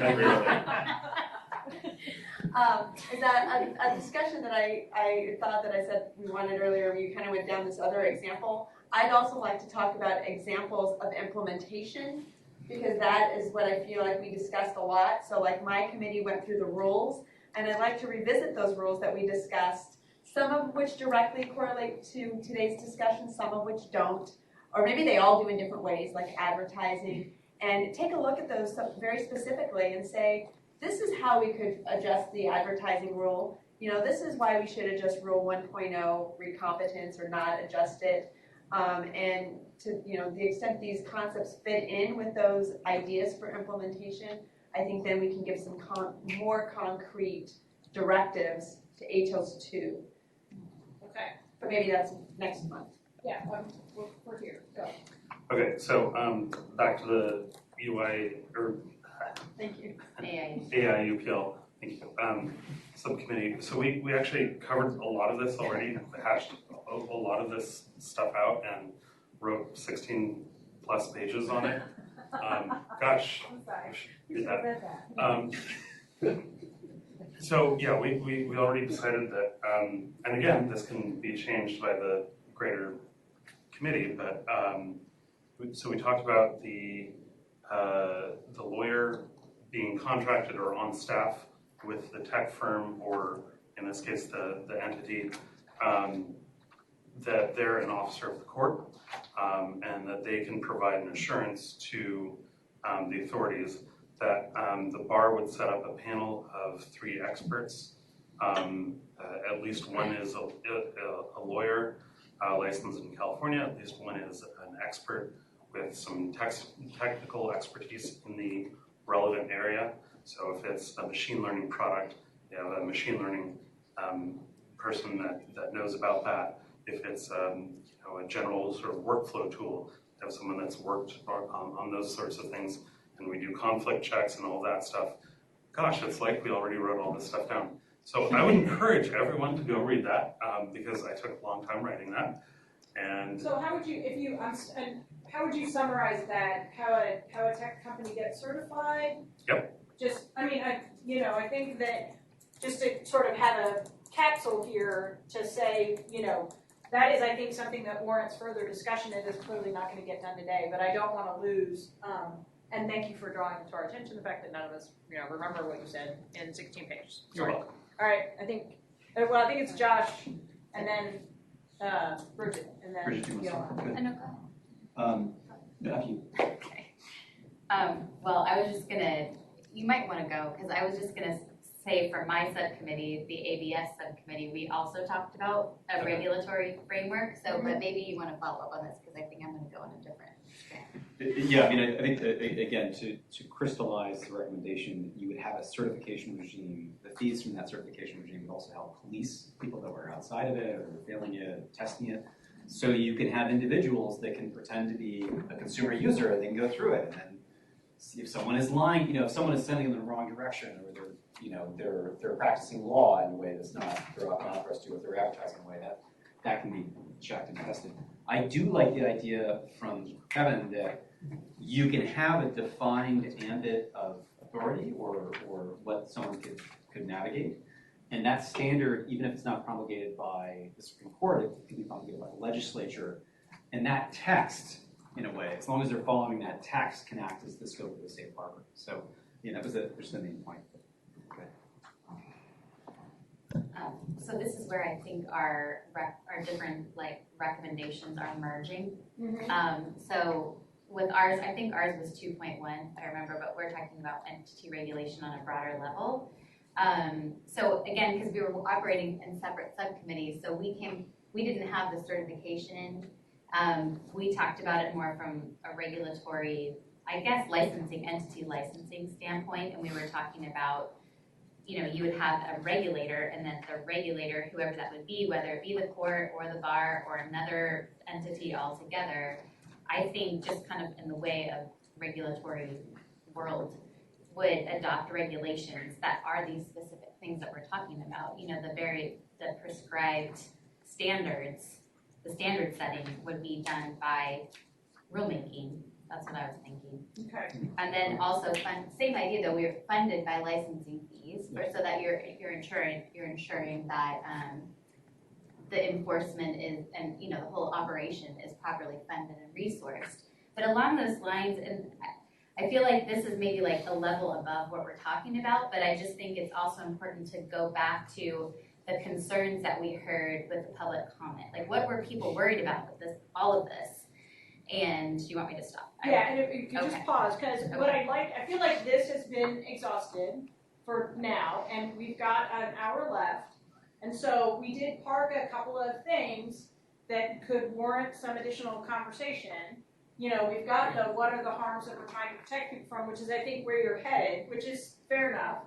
You know, the 508 compliant, everything should be 508 compliant, would you people just get on the board? Legal information versus legal advice conversation. This one we actually did. Do all the services need to be in person? Are we intimating that? Do we want to get, do we want to pick something else to talk about now? Because I feel like this is done for the moment. Go ahead. So I think Bridget and I are going to tackle the 508 compliant thing with the recommendation that we're going to draft. So I think that's covered there. So we got that, and we got that. Go ahead. Could I add to the 508 compliance, and that is disability compliance more broadly, not just 508. Much more broadly than 508. The facilities, if it's a walk-in facility, it's got to meet ADA and all of those other issues. And now CCPA compliant and so on. Not just the websites, it's the whole process. And I think the comments from that we got on disability lays out very well, like a lot of issues. So do we want to? I know, I'm kind of tempted to go back to Bridget's comment about what are the harms we're attempting to protect people from, but we can talk about any of them. I just feel like we're kind of, unless you guys good at this point. I'm looking at Randy. I know. Sorry, I kind of caught you on the spot there. So maybe, since we've done the tier 1 individual human beings, and we've talked about tier 1 through an organization, a business, or tech, are we at the point where we might be able to start revising the language of a recommendation? Because I think it will be helpful, even if it's not perfect, to carry forward the conversation to the next meeting, and all the people who aren't here will see what we wrote, and hopefully that will communicate a lot of what was behind it on the board. So, but if we okay. don't try to write something, then we might start to lose it. Okay. So, okay. Maybe just tier 1 for individual, if we can just see what that looks like. Okay. Go ahead, Mark. I agree with that. I do think before we leave here, though, we started this morning identifying the two big issues. One is UPL, which we spent pretty much the day on. The other one is fee sharing. And I think before we leave the House, we ought to say a word about it just to see, not that we're going to draft the whole board full of stuff, but I think I have reserved comments on that. And I think we ought to have around the room just general, what do you think about that topic, if you don't mind? Is that the right time for this or not? Well, so can we maybe go till 3:30 on the writing an actual recommendation so we can summarize what we've done, and from 3:30 to 4 we'll do the around the table, because some of us will have. You want to do fee sharing in 30 minutes? Well, at least do the round the table. Yeah. Around the table. Just to get a sense of the room, I think. I mean, I will. Is that fair? Is that? And maybe we can do the recommendation faster. It's a language thing, so I always hesitate that lawyers are going to write Staff fast. can write the Yeah, I guess my concern is I know. drafting Let them write it and then from we can scratch comment on it. Right. in a group this large becomes very difficult if you're not starting with a draft some people have spent a little time thinking about, and then you can react to it rather than. Yeah. Well, It's not each person one sentence. we thought that we might get to this point, so we did develop something of a. It's not a proposed revision or a draft. It's just sort of an illustration of. You want to come write what you've got, or do we have it up somewhere? Okay. Just sort of an illustration of how it might be worded, because we're trying to be directive but not prescriptive. We're trying to be somewhat detailed but not overly detailed. We're trying to capture the categories of the things we want the next group or the stakeholders to understand so that we avoid the uncertainty issues that plague the original versions of our options. I think this is just too much. This is like too stressful. I think. Why did you come up with this first and shorten our cars? It'd be easier to read this like in the quiet of our own homes, and then. So we can go straight to fee sharing and do the around the table thing. Make it an assignment. Lori, just a second. So I'm kind of deferring to staff here because you guys, I want to make sure you get what you need out of today. And if this.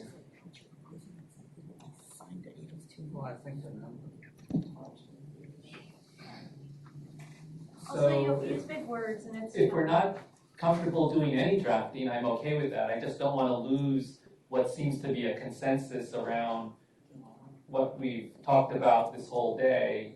And you know, in between now and next meeting is Thanksgiving and lots of other things that will simply push all of this out of your head, I think, so. But I think your memorialization, I saw the notes that you've been taking. Yeah. And I think for me, what's most important is that we all get back together. We don't want to have the same conversation with all the people that are missing today, right? That would not be productive. But as far as like whether we can sit and wordsmith this at 3 o'clock, my brain, like I'm certainly ineffective. And I'd rather keep talking about all the ideas because that seems like it's been very productive today. Okay. All right. Well, then I would like to go to fee sharing. Lori, did you? I was just gonna suggest that I'm happy to take a very bad stab at taking all those words and putting some fancy bullet points in so it's easier to digest and not a paragraph of words. So I think I'm suggesting maybe that's part of, and maybe it's just doing something that simple to me. I wouldn't. Yeah. It's visual more There you than go. substance. There you go. But we talked about a lot more than what's up there right now today, I think. So if we could get this plus all of the notes that Mimi's been taking off the board, then again, I will volunteer. Tara, you want to work with me, and we will draft something. We can meet on Friday or whatever it can be your schedule. Let me get back home, but let's just have a little phone call and see if we can't do something. I feel like I have enough of the tech stuff, and you're clearly the lawyer type. We could probably between the two of us make it. This was written without the concept of a tier 1 or a tier 2. Yeah, So right. it have to be adapted to this tier 1, tier 2. And if you will send both Tara and I all the stuff the notes from off the board. Let's just do that. Yeah. Maybe. And then we promise to share it back, and then that can be the place where that conversation starts. So I'm gonna actually, Toby, I'm gonna pass you the chair back while I do this and eat a little food, and you can do the fee sharing stuff, which I probably don't have an opinion about. Can I suggest, Dan, do you have any, sorry, I'm thinking about these 16 pages. And I'm about to volunteer you for something, sorry. But do you think you should be involved since I don't think Joyce or Tara were on your committee? Wait. No, I think they should just read what has been written. No, I'm not trying to be shady. I Notice. understand that it's a problem, so, okay. No, are you doing the recommendation written not only for the individual lawyers, but also for what we discussed as the entity? Well, I think we're gonna talk and see how much we can memorialize based on what we talked about today, and to the extent we can't fill the gap, we'll just leave it blank. Or you start could, with what we have. but like, I was just gonna say, maybe you could, in doing so, like, look at Dan's memo, and then I would say ours too, about the but don't forget ours is what I'm saying. It's not just. How many pages is yours? I don't think it's 16. I think it's shorter. I don't recall, but it's in our like 2.1. Just have the staff send it, direct us to both memos. Okay. There's a lot of content, so if you direct us to exactly which pieces we should look at, then I will commit to looking at those pieces. All right. But yeah, I think you guys are more than competent to deal with that. Well, now I'm nervous. We're gonna be fine. All right, we're ready for fee sharing. Mark, you want to start with that? Okay. Oh, A couple of Neil, do you want to start? Do you want to start? Go ahead. Yeah, we want Neil to start. Okay. Good. So, I talked to the chairs a little bit about this morning. So I've been thinking about this issue in particular. This is the one, of course, where you got a lot of public comment, most of it negative. But the way I see this here is you've got two. I'll give two examples: scenario A and scenario B. So scenario A is where you've got a law firm, maybe a small-size law firm, that wants to increase its customer base by having a technology company come in and develop a program that would help and facilitate processing of cases for wills and estate planning, right?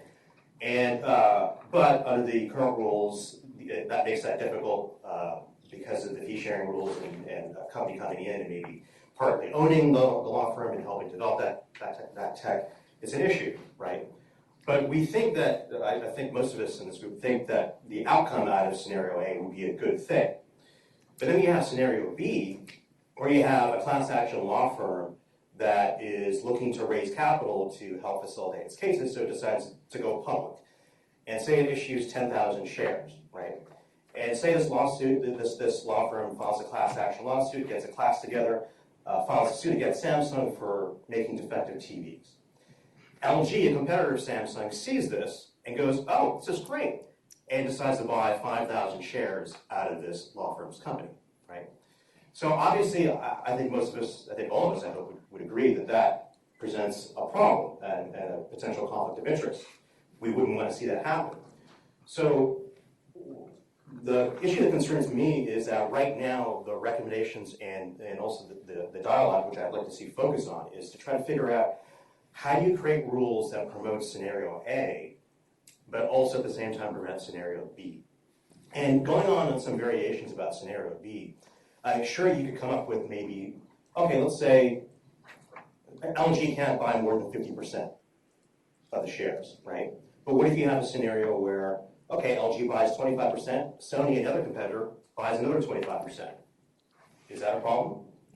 And so I also raised the question about whether or not Rule 5.4 exists because maybe as originally drafted, the drafters thought, well, there's a slippery slope here, and where do you cut it off? Where do you say, at what point there's a conflict here? Is it at 24%, 25%? Is it at 50%? And so, and the reason why I'm raising these issues and giving these scenarios is because in the end, if there are changes made to Rule 5.4, like we discussed earlier, it's got to go to the court.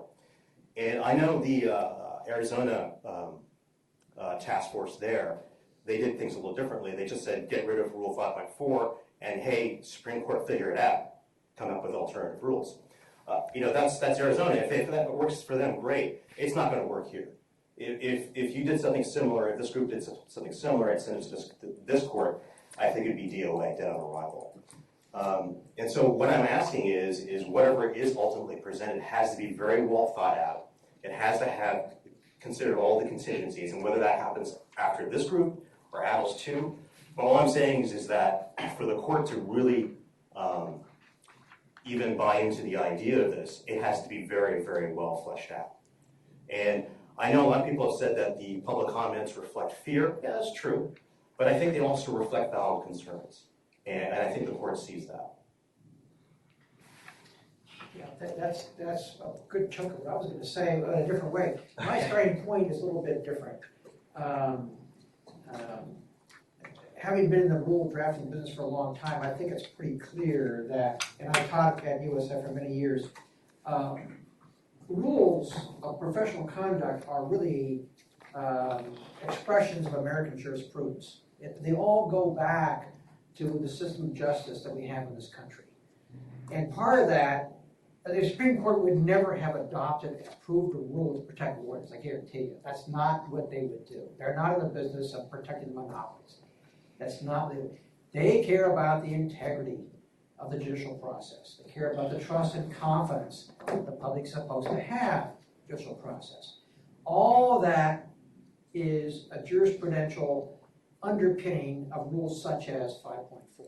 Now, 5.4 is not carved in stone, never has been. It is subject to change, and it has been changed. I want to now jump to the profit-nonprofit issue. And the law said about that. Here's the point. Supreme Court has already told us in certain cases, they know the law is a business. So they're not surprised by that at all. The law is a business. But it's not necessarily a profit-driven business as its only main objective. They understand that lawyers are going to make a living, but they also understand they have professional responsibilities that don't have anything to do with making money. So they understand that too. There's this balancing of interests there. So on the profit side, the Supreme Court and other courts have made rulings over the years about how the ethical consequences play out. Take the field of conflicts of interest, for example. Conflicts of interest are not the same in nonprofit settings as they are in profit settings. If you have a nonprofit, there's a little more elasticity in terms of ethical walls, in terms of alternative offices, in terms of other solutions. Whereas we have some pretty nasty cases that say, well, but if you're in a law firm, it's the profit motive that requires more strict control on conflicts of interest. So there's a dynamic, and it plays out in a lot of different rules. 5.4 is just one example of those rules. Next thing I want to tell you is that 5.4 has a lot of pieces to it. We've been focusing on the fee sharing piece. But it came to my attention just this last week when we did our PLI program that you look at 5.4E, this deals with the Board of Trustees shall formulate and adopt minimum standards for lawyer referral services. And that you cannot accept referral from or otherwise participate in lawyer referral services not compliant with the minimum standards. Well, I gotta tell you, if you counted up all of the lawyer referral services that are not bar associations, that are for profit under the lawyer referral service, it wouldn't be that many. Maybe Randy knows. I don't think it's all that many. But you compare that to what is really going on in the marketplace in terms of lawyer referral services, it's much larger. So 5.4E right now it would be a problem. It's not just 5.4A, it's 5.4E. There's a lot of dynamic here. So I've always said, and I said at the last meeting, that if we had a look at this from access to justice point of view, not a global, we're going to tell you right now, I had a case that just settled where I was the expert involving EY and the fact that EY owns EY Law that's in Toronto. Let me tell you, a lot of ethical issues come out of that. They say it's a different law firm. It's like, yeah, we own it all right, but they're independent. Big issue, big malpractice case. So there's a lot of dynamic here. And you can't capture all that by saying, let's just get rid of the rule. And you can't capture all that by simply take away fee sharing. It won't work. The way to approach this, in my judgment, is to say, start with the access to justice dynamic. What is it we're trying to achieve? How do we get there? How do we narrow that gap? And if I, as I said last week, if I were on the panel and someone came to me and said, I've got this marvelous idea that can narrow the justice gap, but I can't get the capital unless I bring in these investors. And they have the technology, but you know what? They're not going to do this unless they partner up with me. They're not going to take a back seat. And they're not going to do this through a law firm. And 5.7 is not going to work because it's law-related services. A lot of this stuff is really legal services. I would listen to that if in that context there was some justification for allowing an exception on a context by context basis, opposed to completely get away with the rule. You get away with the rule, and you have, as the big law firm comment that I thought was very well said, we have no idea what the ramifications of that are because we're not studying that. So I'm not saying 5.4 has to stay the same way it was, but if we're going to tinker with it, it has to be in the context of narrowing the justice gap on a discrete proposal by proposal basis that gives someone, again, another exception. If you want to do away with A5 and expand it to profits, we could talk about that. But you cannot take a rule that's universal around the country, with the exception of DC, and just say, okay, we're going to get rid of it. Can't do that. The DC model, just for those who brought it this morning, the DC model was enacted because of lobbyists had nothing to do with access to justice. It's because there's like documenting lobbyists on K Street. They want to get together with their lawyers. That's what that is. And guess what? There's very few firms that actually are registered as a lawyer, non-lawyer owned law firm. It really doesn't work very well in that setting. But that's okay. My last point is that, and I think this echoes what you said, that is that at the end of the day, it's not a protectionist issue. It's not lawyers trying to maintain a monopoly, because frankly, that went out the door some time ago. And it's not lawyers, monopolizing the practice of law. That went out the door some years ago. It really boils down to whether or not you can replace this protection with something that maintains the integrity of the judicial process and the trust and confidence that the public is supposed to have in the professional independence of lawyers and the judicial independence of our courts. That's really what all this is about. That's what the Supreme Court approved this rule and put it up there. Keep that in the back of your mind as you're talking about 5.4. All right. Okay, I'm going to start with, so I brought some data, and I have some specific responses to the questions by Randy, but I'm going to start with, if the rule was designed to bring confidence to the consumers for this industry, it's failed, because 70% of the people are not coming to you for those issues. So one thing that I continue to talk about is I never want to forget that when we're asking for data, we have very specific data that says what we're doing now isn't working. As far as alternative 1 and alternative 2, which were both submitted for public comment, I wanted to know, one of the things that I will be suggesting moving forward is that I think we should remove alternative 1 as one of our recommendations. And part of the reason is the comments that we received. Ironically, 15% supported alternative 1 and 83% were opposed. And alternative 2, 20% supported and 79% opposed. I know that's a tiny margin, but generally there was a small shift of support for alternative 2 over alternative 1. So I just wanted to point that out, and also point out that when you break down those numbers, ironically it was lawyers and lawyer organizations that are that shift, not the public. So I wanted to put that out there. I also wanted to take a minute to talk about the business of law. Part of being a lawyer and being ethical, I think, includes ethically running the business, the law firm. And there is clear data coming out of the legal trends report this year from Clio, which was just released. And I'm going to throw out some of those statistics that are pretty telling to me. First of all, when it came to, there was an experiment of 1,000 lawyers. There were scorecards designed to see how responsive lawyers were, either lawyers, law firms, and entities were to people's needs on the very front end. So this is just getting them in the door. This isn't about the service they provide, but actually getting them on board. And overwhelmingly unsatisfactory, 71% by email, 61% by phone, and 96% unsatisfactory in terms of being able to communicate clearly to potential clients when they were first trying to get in the door to law firms. So I'm happy I've sent out the Clio Legal Trends report to the task force so that can be shared. But more importantly was actually what lawyers said about their own business acumen. Wait, Lori, can I just add to what you Yes. said, which was that they contacted, Clio contacted the attorneys. Microphone. Oh, sorry. Clio contacted the attorneys, and they identified the attorneys like what practice area, and so the inquiry was like, hey, you do family law, I have a family law It was problem. tailor-made so it to wasn't their like practice type. And it randomly. was independent. It was All the data and information on what they did and how they did is in the legal trends report. So I think everybody should look at that if you have questions about how that came out.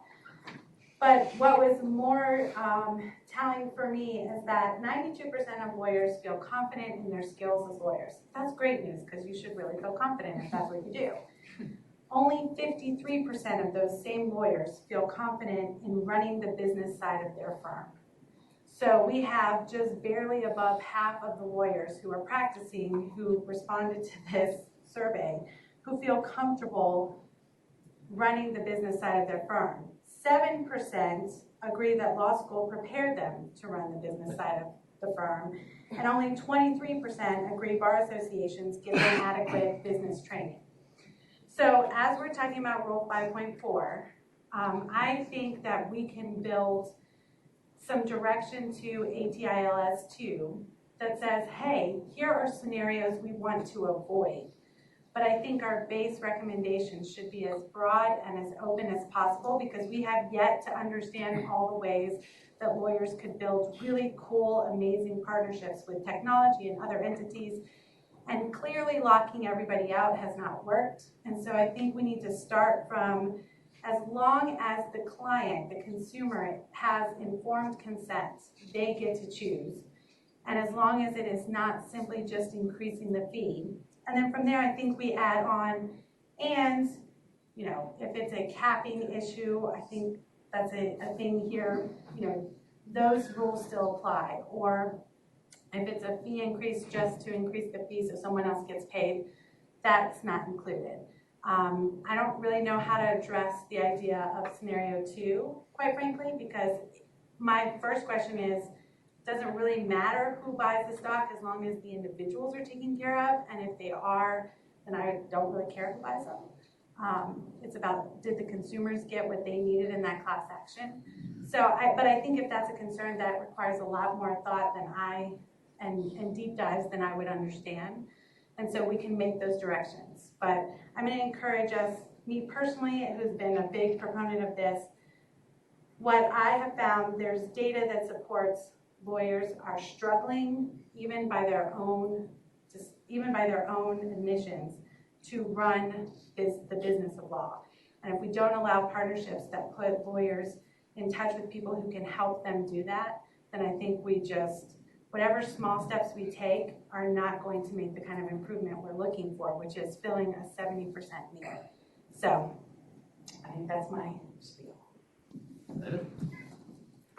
Thanks, Lori. I generally agree with what you're saying, and I'm glad Mark brought up the point about Rule 5.4 is about the integrity of the justice system, because I don't think our committee would be here if it wasn't for that exact point, is that for so many people, the justice system doesn't work. But when you make enough money in this country, the justice system does do well. And I think what was most startling to me at the LA meeting was when people came up to testify, the only real alternative I heard was to just add more pro bono hours. I would love to have more pro bono hours, but that's not going to fix the huge problem we have, the huge failure we have in this society. The comment I wanted to make earlier was one of the biggest reasons why my company failed, the first company I started, was because we went to the state bar in Oregon and we wanted to help fill out a one-page form for people who thought that they were wrongfully evicted. And it was just me, a non-lawyer, and my engineer who was a non-lawyer. And our two lawyers advised us that if we received one bad letter from the State Bar of Oregon, everything would be completely screwed. So because we couldn't go into Oregon to help automate a one-page form, about 2 to 3 months later, we just called the whole thing off. One form. And so to me, regulate us all you want, but at some point, technology is going to be the solution. Not for everything, but for some things, like filling out a one-page form if you're wrongfully evicted. And so to me, I think this fee-sharing thing, I generally like alternative 2. I would be in favor of getting rid of alternative 1. But to me, I think we have to move forward on this, and I think it would be a real failing of this committee if we don't have some sort of recommendation where we change Rule 5.4. Kevin. Okay, I probably disagree with everything that's been said. I look at the results that Lori was quoting from before, and I just don't see where there's a significant difference in the response to the... Not significant, it's like Yeah, definitely, no, I said, I don't see a significant difference between the results at all. What I find of particular interest is the fourth row, which talks about public organization, which includes insurance companies, non- and for-profit lawyer organizations, and 0% support for alternative one and 100% opposing. And that makes perfect sense because insurance companies want to be able to invest, engage in passive investment in law firms. That's why they would favor alternative two. Alternative one is drafted very carefully to avoid that, to avoid the kind of passive investment. Yes, it's a modest approach, and perhaps there can be something done with alternative two. I've heard Neil loud and clear talking about that alternative two. I believe he was speaking to the concept of passive investment, that it's going to be DOA on arrival at the Supreme Court unless you can protect against the couple of examples that he gave. I'm not sure how to do that. Perhaps it can be done. The language of the alternative one already deals with that. It doesn't admit of passive investment because the non-lawyers who have ownership in the firm have to assist in the provision of legal services. That's written into the rule. That's what's provided. That's where the protection comes from. The problem, though, and this is, I guess I don't agree with everything that was said, I agree with what Mark said, in the sense, and more of what he said at the last meeting, that there is no evidence we have that this is going to either change in these rules, is going to increase access to justice. There's nothing there that really can demonstrate that there will be any kind of infusion of technical knowledge or infusion of any kind of capital that will be infused into law firms under either approach that would actually translate into increased access to justice for the people that we're talking about. Insurance companies, I don't think, are particularly concerned about access to justice, frankly. They want to invest. The big four accounting firms aren't particularly interested in access to justice. They may throw a bone to the access to justice, but they want to get into the provision of legal services, as they're doing in the UK right now, and as they're doing in Australia, as they're doing in New Zealand. So if we are concerned, or what we've heard that there might be a concern at the level of the court that ultimately would have to approve the rule, my preference would be to go modestly, address those issues with alternative one. The other point that Lori made, and I think it's very true, that lawyers are not necessarily good at business. I mean, it's a kind of a tripod that lawyers have to deal with, and law schools don't teach it. I've taught a law practice management course, and you have the business aspects, going to take up a third of your time. The marketing aspects will take up another third of your time, and then you get to spend a third of your time actually doing what you learned in law school.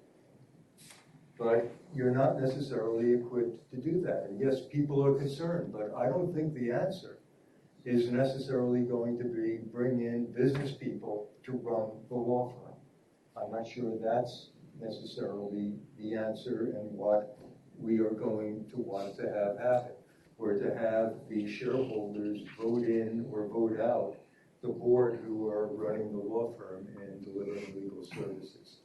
It's a difficult problem.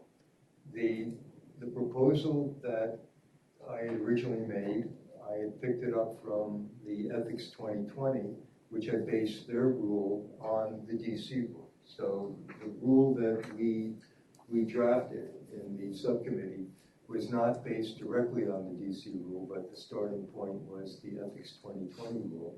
And we got some good suggestions from some folks as to how to revise that rule to provide more protection.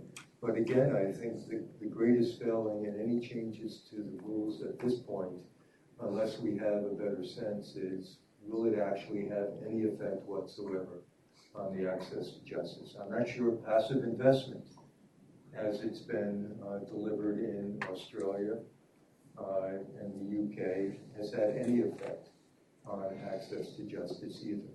So we talk about 5.4. What I was seeing with the stuff up on the board, when we're talking about Tier 1, and I saw referral to lawyers at some point. My first thing, and I turned to Simon and said, okay, what's the referral fee going to be? And you can't have the referral fee under those circumstances, unless you do have at least some modest change to 5.4. So yes, I think 5.4 is going to have to be revised. I'm not sure it's going to be either alt 1 or alt 2. But I think that before we go too far in trying to advance it or take a vote on one or the other right now, let's explore what we just talked about today. I think it's really important. And then draft a rule to facilitate what we want to see happen that will increase access to justice. Andrew? Well, I don't have anything right now. I think everybody knows my opinion on this matter. We've discussed it pretty vehemently. Law is a business. A lot of what gets done by attorneys can be commoditized. Follow up a little bit with Neil. I understand the court doesn't necessarily tell all the courts what to do, but you all have a case management system. And you all use Microsoft Word. We all have different case management systems. But they all interface. Yeah, they're all bad and they all cost about $100 million. They don't intervene. So what I'm going to suggest here, because I promise I'm talking about 5.4, is the integrity of the justice system. And I mean this sincerely. Jeffrey Epstein did not kill himself. Okay? There's a huge crisis in faith in the justice system when they can't assist the 80%. That's the biggest part. Some of this needs to be changed, and it needs to be changed from the top down. And it's gotta be. And it's gotta be something that accommodates the volume of the problem, not incremental. We've got innovation in the name of the task force. Innovate. We can do this at scale, we can do it faster, we can do it cheaper, we can do it easier, the whole thing. That's all I got. Trust you. Yeah.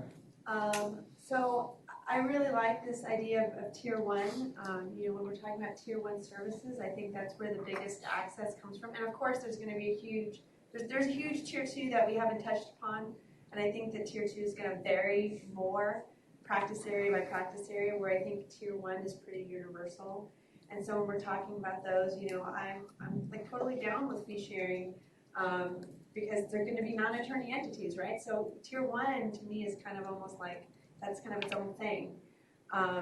Then like moving up the ladder, I think that we're going to have to start with the alt 1, and but maybe we can build it out even further. Maybe there's even greater room in there to expand it. Because ultimately, Kevin, you said we don't know that it'll fix anything. Well, maybe not, but it's the totality of it, right? I mean, there's no one solution. These are all pieces of a solution that we hope will have a positive impact. And so I think when we created Alt 1, we literally went through, okay, what is a service? Like, how can this change make a difference? And we crafted changes based on ways we thought they could actually make a difference. And so I think the whole task force can, look at those. I hope that's what we do maybe the next meeting, and say, how can this make a change, or at least that we hope. So I think that's it. I think for investors, I also see Kevin's point where we don't need to have ownership. You can hire somebody at a certain level to manage your business. That said, ownership makes people feel differently about certain things. But again, we can go back to limiting that. Maybe it's a 5% or a 10% ownership. for that role that Lori's talking about, to have somebody manage the business. But, in general, it's not like you have to have someone have ownership responsibility. You can figure out what the firm is earning a year and give them a bonus or give them a raise based on it. And I think we discussed that would not constitute fee sharing, because it's really more the totality of the business and not on a case-by-case basis. So I think that's something worth exploring further. But at the end of the day, I don't see us opening up fee sharing to anybody, because one of the biggest things that we've heard is the fear of these investors coming in. But there is a space for investors, and I think that needs to be more fully vetted as to how we can get them involved without giving them control. And maybe that's the B Corp or some form of that. So to Mark's point, I think that I like Tier 1. I like the idea of doing this in a context-dependent basis. I think it's going to be easier to get through.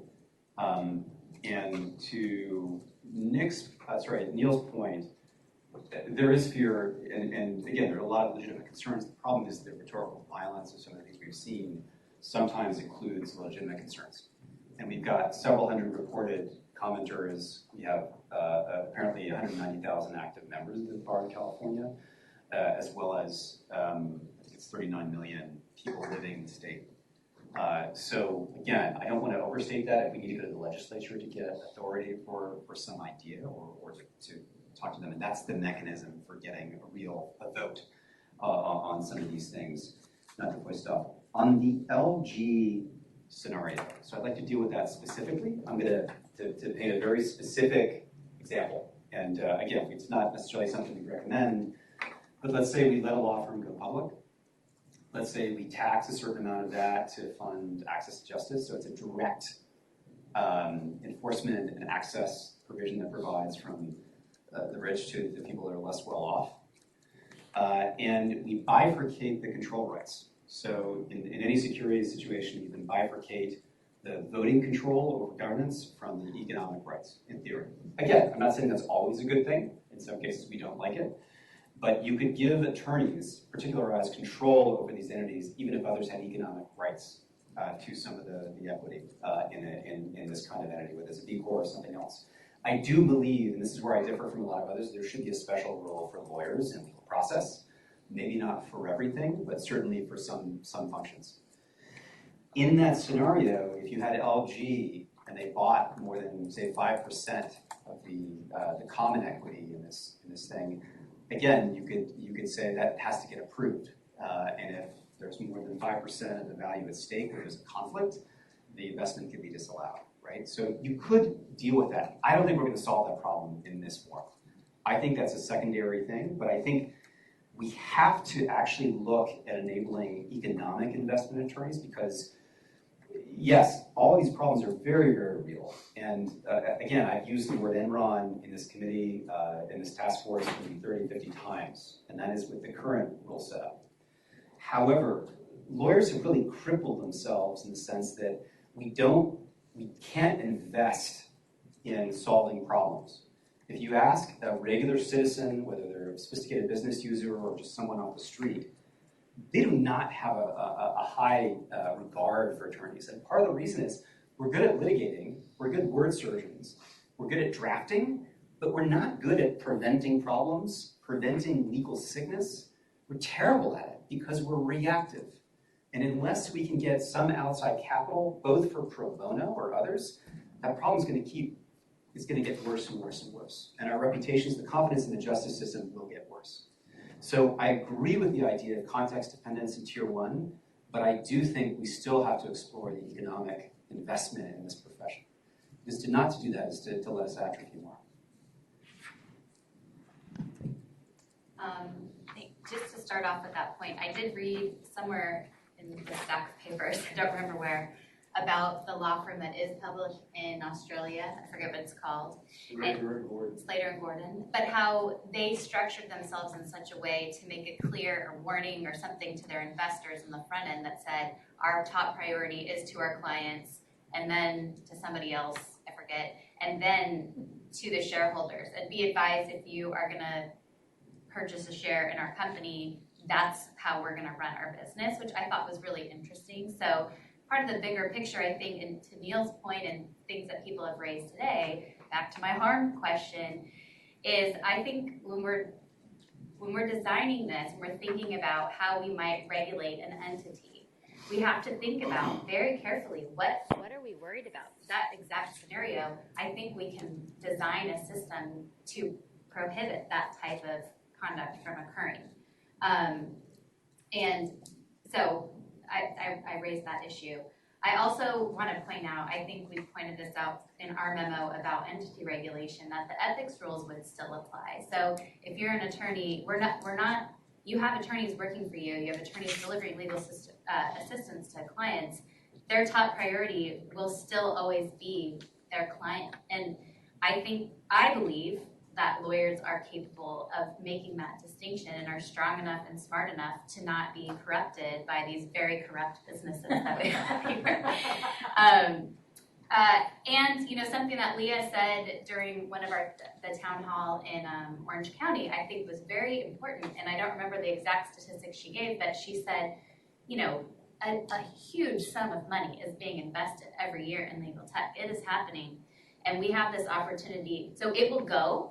And we can either regulate it or we can just let it go. And I think that this is our opportunity to be very thoughtful about it. And rather than just say, this worries us, let's just leave this alone, I think this is our chance to figure out how to get in there and to design something that does increase the one-to-many opportunity and access to justice, and at the same time ensure that there are really important safeguards in place.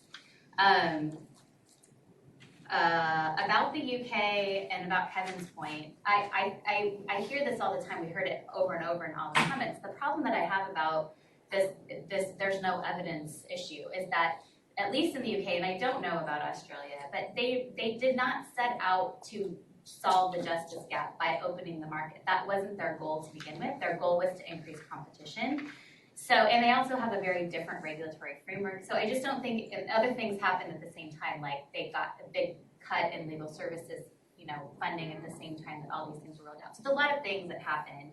But I think if we are rolling this out intentionally to fill this justice gap, then again, we can design something that would incentivize that to happen, whether it be, I think it was you, Josh, that was saying, if you are going to be an entity and you are going to make a profit and you're not going to be helping somebody in family law, you might have a higher licensing fee to be able to join us, and then that percentage is going to go directly to this fund where I think we can come up with ways that can be intentional about filling the justice gap. And there's a couple other it didn't really fit in this discussion today, but just some bigger picture things that I think having entity regulation can help with. For example, requiring price transparency. I think that's a big barrier, and that's something that if you have a regulatory framework, you can put certain things into place. So price transparency, the liability waiver issue is another thing that came up a lot in public comment that I think is a really important one when it comes to user agreements with tech companies.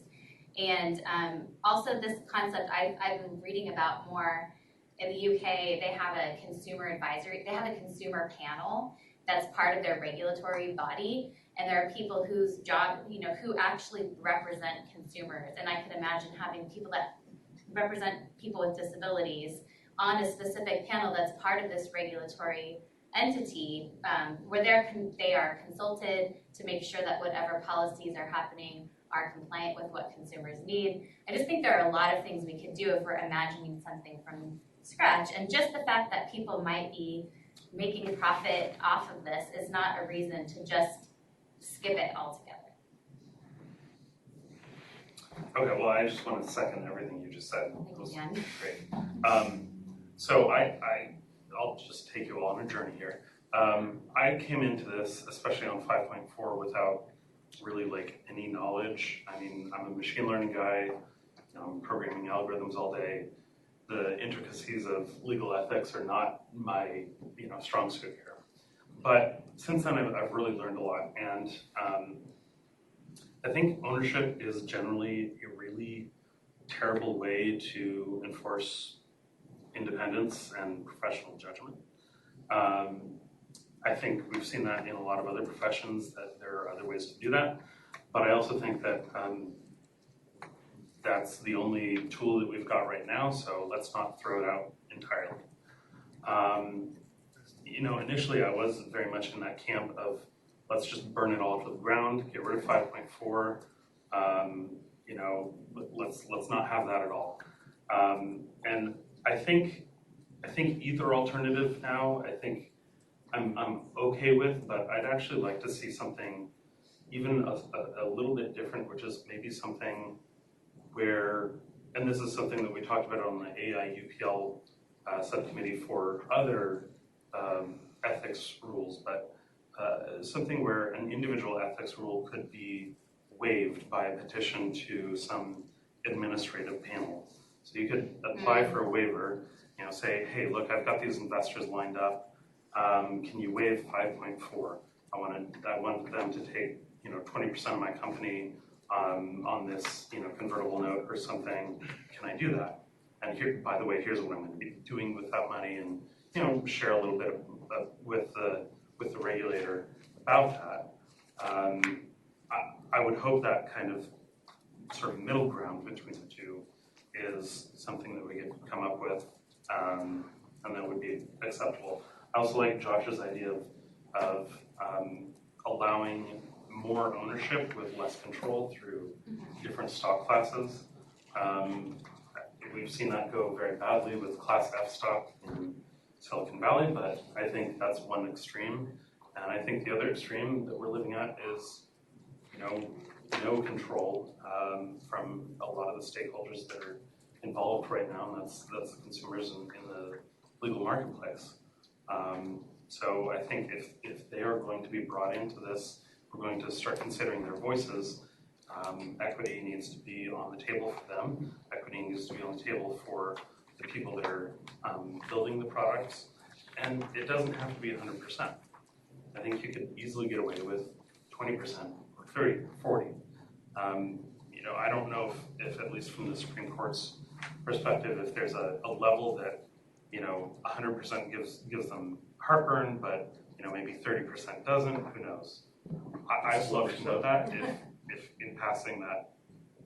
Well, one thing I was going to say is that actually a few folks have mentioned today the Rule 5.4 that actually exists in DC.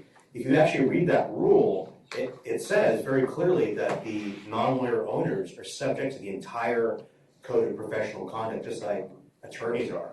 If that's true, not having done a deep dive into that rule, that would therefore mean that the non-lawyer owner cannot have a financial interest in the outcome of the litigation. That's great. And then finally, I'd just like to reiterate sort of the point about the equity ownership for people that are actually building tools that might influence efficiency. So like with my company, for example, I provide a service, doesn't matter what it is. If I know that my customers need to be referred to a lawyer, that's great. I can then go refer them to a lawyer. But to build that referral feature, I'm going to have to spend some time and development hours building that. That costs money. So I'm going to want a return on that investment. So basically what I'm saying is I'm not going to build a lawyer referral feature as a business owner if there's no way for me to get compensated for that. And I think that's a really very low-level example of why these things just aren't happening.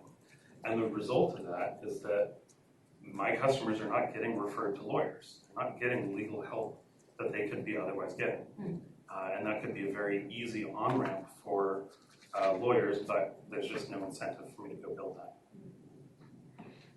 You know what, I forgot to add one thing. Sorry. I just wanted to reiterate my request that we do get to have an opportunity to talk with consumers or other people that are not lawyers necessarily, but that have a voice in this process. And especially to Neil's point that we really need to have well thought out recommendations before we give them to the court. We have to have these discussions. I really passionately believe that. I don't know how physically it can happen, and I know that might cause stress for the staff, but I just want to try, so I want to point that out. I think one comment very quickly. Can Toby go first? I haven't had my turn. Yeah. That's right. Just a couple of quick things. on Neil's example, the additional wrinkle that I added in his comment on the LG issue is what happens if the firm has this lawsuit against Samsung. What happens if Samsung buys 60% of the company? That takes it the next level beyond just the competitors. I'm for a couple of reasons. Well, first of all, on the proposals, I think both of them included the same comment for 5.4A5, and I love that. I think that everybody, I don't think anybody opposed that one, and I think that ought to be in whatever we come up with.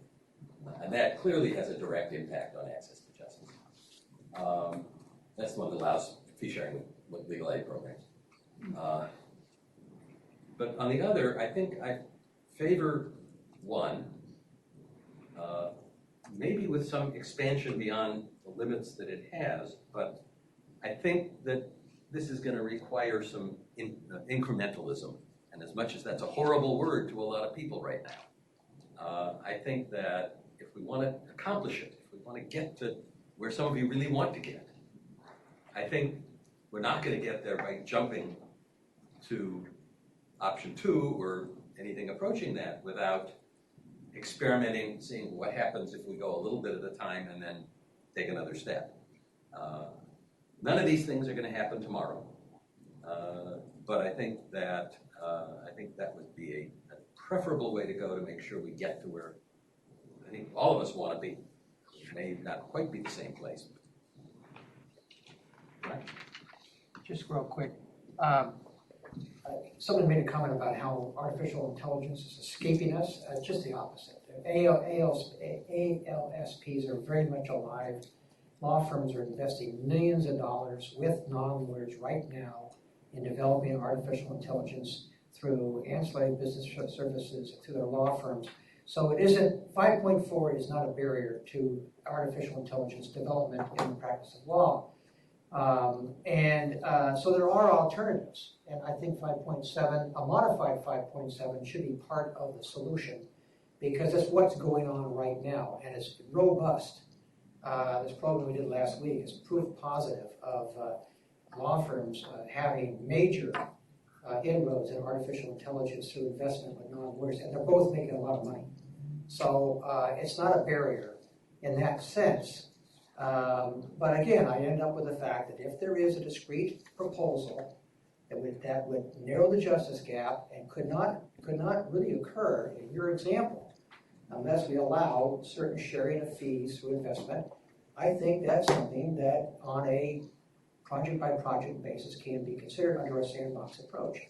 I think that's the only intelligent thing to say about this, as opposed to opening the door to the big four and big law and all this kind of stuff. Doesn't make any sense.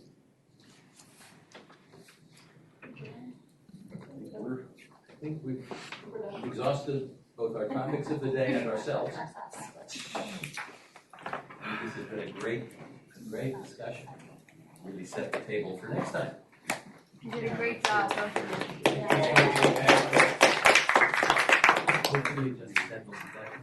And is it correct that happy birthdays?